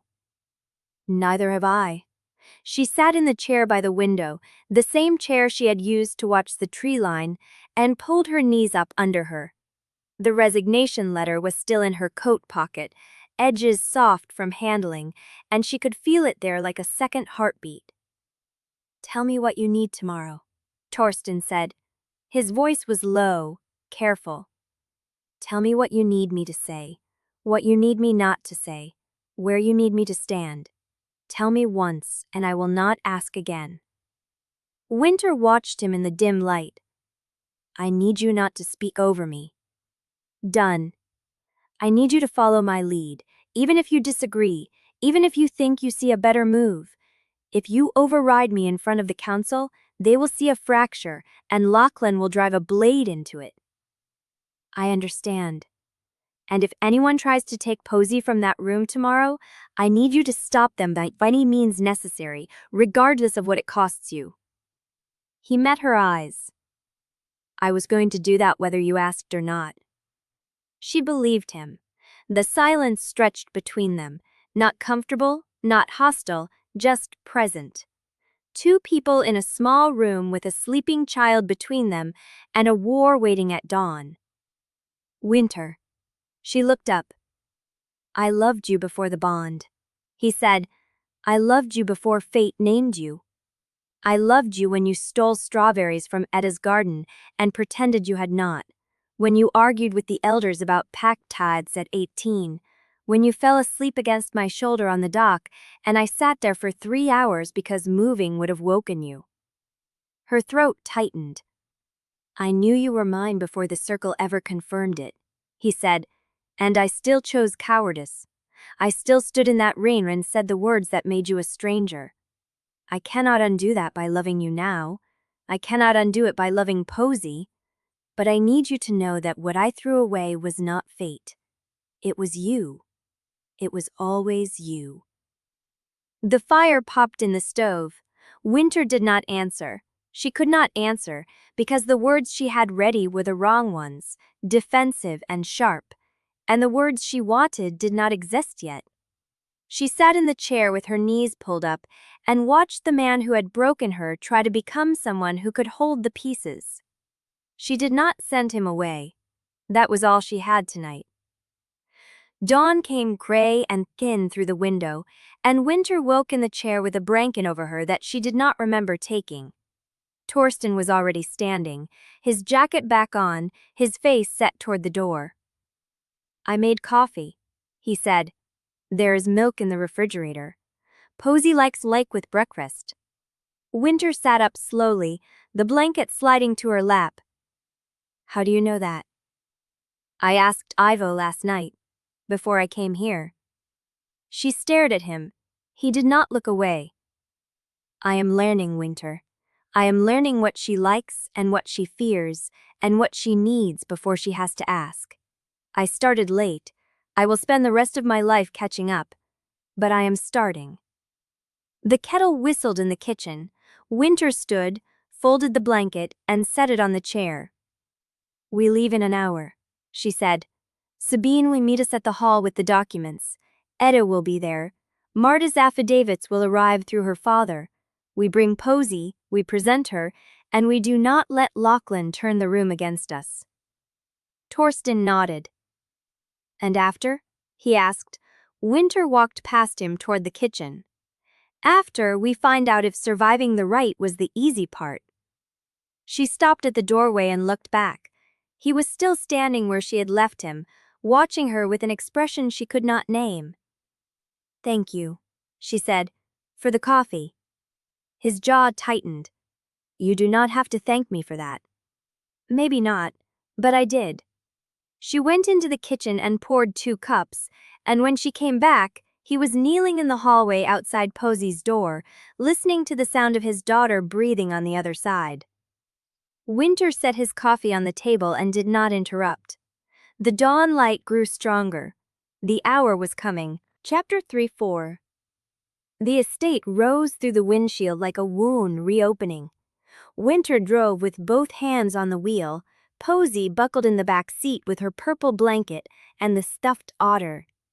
Torsten sat in the passenger seat, silent, his jaw tight as the iron gate swung open and the gravel drive curved toward the main house. Halligrove was full. Cars lined the drive, dark sedans and polished SUVs with plates from 3 territories. Wolves stood on the porch and the lawn, not speaking, just watching as the cottage car rolled past. The elders had summoned every claimant, every witness, every wolf with a vote or a voice or a grudge. Wynter parked where the line of cars ended and killed the engine. The silence was absolute. "Stay behind me when we go in," she said. "Keep Posey covered until I tell you." Torsten turned to look at her. "And if Lochlan forces the reveal before you are ready?" Then you hold the line until I am. He held her gaze, then nodded. They got out together.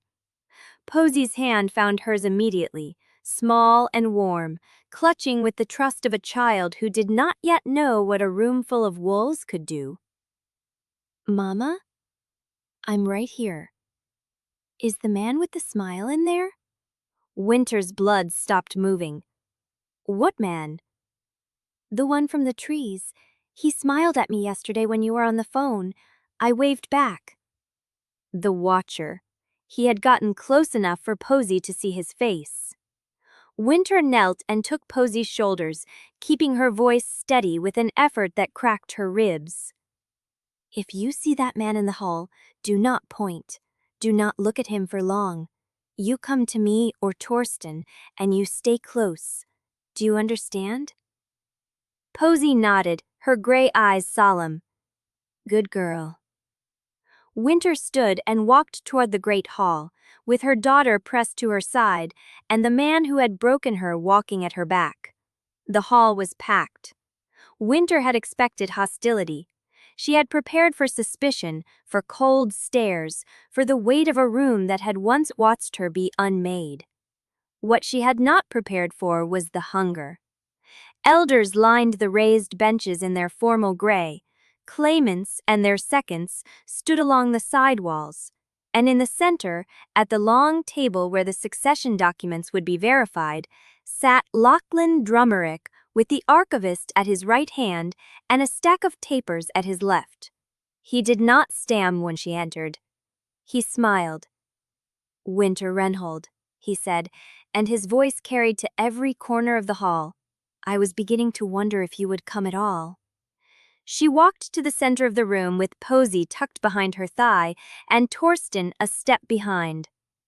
I signed the succession notice. I am here. Barely. Lochlan's smile did not waver. And I see you have brought a child. How convenient that she appears on the morning of the rite after 3 years of careful absence. The room shifted. Whispers rose. Torsten stepped forward. You will not speak to her as though she is the one on trial. No? Lochlan spread his hands. Then tell me, cousin, why your daughter's trust filing contains a 60-day scent verification clause that would have expired before this rite if the archivist had not caught it. Tell me why the cabin was purchased under an assumed name. Tell me why the mother of your child slipped out of Halligrove in the dead of night rather than present her evidence like an honest petitioner. Each word landed like a stone. Wynter felt the room tilt toward him. She kept her voice flat. I hid because Torsten's father made a bloodline bargain with the balloon pack before I even knew I was carrying an heir. He planned to use my child as collateral on a debt he never told his set about. I did not hide to extort Halligrove. I hid to keep my daughter from being sold. She pulled the waxed canvas bundle from her coat and set it on the table. These are letters between the old Alpha and the balloon executor. They prove he knew I was pregnant before the rejection. They prove he knew Torsten was my fated mate and engineered the brick to protect his deal. Every document is dated and signed. Lochlan's hand paused over the papers. For half a second, something flickered behind his eyes. Uncertainty. Calculation. Then the archivist reached for the bundle. Wait. Eldris Fazilev's voice cut through the murmur. She rose from the elder bench, iron-gray braids heavy over her shoulders, and walked to the table with slow, deliberate steps. The room fell silent. These documents should be examined by the council, not by the archivist alone. Lochlan's jaw tightened. The archivist is a neutral party. The archivist answers to the territorial registry, Vasilev said, and the registry answers to your mother's seal. She will examine the letters with the council present, or they will not be entered at all. Wynter's chest unlocked by half a degree.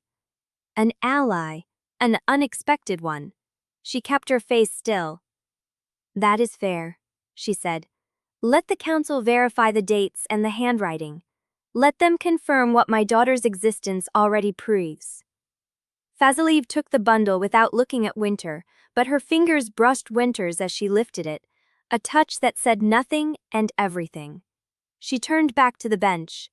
The elders gathered around the table, heads bent over the letters as Fazilieve opened the first seal. Wynter stood in the center of the room with the whole pack watching and did not let herself breathe. Beside her, Posy tugged at her sleeve. "The man is here," Posy whispered. "The one from the trees. He is wearing a gray coat and standing by the door."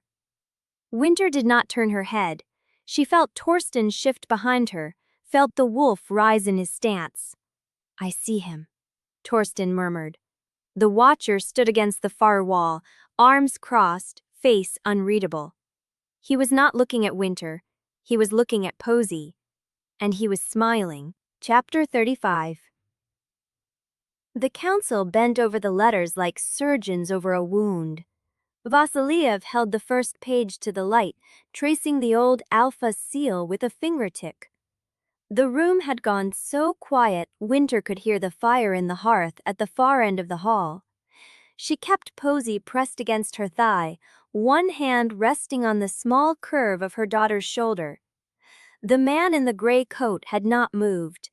He stood with his arms crossed, watching the proceedings with the patience of someone who already knew how the story ended. Lochlan leaned back in his chair. "The letters are an interesting diversion, Miss Renholt, but they are not a succession claim." "I know what a succession claim requires," Wynter's voice carried. "That is why I brought more than letters." She looked at Sabine. Sabine stepped forward and set her briefcase on the long table. The clasp opened with a sound like a bone breaking. She pulled out a folder, then another, then a slim leather binder with a seal pressed into the cover. "Birth records from St. Anne's Hospital," Sabine said, laying the first folder flat. "Signed by the attending physician and notarized within 72 hours of delivery. The cord blood match is included, establishing biological parentage beyond any scent-based dispute." She placed a second folder beside the first. "Sworn affidavit from Eder Marken, pack midwife and certified scent reader for 37 years. Her testimony confirms she detected pregnancy on Wynter Renholt the night of the public denial, and that she witnessed the old alpha cornering Torsten Quennar in a side passage immediately before the circle ceremony." The room stirred. Whispers climbed the walls. Sabine did not pause. She pulled out the leather binder and opened it to a page marked with a red tab. "And a signed succession clause, executed by Torsten Quennar on the third day of Wynter's return to Halligrove, witnessed by myself and filed with the territorial registry.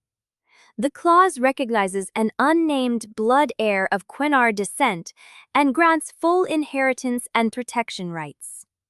It predates any public knowledge of Posy Renholt's existence." She stepped back.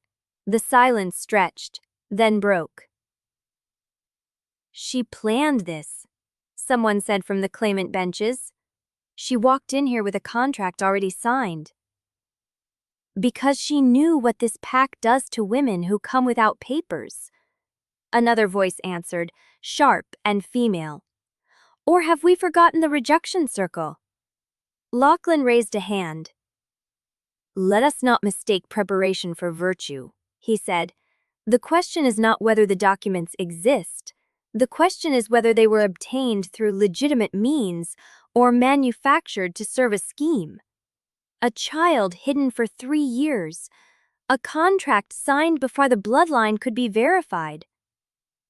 A mother who fled in the night rather than submit to open inquiry." He turned his pale hazel eyes on Wynter. "You ask us to believe you acted in good faith. But every move you made was designed to limit scrutiny, to control the narrative, to present us with a finished story we could only accept or reject." "I did not flee," Wynter said. "I prepared. There is a difference." "Is there?" Lochlan stood, His chair scraped back and the sound was loud in the charged air. You kept a blood heir hidden from the pack that needed her. You negotiated protections in secret. You arrived at this rite with a stack of documents so complete, it suggests you never intended to negotiate at all. That is not the behavior of someone seeking fairness. It is the behavior of someone executing a takeover. Torsten moved before Wynter could answer. He stepped around her and faced his cousin with the amber bleed of his wolf already rising in his eyes. She hid because my father made a deal to sell her child before it was born. She hid because your mother sat on the archive keys while that deal was being struck. She hid because every wolf in this room who could have helped her stayed silent. His voice dropped. So do not stand there and call her scheme when you have been waiting 3 years to use this child as a reason to take the seat that should never have been yours. Lochlan's smile thinned. Sentiment, he said. You have always led with sentiment. That is why Halligrove is bleeding. A sound cut through the tension, small, precise. Posy had stepped out from behind Wynter's leg. She stood in the center of the hall in full view of every elder, every claimant, every witness from 3 territories. Her dark hair was still carrying the lake damp from the morning. Her gray eyes, Torsten's gray eyes, moved across the room with the solemn curiosity of a child who had not yet learned to be afraid of grown men who smiled too long. She looked at Lochlan. You are the man who put watchers in the trees, she said. My mama told me not to talk to strangers. So I am talking to you now. I do not like you. The room went absolute. Then Eldris Vasiliev laughed. It was a dry, rolling sound, like stones shifting in a riverbed. She set the first letter down and looked at Posy with something that might have been approval. The child has Quennar blood, Vasiliev said. I do not need a document to tell me that. I can smell it from here. She looked at the other elders. Can you? They stirred, nods, murmurs of assent. Lochlan's hand tightened on the back of his chair. Scent alone is the foundation of every succession right in pack law, Vasiliev finished. You know that, Drummerich.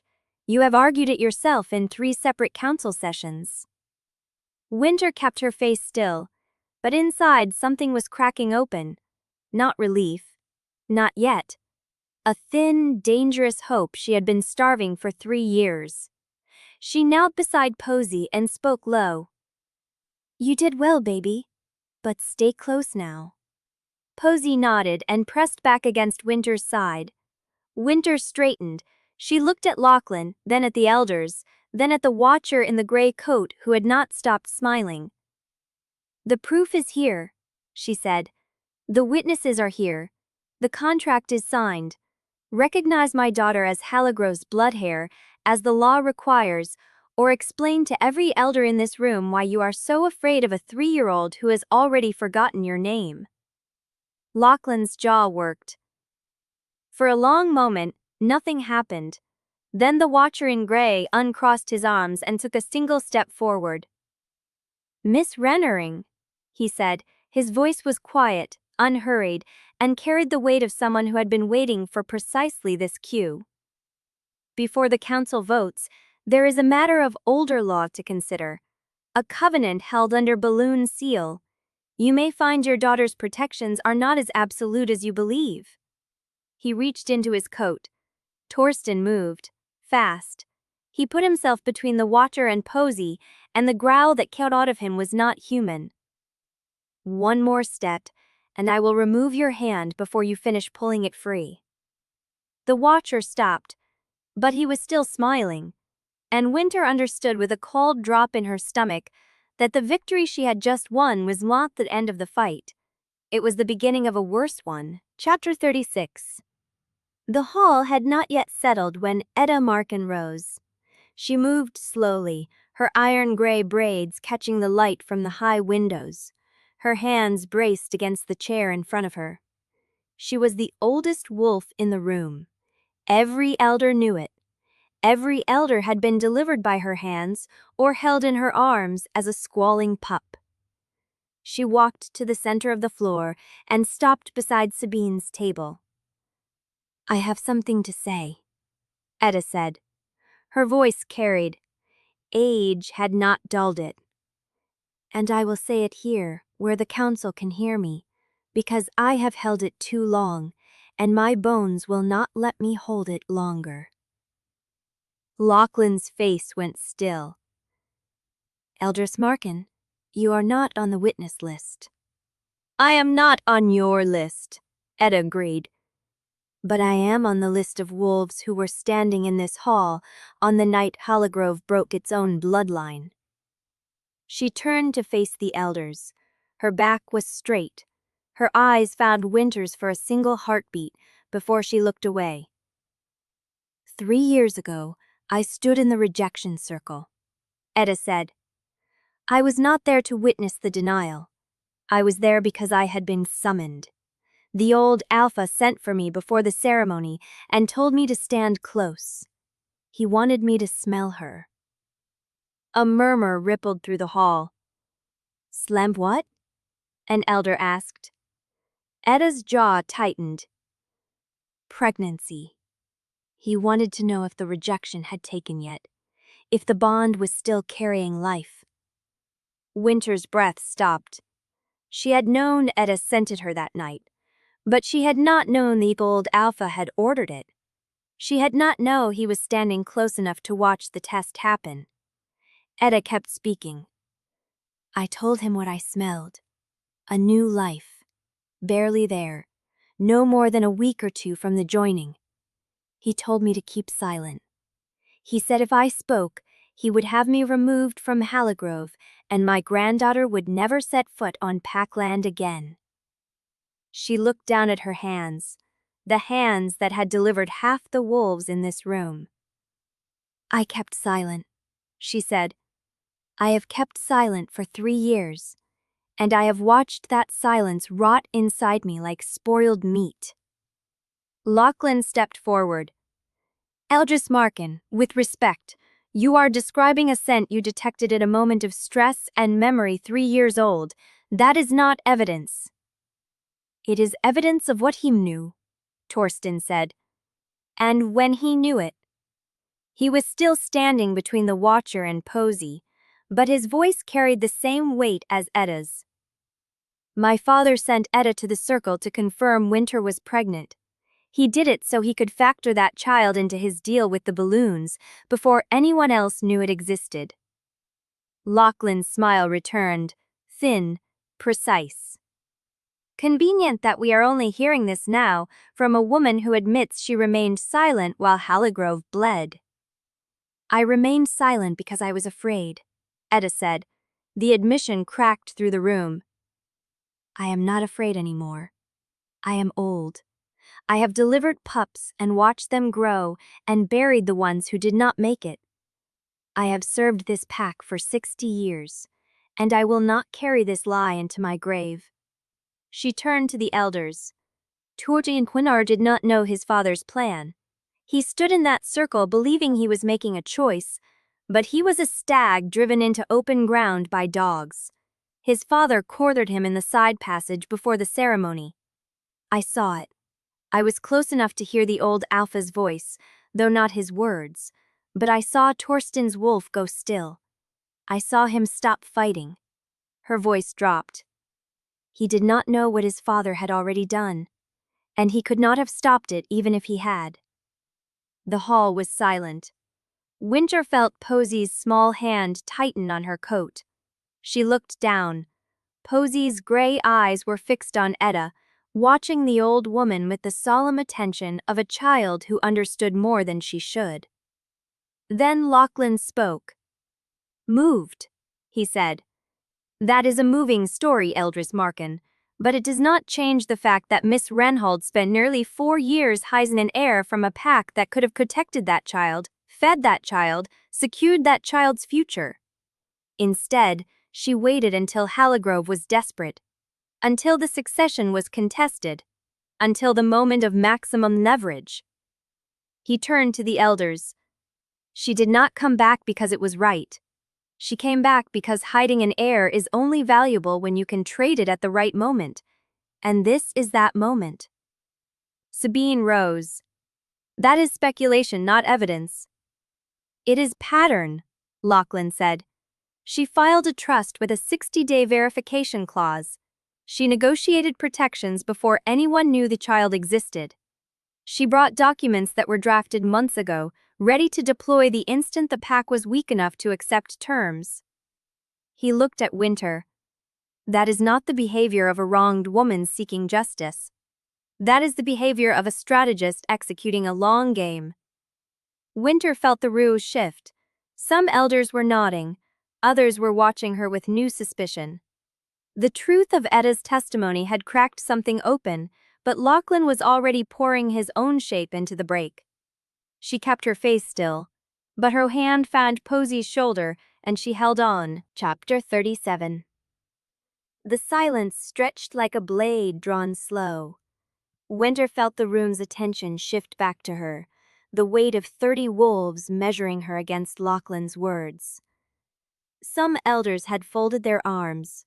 Others were watching with the flat, careful gaze of wolves who had learned to wait before choosing a side. She kept her hand on Posey's shoulder, kept her breathing even. Miss Renholt, Alitrus Vasiliv said, her voice carrying no judgment yet. You heard what Etta testified. You heard the letters read. Is there anything you wish to add before the council deliberates? Wynter felt Posey shift beside her, small body pressing closer. She wanted to look down. She wanted to tell her daughter it would be all right. But she had spent 3 years learning not to promise what she could not guarantee. I came back to Halligrove because hiding my daughter was not a strategy, she said. It was survival. I did not trust this pack to protect her. And nothing I have seen since my return has convinced me I was wrong. She let that land. I kept Posey's secret because I knew what would happen if she was discovered before I had protections in place. She would become leverage, a bargaining chip, a target. She looked at Lochlan. I was right. Lochlan's smile did not waver. You are describing a pack you have not lived in for 3 years. A pack that was bleeding under debts you knew nothing about. A pack whose future you now hold hostage to your child's recognition. Hostage, Torsten said. The word was quiet, flat. You used that word deliberately. Because it is accurate. Lochlan turned to face him fully. She waited until Halligrove was desperate, until the succession was contested, until the moment when denying her would tear the pack apart and granting her terms would bind every hand in this room. That is not a mother seeking protection. That is a player who waited until she held all the cards. Sabine opened her mouth. Lochlan raised a hand. Let me finish. He walked to the center of the hall, positioning himself between Wynter and the elders. He looked at each of them in turn. I am not arguing that the child is not Quennar blood. The scent evidence is clear. The midwife's testimony, however late, corroborates the timeline. The letters from the old Alpha prove that Fer knew, that he planned, and that he acted to conceal the pregnancy from the pack and from the balloons. He paused.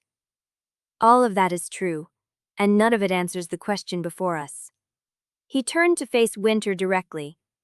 The question is whether a woman who hid a blood heirs for 3 years, who returned only when the pack was at its weakest, who negotiated protections before she revealed the child's existence, can be trusted to raise that heir within Halligrove's structure. A murmur moved through the elders. Wynter felt the floor tilt beneath her feet. She did not show it.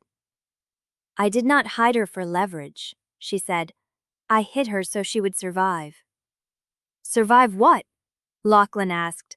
The pack that raised you? The pack that fed you? The pack that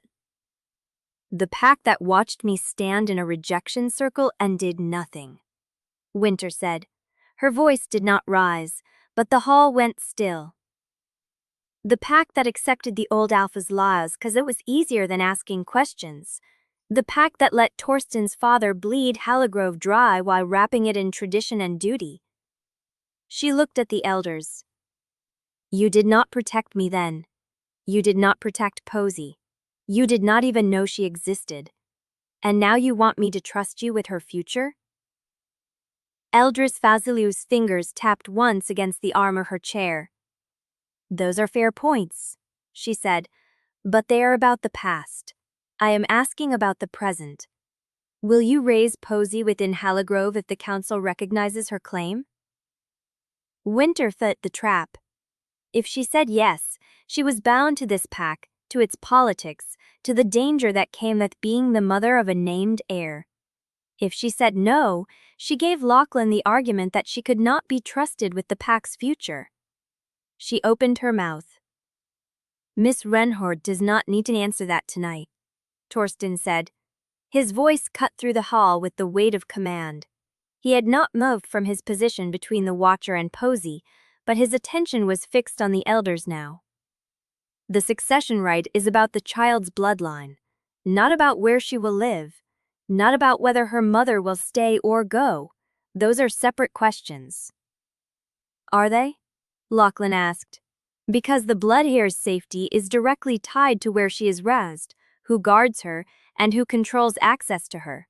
And right now, the only person with legal authority over that child is a woman who spent 3 years making sure no one in this pack even knew she existed. He turned to the elders.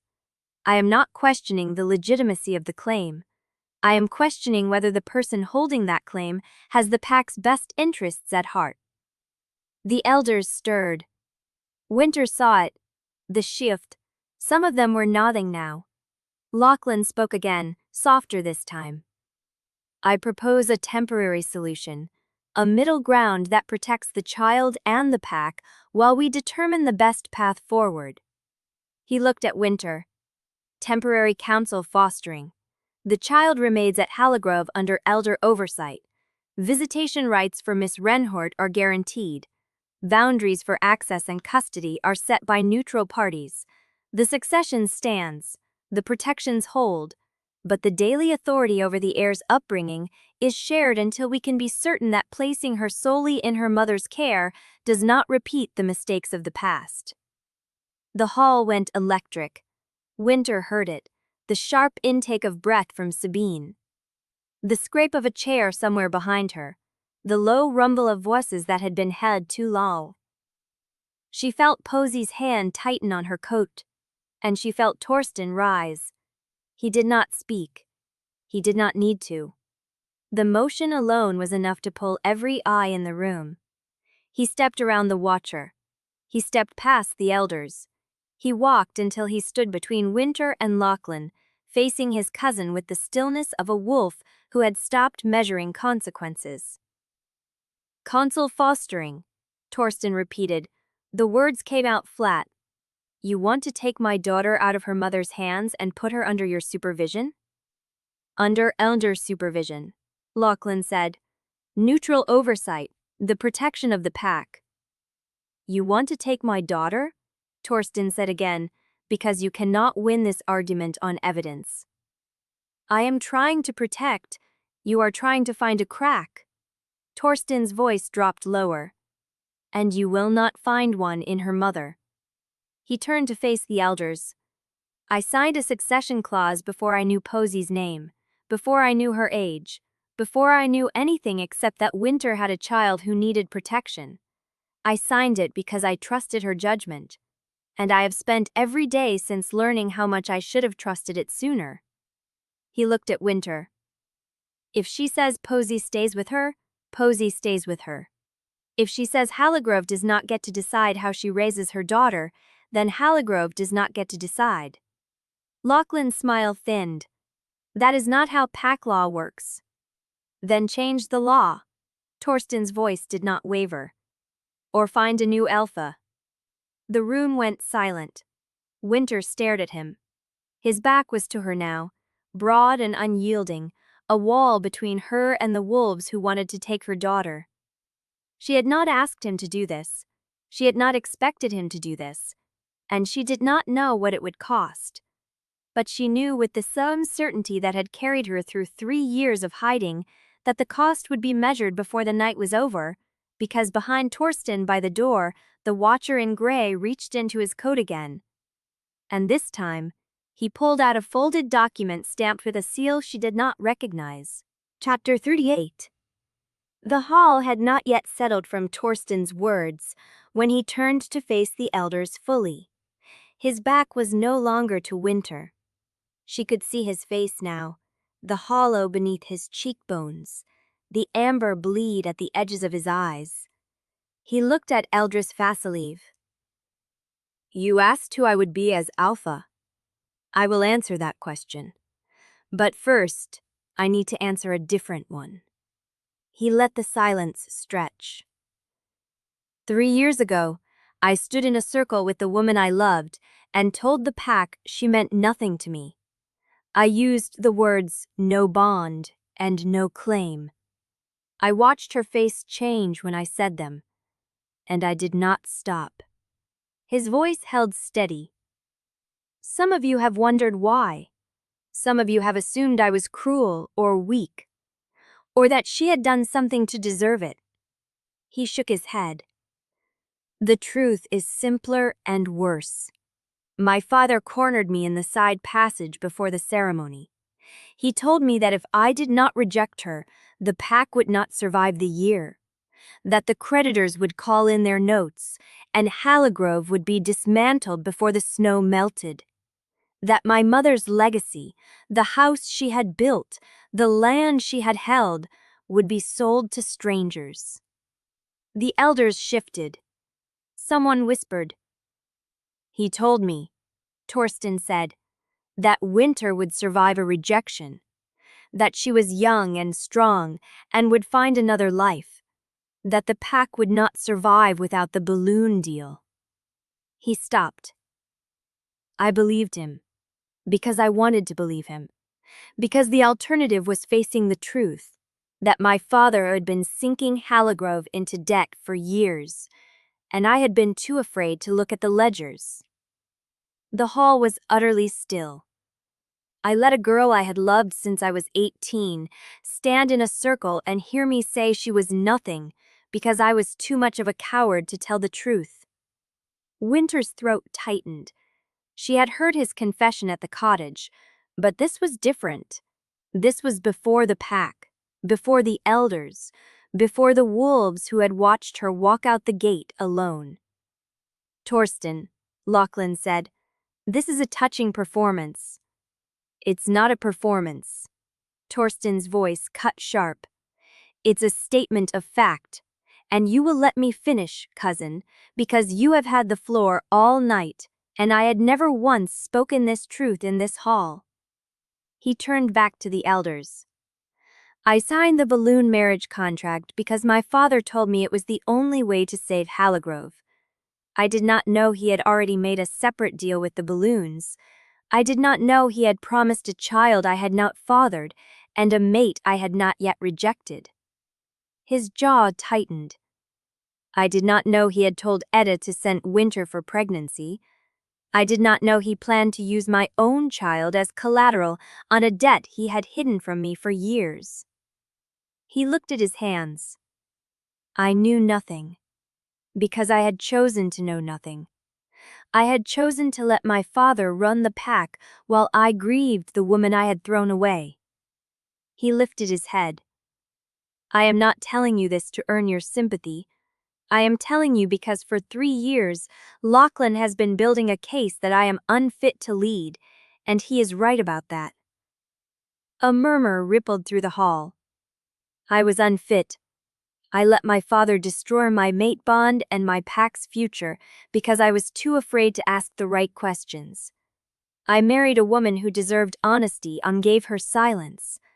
I fathered a child I never held. I missed 3 years of her life because I could not face what I had done. He met Lochlan's gaze. But I am not the same man who stood in that circle. And if this pack cannot tell the difference between a man who failed and a man who refuses to keep failing, then maybe Halligrove does not deserve to survive either. The silence that followed was absolute. A chair scraped. Marta Balloon rose from her seat near the back of the hall. Her face was pale, but her hand was steady as she walked forward. She held a waxed canvas bundle. "Eldris Vasiliv," she said, her voice carrying clear. "I have letters, signed by the old Alpha, dated and sealed. They prove everything Torsten has just said." Lochlan turned. "Marta?" "I have kept these," she said, ignoring him, "because I needed to know what kind of man I had married. I needed to know whether Torsten was complicit in his father's scheme." She reached the elder's table. He was not. She placed the bundle before Eldris Vasiliv. "These letters show that the old Alpha approached my father 4 years ago, before I ever met Torsten. He offered a bloodline guarantee, a future heir, half Quennar, half Balloon, to secure Halligrove's debts." She opens the bundle herself, pulled out the top letter. "This one is dated 4 years and 7 months ago. It references a plan to ensure Torsten did not form a natural mate bond before the contract to be finalized." She placed it on the table. "This one is dated 3 years and 2 months ago. It confirms the old Alpha had identified Wynter Renholt as Torsten's fated mate and was taking steps to prevent the bond from interfering." Another letter. "This one is dated 6 weeks before the rejection. It references an expected pregnancy." She looked at the elders. The old Alpha knew. He knew Wynter was Torsten's mate. He knew she might be carrying his child, and he engineered the rejection anyway, to protect the debt deal he had hidden from everyone. Lochlan stepped forward. "These letters could have been written at any time. There is no chain of custody." Andrew Balloon rose from his seat near the east wall. "There is." His voice carried the weight of decades. "I held the counterpart copies in the Balloon Trust Archive.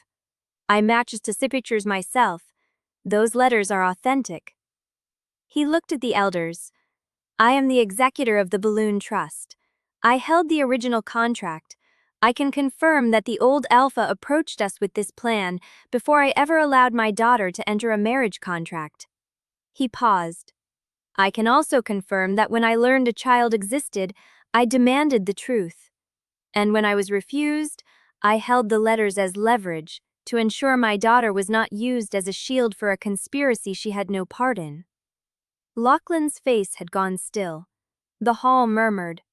Wynter felt Posey's hand in hers, small and warm and clutching. She looked down at her daughter, who was watching the adults with wide, serious gray eyes. "Eldris Vasiliv," Marta said, "you have the letters, you have the testimony. You have a child who carries Quennar blood and a mother who never asked for this war." She stepped back. "I have nothing more to hide." Vasiliv picked up the top letter. She held it to the light. The hall held its breath. And behind Torsten by the door, the watcher in gray unfolded the document in his hands and took one step forward. Chapter 39. The watcher in gray stepped forward, and the document in his hands caught the hall's light like a blade drawn from its sheath. "Eldris Vasiliv," he said, his voice low and carrying. "I have a covenant, fluid under balloon seal, dated 4 years and 3 months ago." The hall went still. Wynter felt Posey's hand tighten around hers. She watched the watcher place the document on the elder's table, his gray coat brushing the edge of Marta's letters.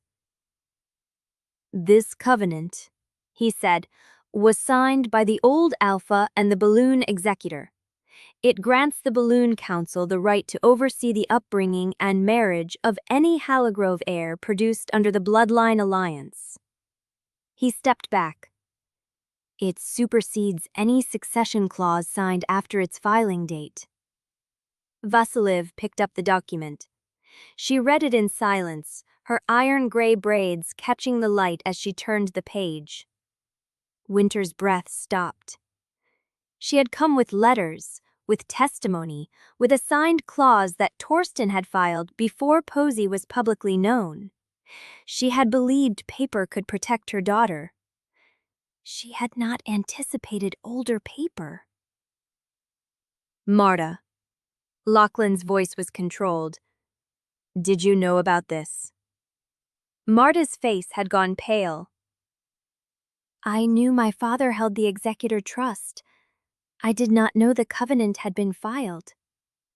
Andrew Balloon rose again from his seat near the east wall. His voice was measured. The covenant was filed, he said, but it was never activated. It required presentation of the heir at foreign Rite before it could be enforced. He looked at the watcher. That rite has now occurred. The hall murmured. Torsten turned to face the elders, his shoulders squared, his voice cutting through the noise. Then I will make it simple.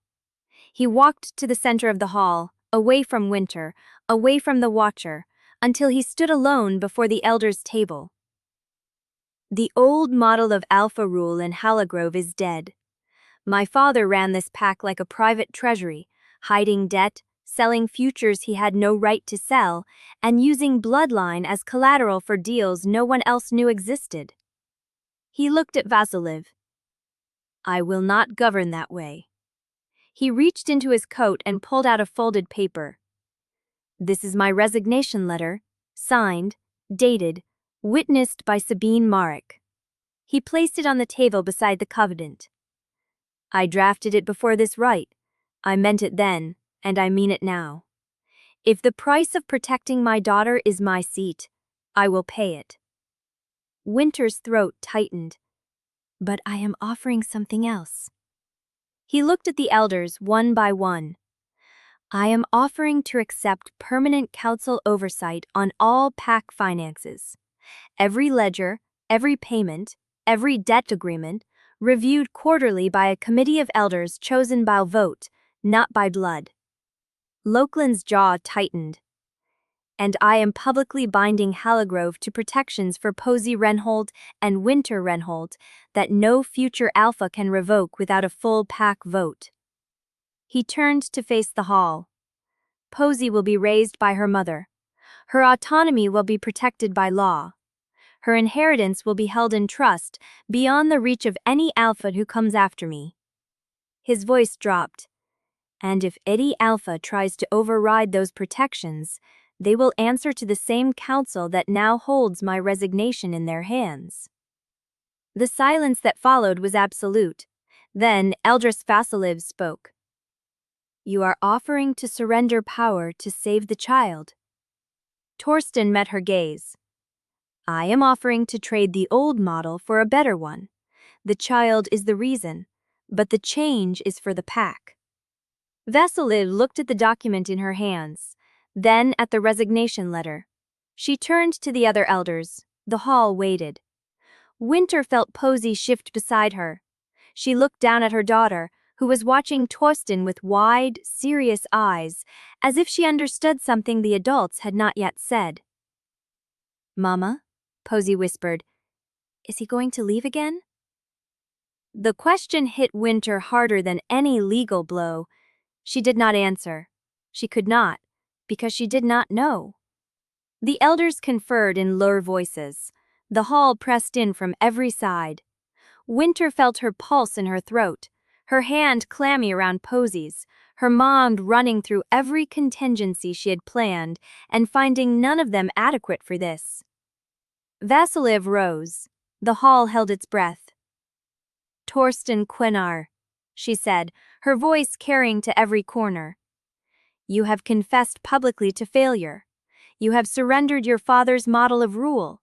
You have offered binding protections to the mother and child who were wronged by this pack. She paused. And you have placed the child's safety above your own standing. She looked at the elders. I believe you have proven what you are willing to sacrifice. She turned to face Wynter. But the question is not whether the alpha has changed. The question is whether the pack can accept the cost of that change. She lifted the covenant. This document grants the Balloon Council rights over any Halligrove heir. Those rights are enforceable, and they were filed before any of us knew a child existed. She placed it back on the table. The covenant does not expire, it does not dissolve, it can only be challenged by a full bloodline tribunal. Wynter's stomach dropped. So even if we recognize Posey as the true blood heir, Vasiliv continued, even if we accept Torsten's new terms, even if we bind Halligrove to protections, the covenant still stands. She lifted the covenant. This document grants the Balloon Council rights over any Halligrove heir. Those rights are enforceable, and they were filed before any of us knew a child existed. She placed it back on the table. The covenant does not expire, it does not dissolve, it can only be challenged by a full bloodline tribunal. Wynter's stomach dropped. So even if we recognize Posey as the true blood heir, Vasiliv continued, even if we accept Torsten's new terms, even if we bind Halligrove to protections, the covenant still stands. She looked at the hall. The Balloon Council has a claim, and they will come to collect it. The Watcher in Grey stepped forward again. They are already here. Chapter 40. The Watcher in Grey did not raise his voice. He did not need to. They are already here. The Balloon Council had not waited for the Rite to conclude. They had come ahead, knowing what would be triggered. Eldris Fellowsleeve set the covenant down. Her hands moved slowly, deliberately, as if the paper might burn her. Then we have no time for deliberation. She looked at the elders on either side of her. I call the vote. All those who recognize Posey Renholt as the true blood heir of Halligrove, bound by Quennar blood and presented in lawful succession, raise. 6 hands went up. Then 7. Then 9. Fellowsleeve raised her own. The claim is recognized. The hall exhaled. Wynter heard it as a single breath, the pack releasing something it had been holding since the moment she walked through the gate. 3 years of secrets, of silence, of the old Alpha's rot buried in ledgers and letters, all of it breaking open in a single vote. Lochlan stood motionless. The covenant, he began, is active, Vasiliv finished. But it does not nullify the succession. It creates a competing claim, one that must be resolved by bloodline tribunal. She turned to the Watcher in Grey. Tell your council that Halligrove recognizes its heir. If they wish to press their covenant, they will do so through proper channels, not through watchers in the trees, not through documents carried in coat pockets. The Watcher inclined his head. His smile did not waver. They will be delighted to hear it. He folded the covenant and stepped back. Wynter pulled Posey closer. Her daughter's small hand was warm in hers, the fingers curled tight around her own. Is it over? Posey whispered. Wynter looked at the elders, at Torsten standing alone before the table, at Lochlan's clenched jaw, at the Watcher who had already begun moving toward the side door. No, she said quietly. But we won this part. Torsten turned to face her. His eyes were red around the edges, the kind of red that came from holding back something too big for the body to contain. He did not speak. He simply looked at Posey, at the way her hand fit inside Wynter's, at the shape of her face that carried pieces of him he had never seen. Mama? Posey said, tugging at Wynter's sleeve. Can I go talk to him now? The question hit Wynter low in the chest. She had prepared for legal battles, for custody hearings, for the long, grinding work of keeping her daughter safe from a pack that had already failed her once. She had not prepared for this, for Posey asking permission to meet her father like it was the simplest thing in the world. Yes, she heard herself say. Yes, you can. Posey let go of her hand. She walked across the hall floor, small boots clicking against the stone, past the elders who still held their positions, past the empty chairs where the watcher had stood. She stopped a few feet from Torsten and looked up at him. He did not kneel. He did not reach for her. He waited. "You are very tall," Posey said. A sound escaped Torsten's throat. Not a laugh, not a sob, something caught between them. "So are you," he said, "for your age." Posey considered this. "Mama says I am average." "Your mama is wrong about that." Posey's head tilted. "Are you going to leave again?" Wynter's throat closed. Torsten's face did not break. He held himself still, the way a man does when he knows the wrong answer will cost him everything. "I have to go talk to some people," he said. "Bad people, the kind who want to take things that do not belong to them." Posey's gray eyes, the exact shade of his, narrowed. "Will you come back?" "Yes." "How do I know?" Wynter met her gaze. "I know." "Good." Vasily walked away. Wynter stood in the emptying hall with Posey pressed against her side and the taste of victory sour in her mouth. She had won. Every legal protection she had bled for was now signed, filed, irrevocable. Posey was Halligrove's true blood heir. Lochlan's bid for control had crumbled in the face of scent testimony and signed documents and a 3-year-old girl who had looked him in the eye and told him she did not like him. She had won. And yet the victory felt like glass. Thin, sharp, ready to break. Because the Balloon Council was already here, and they had come for her daughter. The main doors swung open. A woman in a long coat stepped through, flanked by 2 wolves in dark suits. She was tall, silver-haired, with the kind of face that had been beautiful for so long it had forgotten how to be anything else. "Eldris Fausleve," she said, her voice carrying the polished weight of old money and older authority. "I trust the rite has concluded." Fausleve turned. "It has." "Good." The woman's gaze found Posey. "Then I am here to collect on a debt that was promised to my family 4 years ago." She smiled. "By the father who signed the covenant." Wynter's blood turned cold. She looked at Torsten. He had gone still. The pine cone was still in his hand. His face was the color of ash. "Who are you?" Wynter heard herself say. The woman's smile widened.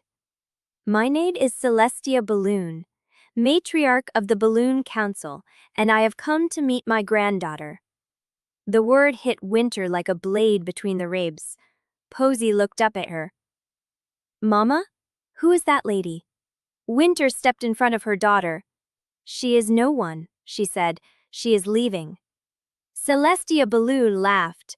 It was a beautiful sound, cold and musical and utterly wrong. "I am not leaving, Miss Renholt. I am staying." She turned to the elders. "The covenant is active. The heir has been presented at a formal rite. The terms are enforceable." She looked back at Wynter. "Halligrove owes the Balloon Council a bloodline guarantee, and that guarantee has a name." She paused. "Posey Renholt." The hall fell silent. Wynter felt her wolf rise, the fur bristling along her spine, the growl building in her chest. She had won the succession. But the war was already beginning.